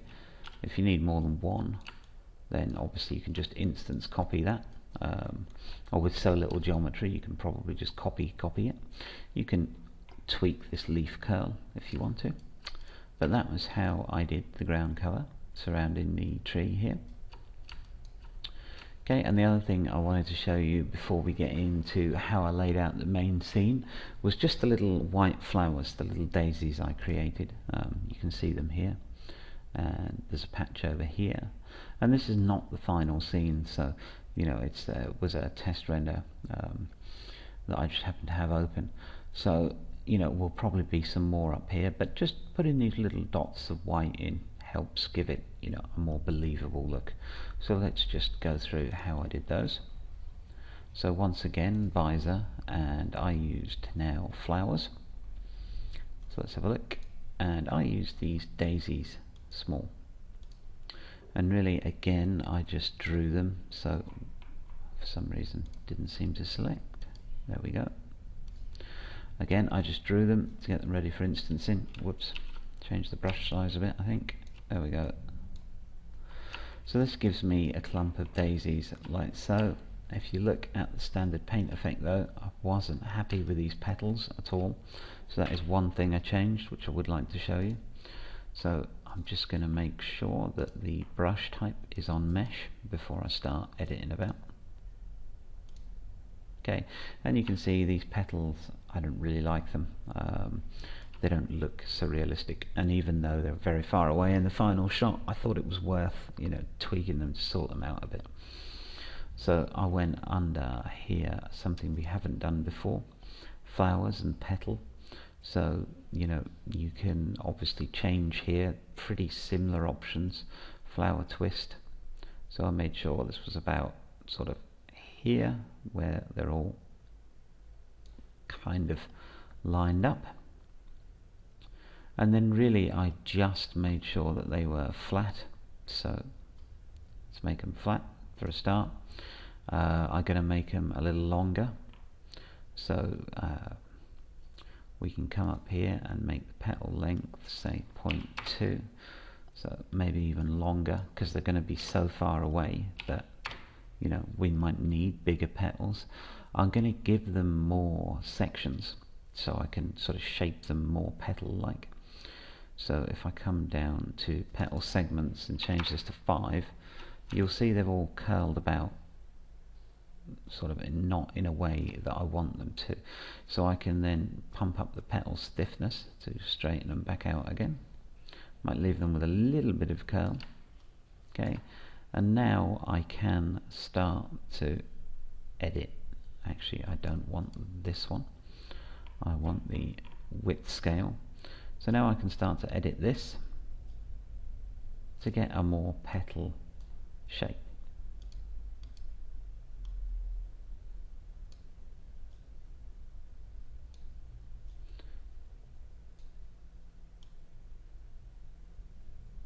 Okay, so I just wanted those a little bit better than the default, and obviously you can come in and change that petal twist. Where has it gone to? No, we don't want that one. That should be at 0. We want the actual twist. Excuse me, it's a big node. There we go. And you want to just get that so they're sort of in line. You might want to change the number of flowers to say 50 to fill them in a bit. And that, apart from the shading, which I just shaded the stalks as per normal and the leaves with a standard leaf texture, that is pretty much our petal. I think the stalks are too thick, but again, this is something that by now you should be very familiar with. So under creation, just clamp the width a bit. Okay, until you get something you're more happy with. Right, and then I've basically used one bunch. You could make several, but I use one bunch and just instance it around the place to get sort of these small white flowers. I mean, it is worth taking the extra 2 minutes to get the petals a bit bigger, otherwise you won't be able to see them from a distance. And you know, Maya comes in, they're all square and they're not very nice, so just sorting those out doesn't take long, and it's worth it in the long run. So there's the other elements we use, these small white flowers, these sort of ivy ground cover, the ivy on the trunk, you know, generated multiple versions of it there. And again, the thing to take into account is that you need to separate this mesh and combine it back into leaves and twigs or branches, if you like. Okay, so we've pretty much got every element that we see here in this scene. We've done these trees, we've done the willows, we've done the ground cover here, we've done the ivy, we've done the bushes, we've done this field grass, we've done these white flowers, we've done this grass here that we see in the foreground, we've done this grass here. The little pathway that you can see running by the river was done just with an emission map. And so in the next part we're going to take a look at some good techniques for placing all of this stuff in the scene. So I hope you found this somewhat instructional, and I will see you in the next part. Thank you very much for watching.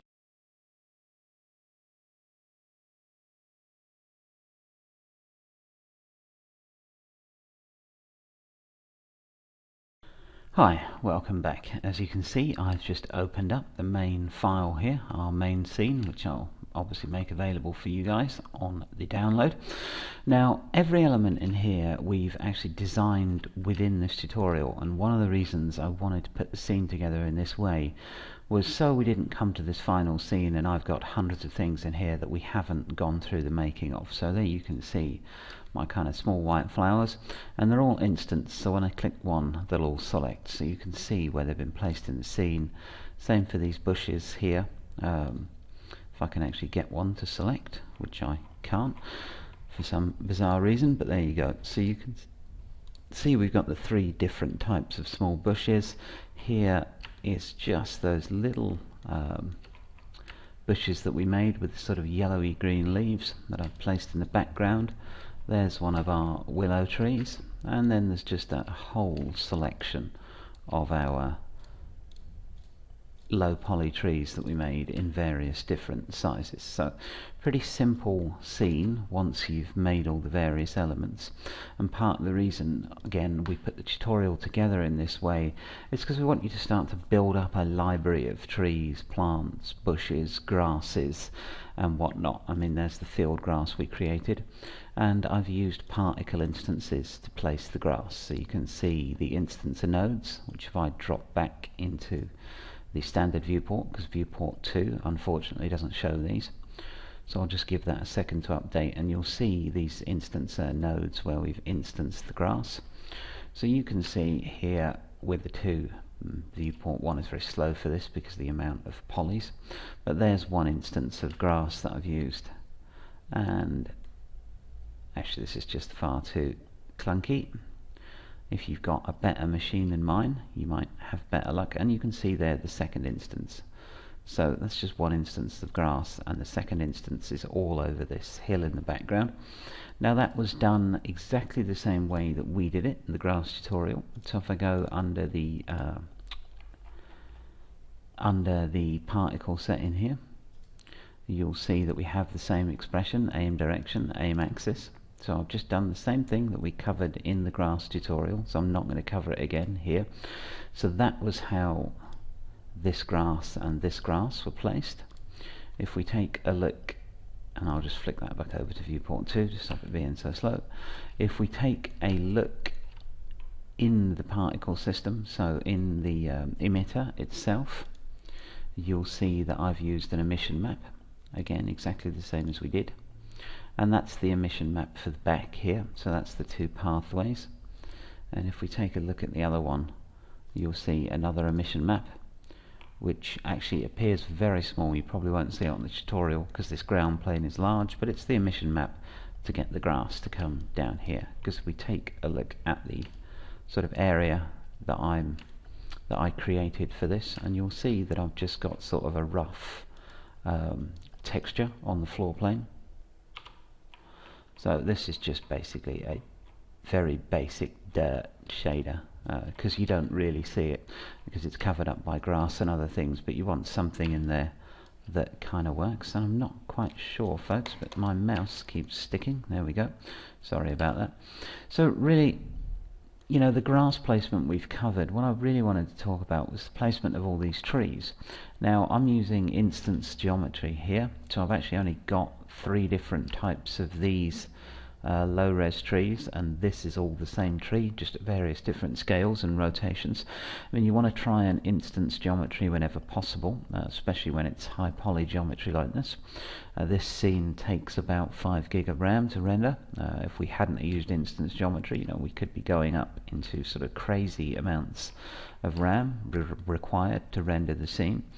But that leaves you with, you know, a difficulty placing objects, because for instance this bush, I could go in and duplicate the instance and then drag it over there and then duplicate and drag and duplicate and drag, but this becomes pretty inefficient, especially if we look over to where our sort of flowers and field grass is, you can see that I've placed a lot of instances of this grass in the scene, and this would be, you know, problematic to place by hand because it's all orientated in the direction of the surface normals. So we could place it using emission maps, but you know, that's a great way to place large volumes of stuff like grass, and we could do little emission maps for bushes and stuff. But I like to use, there's a script called SPPaint. It's a great script if you go onto high-end 3D or Creative Crash as it's now called, and it's called SPPaint. If you do a search on Google, you'll find it. Also if you search on Creative Crash, and it's just a little script which allows placing of generally paint effects stuff within a scene, although it can be used for any geometry you want. I predominantly use it for my trees and bushes and grasses and whatnot. So I'm just going to show you how that works, and that's what I wanted to get into in this scene walkthrough. So first things first, I'm going to hide my trees, and by the way, the ground plane here that we're using was simply created with a sculpt poly tool. So I just created a ground plane, gave it some geometry, and basically got to work, sculpted out this little river, made some little hills and peaks, and you know, very, very simple stuff as far as modeling is concerned. So I'm going to pull up the SPPaint script just so we can have a look at it, and I've put it on a shelf. Quite easy to do. If I just edit that, the command to open it is just SPPaint.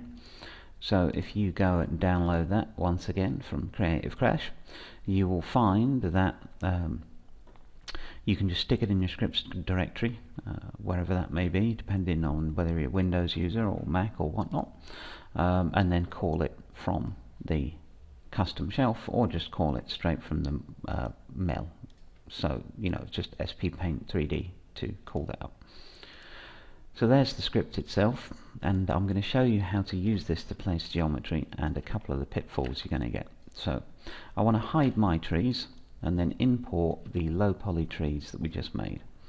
So I've got all of my trees under trees background, so I'm just going to Control H to hide those. And if we look at our scene, you can see we're missing a few items here. So let's import the trees we did for export, and we made them Maya scenes, and I believe I saved them out as just low, So if I import these now, you'll see that I've got my 2 trees that I made, or that we made in the previous tutorial, should I say. And if I go now and have a look, you'll be able to see those, and they've come in at massively the wrong scale. I mean, happens. So I'm just going to scale these back to say 0.10. we'll try. And now let's have a look at them, and let's do both.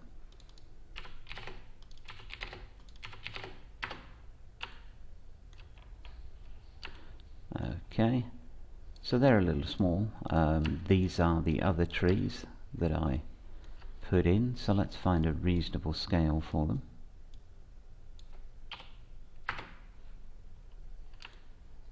Okay, that's probably a little too high. Let's just try 0.2. And that's too small, so 2.5. There we go. So 0.25 seems to be a reasonable scale for these.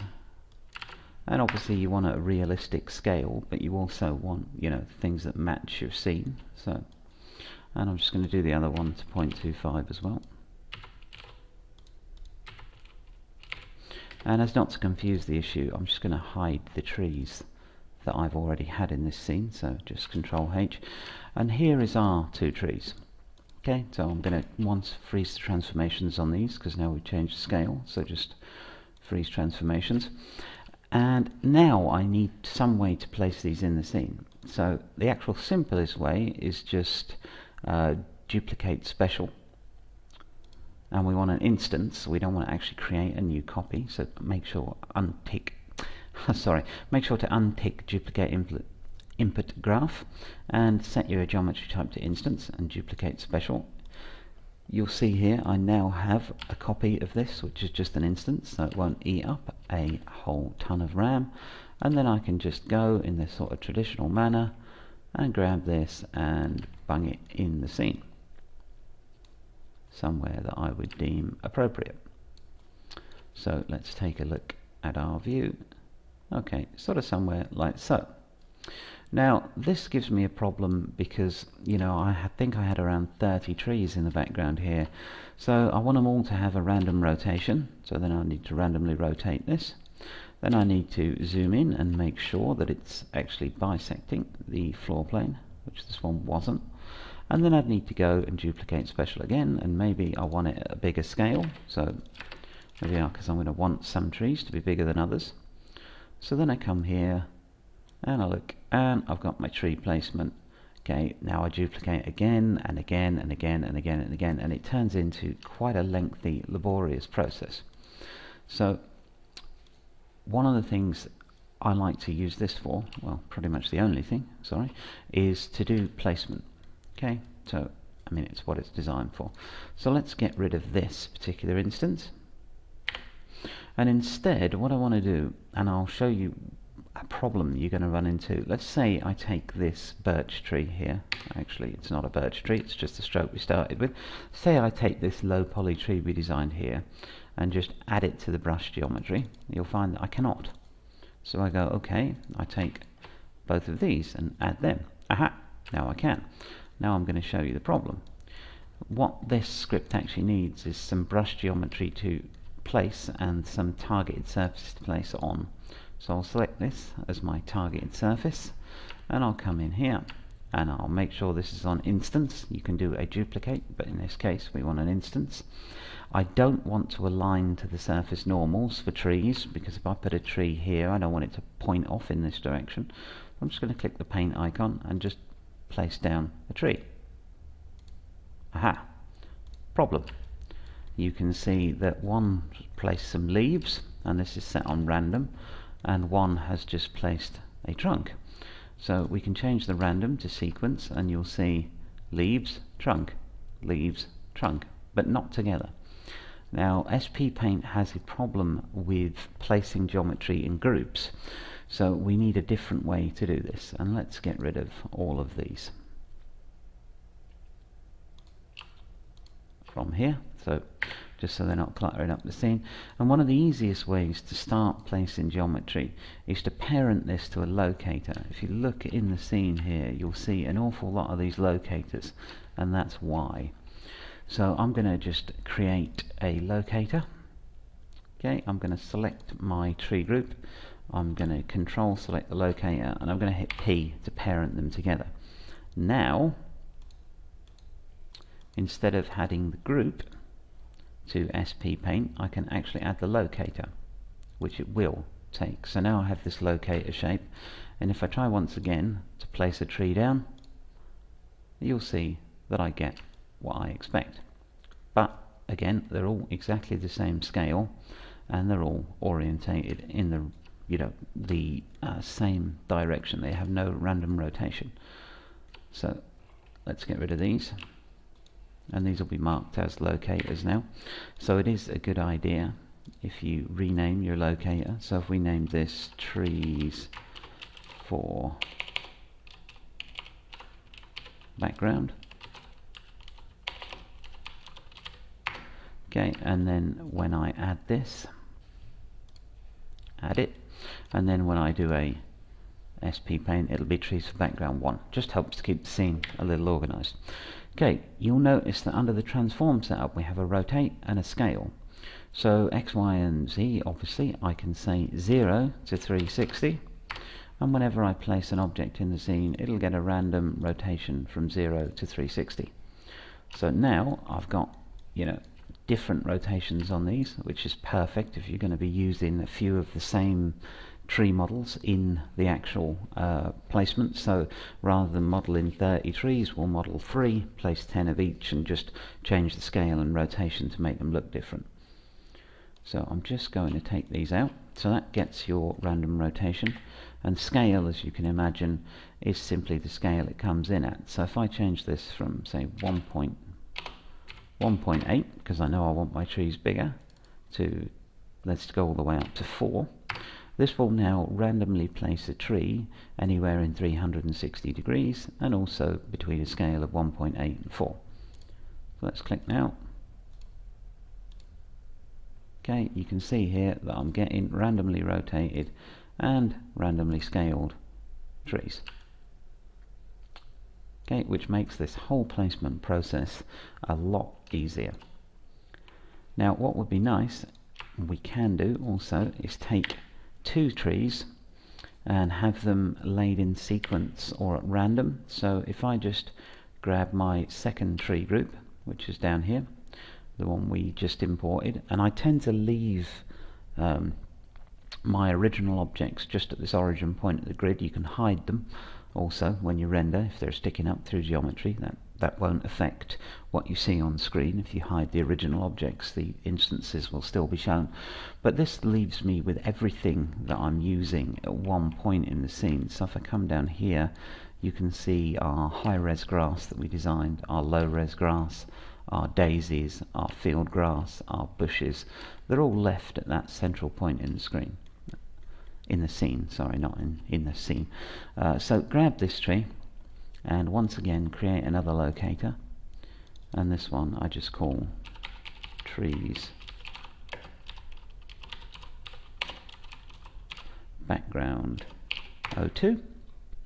I mean, you can obviously give these any naming convention you want, and I select the tree geometry and the locator, parent them together, and then just add this to SP Paint. There we go. So now when I lay down my trees, I'll do it in sequence. So there's 1 and there's 2. So there's our 2 different trees in different scales and different rotations. Now I've gone a bit generous with this max because I just wanted you to see what difference it made. So I'm going to get rid of these 2. There we go. And now I'm going to actually start putting the trees in for our scene. And what I like to do, because you'll note that I have this path left bare, is I'm just going to change the texture of the background here to the emission map that we used. So let's just grab this and existing material, and I happen to know that my emission map is just on Lambert 6. So this shows you the emission from where the grass is going to go, and you can tell that I've just done this very quickly with the 3D paint tool, but it works well enough. Okay, so now I know I want to put a line of trees down either side of my path. So let's just make my max maybe 2.6. That should give me a good variation in height. And now I can come along and just paint or place. Paint will allow you to just draw a large swath of sort of like painting on a surface, which is nice if you want to lay down a lot of grass.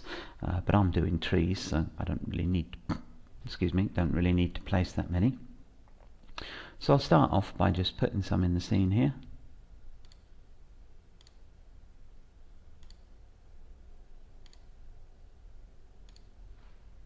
And you can see they've come in random, sort of varying different heights. And then I can just realistically start roughing out where I want stuff in my scene.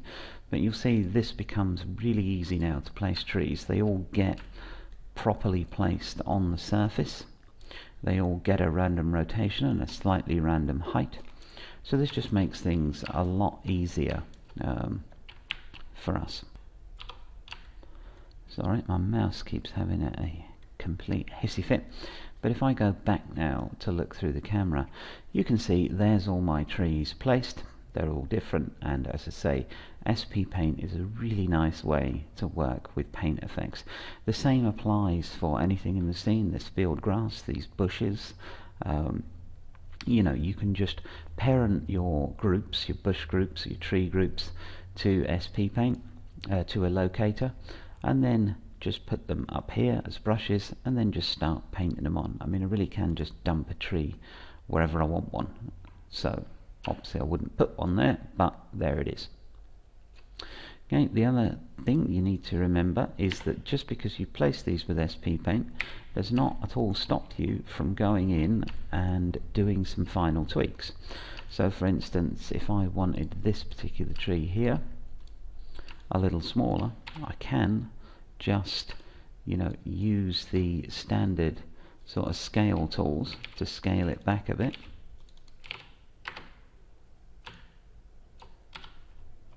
And you might want to center its pivot first. Okay, and then I can come in after I've done like the broad sweep of trees everywhere with SP Paint.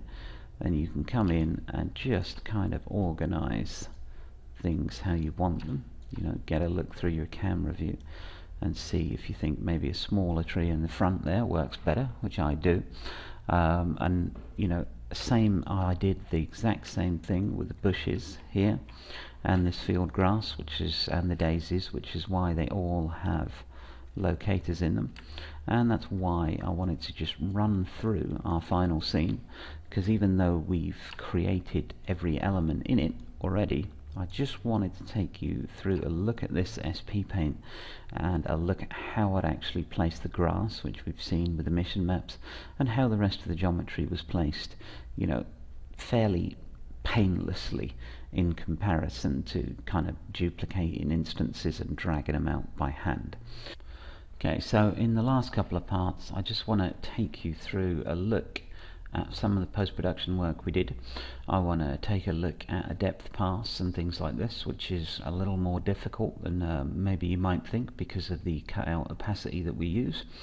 And I think we pretty much covered how this scene was made. We've made each individual element, and as I've said, the only really good piece of information I can give you is grab a copy of this SP Paint, because it's a wonderful, wonderful thing for placing paint effects.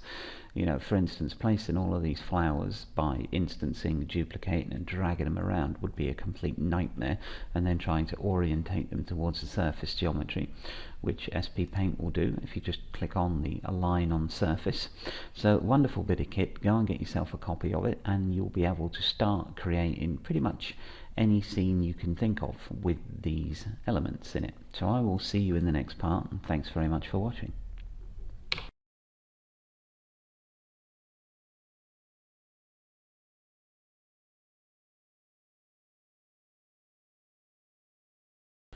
Hi, welcome back. Now we're going to round out this tutorial on these last couple of parts by talking about some of the things we'll need to do to get this image into a post-processing application, so new Photoshop, After Effects, whatever is your fancy.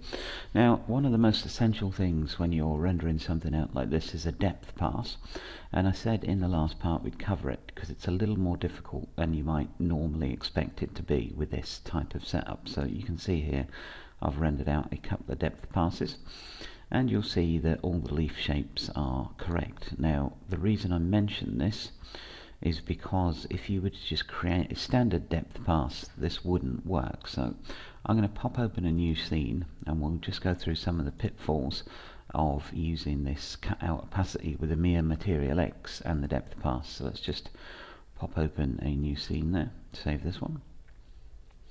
Okay, so I'm using a new scene because it's just easier to demonstrate the principle when we don't have so many nodes in the hypershade.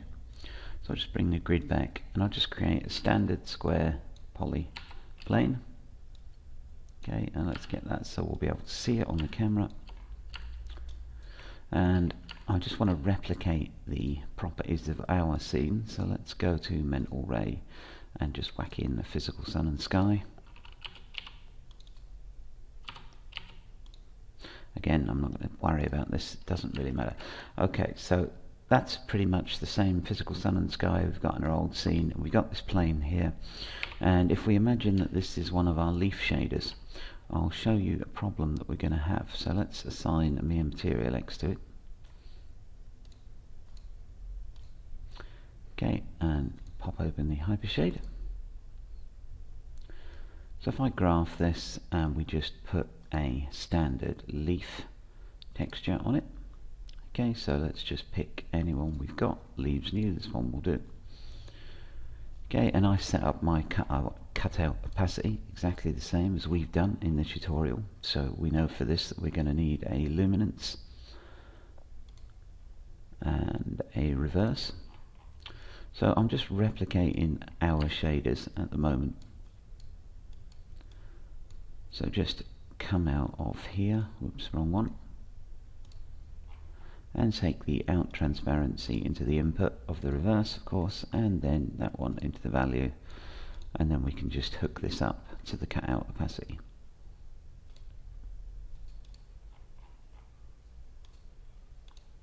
So this is the basis for pretty much all of the leaf shaders that we built. It's a very simplified version with just the cut out opacity. So if I take a, let's just put that the right way. If I take a render now, you'll see that we have the cut out opacity working and our leaves are nice and cut out. So exactly what you would expect to see, really. I didn't bother to gamma correct them, but not necessary for this. But if we were to take this and now create a depth pass, so pop open my outliner and I'll select everything I want in my depth pass, which in this case is just the polyplane. And I'll go over to the channel box and I'll just click create new layer and assign selected objects. So now we have this layer, and then I can just go to its attributes, presets, luminance depth.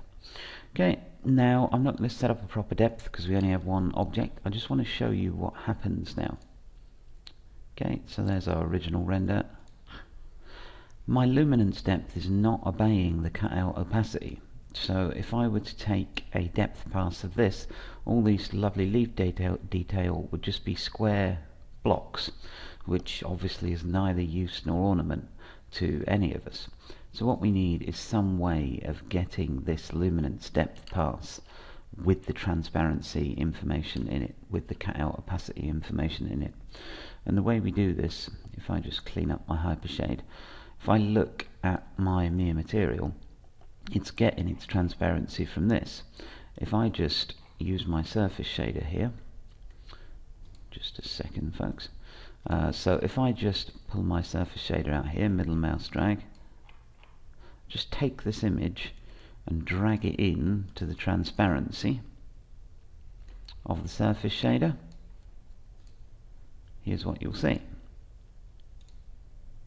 It doesn't work.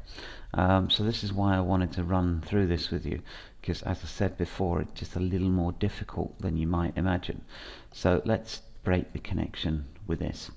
And what we actually need to do, because it's mental ray and it's never simple, is to just use a layered texture. So let's just find that here, Maya surfaces, layered shader. Okay, we have this surface shader that was created to be our luminance depth. So what we'll do is we'll middle mouse drag the surface shader into the layered shader attributes, make sure we only have the surface shader in there. Now I can take this image, middle mouse drag this over to the transparency of the surface shader. Okay, what you'll also want to make sure is that any transparent connections that you might have, so get broken from the surface shader, which they should do automatically. Okay, so now you've got this layered shader with the surface shader in it. We need to make sure its composite in flag is on layered texture, and you'll see now I can create a luminance depth, or at least you should be able to. Let me make sure I've assigned that the layered shader. Okay, and one of the things you might have seen, I got an error there, said error while phrasing arguments. This is because this layer, our luminance depth layer, has a material override on everything in the scene. So what we need to do is go to overrides and remove material override.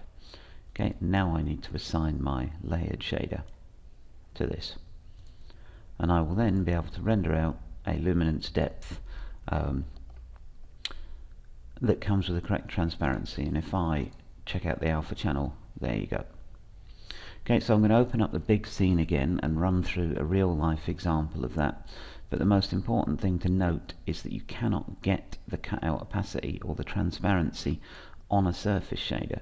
You have to mix that in to a layered shader and use the transparency setting from the layered shader as the transparency. The transparency here in the surface shader won't work. Okay, so let's go and open our main large scene, and I'll show you a real world example of how this works. Okay, so I've opened up our main scene here, and let's go ahead and create a depth pass. I have one I prepared earlier, but I'll walk you through it just in case you've never done this before. It's a pretty simple operation. The only difficult bit, as I said, was getting the transparency from our Maya Material X's over to a surface shader. So you can see here that all of my transparency is working. You can see it on our leaves here and here and here. Now, how I achieve that, it's actually quite simple. It's a bit laborious in process. If you give me a second, I'll switch back to the master layer. I'm going to select everything in my scene except for the sun, because I don't need that. So I'm going to select, if you've got any other lights in there, you won't need them either. This is light independent. So just unselect any lights you might have created. And now I'm going to click create new material with selected objects, create new layer. So now I've got this layer 2 that, if you give me a second, my viewport will update. Okay, oh, just a second folks.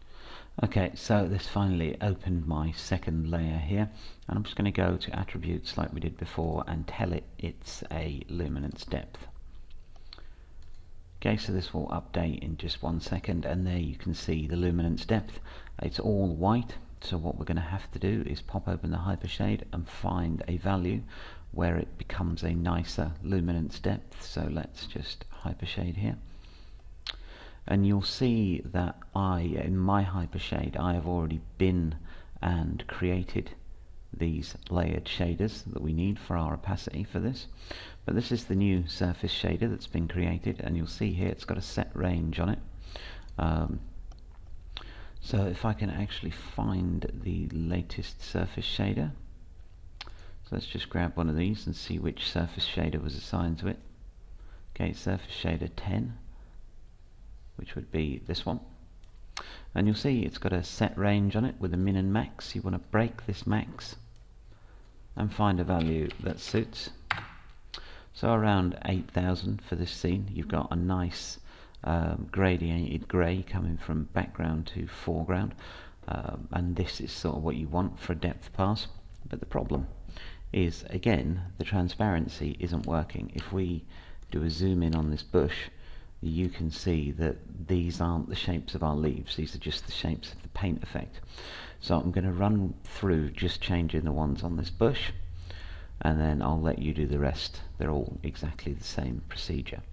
So let's graph our bush leaves.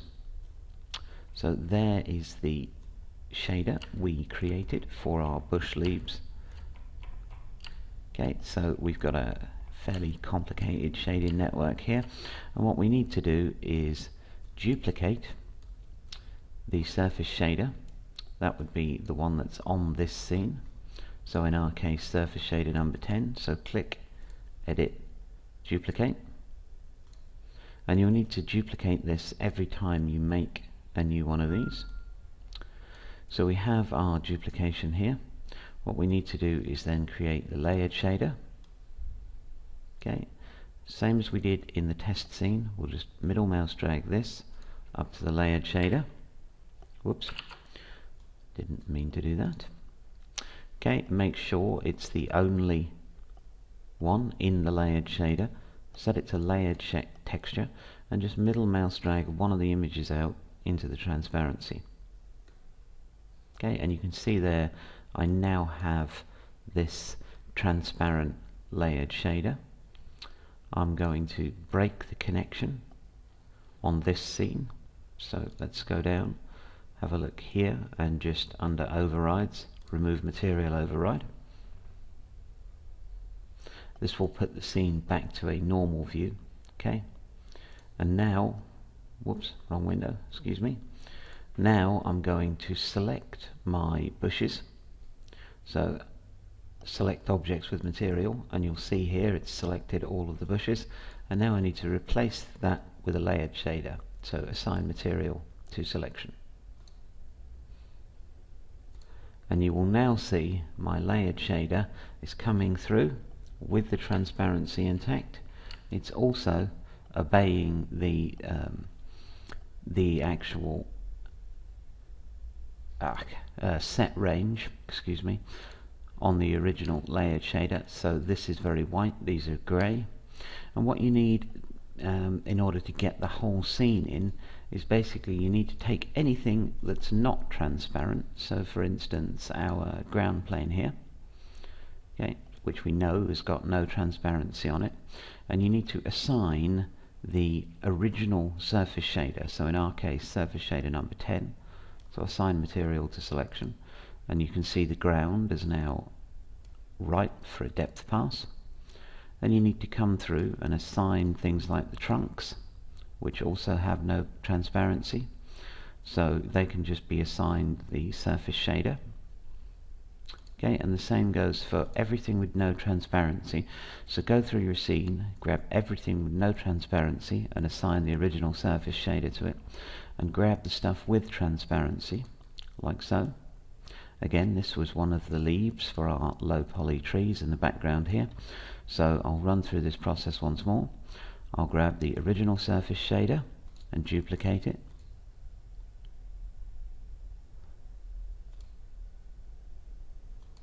So duplicate shading network. I'll just drag this out here so I can see what I'm doing. I will create a layered shader. I'm going to middle mouse drag this up to the layered shader. I'm going to make sure it's the only thing in there.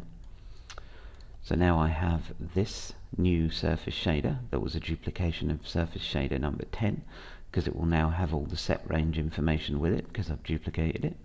We'll need to grab one of our images here, middle mouse drag it to the transparency of the layered shader, make sure that it's set to layered texture. Right, so that's done. Now I need to grab all the objects that had this originally assigned, so select objects with material, and you'll see here in the viewport that our objects have come in. Now I just need to assign this new layered shader to that selection. Okay, and it'll take a second or two. And now you can see that we have this correct transparency, and the trees themselves are obeying the set range attribute. So you can see those ones in the background go almost black and darker as the camera comes in. So that was really how the depth pass for this was done. So if I flick over to mine, you can see that I've done exactly the same thing. I have simply done it with every transparent element in the scene. So if we look in my hypershade, you'll see here I've created a different layered shader for each leaf type that we had, and then just assigned them. So when I render this, I will get a proper depth pass. So there's the render from this. Okay, so as you can see, all the transparency is working just fine, and I have this proper depth pass. So that was how we did the depth pass. Now I'm going to open it up in Nuke and show you just how to do a quick depth of field with it within Nuke. You can obviously use After Effects or Paint, even Photoshop will be fine, but I tend to use Nuke for most of my post-processing stuff. So here we go. I'm going to read in the depth file. And again, this was just the one I rendered out in Maya. And I'm going to read in the actual scene file. Now, normally I would split these into different passes within Maya, but I cover this in a tutorial called The Dark Art of Mental Ray, so please check that one out if you're interested in how to split this up into separate components, contribution maps and things like that. So the first thing I want to do is introduce a shuffle copy,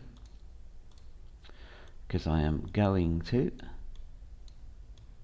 copy this information as the depth pass. So let's open up the shuffle copy. I just want RGB. I'm going to click red, and I'm going to go other layers, depth. Okay, so now what's happened is I've taken this and told it it's the depth layer of this. So if I connect this to the viewer and have a look at the depth, okay, you can see there's my depth pass on this image. So now all that remains is to just introduce a Z blur. There we go. Okay, and if I click focal plane setup, you'll see that anything in blue is going to be very sharply in focus. So if I do my sort of Z blur to here, untick like so, you'll see I've got a depth of field generated from our depth image. Okay, and you can then just play around with the size to get a more pronounced or less pronounced effect. Okay, I'm not going to delve into Nuke too heavily in this particular tutorial. I just wanted to show you that our Z depth that we managed to do in Maya here actually works in a post-production sort of environment.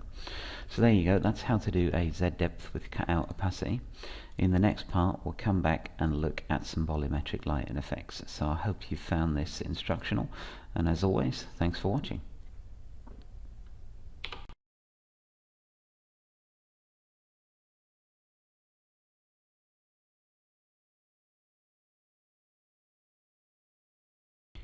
Hi, welcome back. In the last part we set our depth pass up here. Everything is the same as we left it, except I've just renamed it to depth. And in this part, which will be the final part of this tutorial, I just want to talk about volumetric lighting effects in the terms of light fog. Now I can show you what I mean here. There's one render, and there's another one at more of a distance, and I use this to create a subtle sort of lighting effect within the final render. In fact, if I pop mine open, you can see it here. It's barely visible. This is probably not the best scene to demonstrate it on, but I can sort of turn one on here and fiddle about with that. So we're going to create this sort of volume fog. Okay, so we take another look in Maya. You can see here kind of how it's working. Now this is a pretty simple effect to achieve and can look extremely dramatic depending on where you put your volume primitive. The reason I wanted to show it to you is because once again I want to set it up on its own layer, and you're going to need to change your materials. So I just thought I would show you how this was done. Okay, so I'm going to duplicate this depth layer, so I'm just going to copy layer and change to it, and what I'll do is I'll set Maya to use the default material so we don't have these delays when we're flicking backwards and forwards between layers. Okay, so I'm just going to go up and use default material. That will just save any sort of delay in flicking backwards and forwards should we need to. Now I'm going to rename this one to fog, and if we look under the hypershade, what we need for this scene is the reverse of what we have for the luminance depth. So in the luminance depth everything is pretty white near the camera and black outwards. What we need to do is to have all of the geometry black. So when we overlay this fog, which we can just do as a screen overlay or however you want to composite it, all the geometry will be black. We also need it to cut it out in the alpha channel. So the quickest and easiest way to do this is just by assigning these materials so we get the correct transparency again. So if I graph this network, add in a Lambert, and you can see here that this network should be our bushes. It is indeed. So what I want is a black Lambert with the correct transparency. So I'm going to go up to the file texture and drag this to transparency. You can see I've now got a black Lambert, which pretty much looks identical to this black layered shader we had before. And then I'm going to go down under matte opacity. I'm going to just turn that to black hole. This will cut out this material for the alpha channel. So that's done. Now we need to select this material. So select objects with material. And now we just need to assign material to selection. And that will assign our black Lambert. If I flick over to the turn off default material, you can see that's assigned our black Lambert to these bushes. So what we need to do is just go through one at a time, graphing networks, creating Lamberts, black, black hole, black for the color and black hole for the matte opacity mode, and then texture up to transparency, select the objects that had that, which is these bushes up here, and assign material to selection. So you need to go through and do that with all of your layered shaders. You then need to grab your original surface shader. So if I select objects with material, you'll see that's all of the objects that weren't in any way transparent. So I can create now a Lambert. Once again, let's just clean up the hypershade. So I'll graph the original surface shader. Don't really need to, but I will. Drag in the Lambert, make the Lambert black. No transparency is necessary. Turn this to black hole. Select these objects and assign these to the selection. Okay, so what you're doing is just assigning a Lambert shader to everything in the scene, and anything that has opacity, transparency, you're going to want to cut out within the scene. So I'm going to go ahead and open a file where I've already done this for all these instances, so you don't have to watch me for the next 5 minutes just assigning Lamberts. Okay, welcome back, and I've just gone ahead and opened my scene where I've already done that for all of the objects. So if I just snap open the hypershade, you'll see here that I've got a collection of Lamberts with a transparency on, and a Lambert that just does the rest of the objects without transparency. So what you're trying to get to here is just a black set of shaders with the opacity mode set to black hole. Now once we've done this, we need to talk about getting the fog in there, but before we do that, if we were to render this now, obviously we're going to render in with mental ray, and that's going to use ray trace shadows from the physical sun and sky, and it's going to take a long time. So I just want to break all of those connections. So I'm going to select the camera first of all, and under mental ray, if you go down to the perspective shape or whatever camera shape you're using, under mental ray you're going to want to create layer overrides, which I've done, and break the connections on the environment and the lens shader. This will get rid of the sun and sky out of the scene. You also want to make sure when you created your fog layer that the sun is not in the layer. So if we select the sun, you can remove selected objects. Okay, so just in case you had it in there, you don't want it in there. What we do want, however, is a light source, because our fog is illuminated. That's kind of the whole point. The reason why we don't want to use the sun direction is it's connected to the whole physical sun and sky system. So we don't want that. We want this render to be as fast as possible. So I'm just going to go and create a directional light. And because I want this to match my render, I want all the values in this directional light to match the values, whoops, it's not where I wanted it, to match the values in our physical sun and sky light. So for instance, I want all the translates, rotates and scales to be the same. So if I just select those, you can see I could copy and paste these individually, but that's a bit time consuming. So I'm just going to select both, and under edit I'm going to use attribute transfer attribute values, and from the channel boxes ticked, apply. And you'll see that just transferred those channel box attributes over to this directional light. I can now go into the directional light, and under shadows, tick use depth map shadows. I'm going to use a 4K depth map, and this way we're only using depth map shadows. Our render will be a lot faster, because as you know, using ray trace shadows through all this geo, especially through a cloud of fog, would take a lot longer. So this is just one way to make sure that our light is still coming from the same angle through the fog, simply by transferring the attributes from the sun to the directional light you just created. Okay, now we need to create the fog itself, and to do this I'm going to use a volume primitive. So I'm going to just create a volume primitive cube, and I'm going to flick this scene once again back to default material, simply so I can see what's going on. Now I'm going to select the box 1, which is the volume primitive, and I'm going to scale it. Now, an important thing to note when you're doing this sort of volumetric environmental fog is the center of the box will be the thickest areas of fog, the focal point if you like. So you're going to want to put that sort of where your camera is. I mean, not all the time would you want that particular effect, but in this shot I do. So I'm going to sort of line the center of this box up around where our camera would be. Okay, and now the size of the box will determine the coverage area for fog. So I'll just do a box this size, so we can take a look at that. You can of course get them to encompass the whole scene, or less of the scene, depending on the effect that you're looking for. But this should do me for now. So I'm going to come here and just grab my camera angle.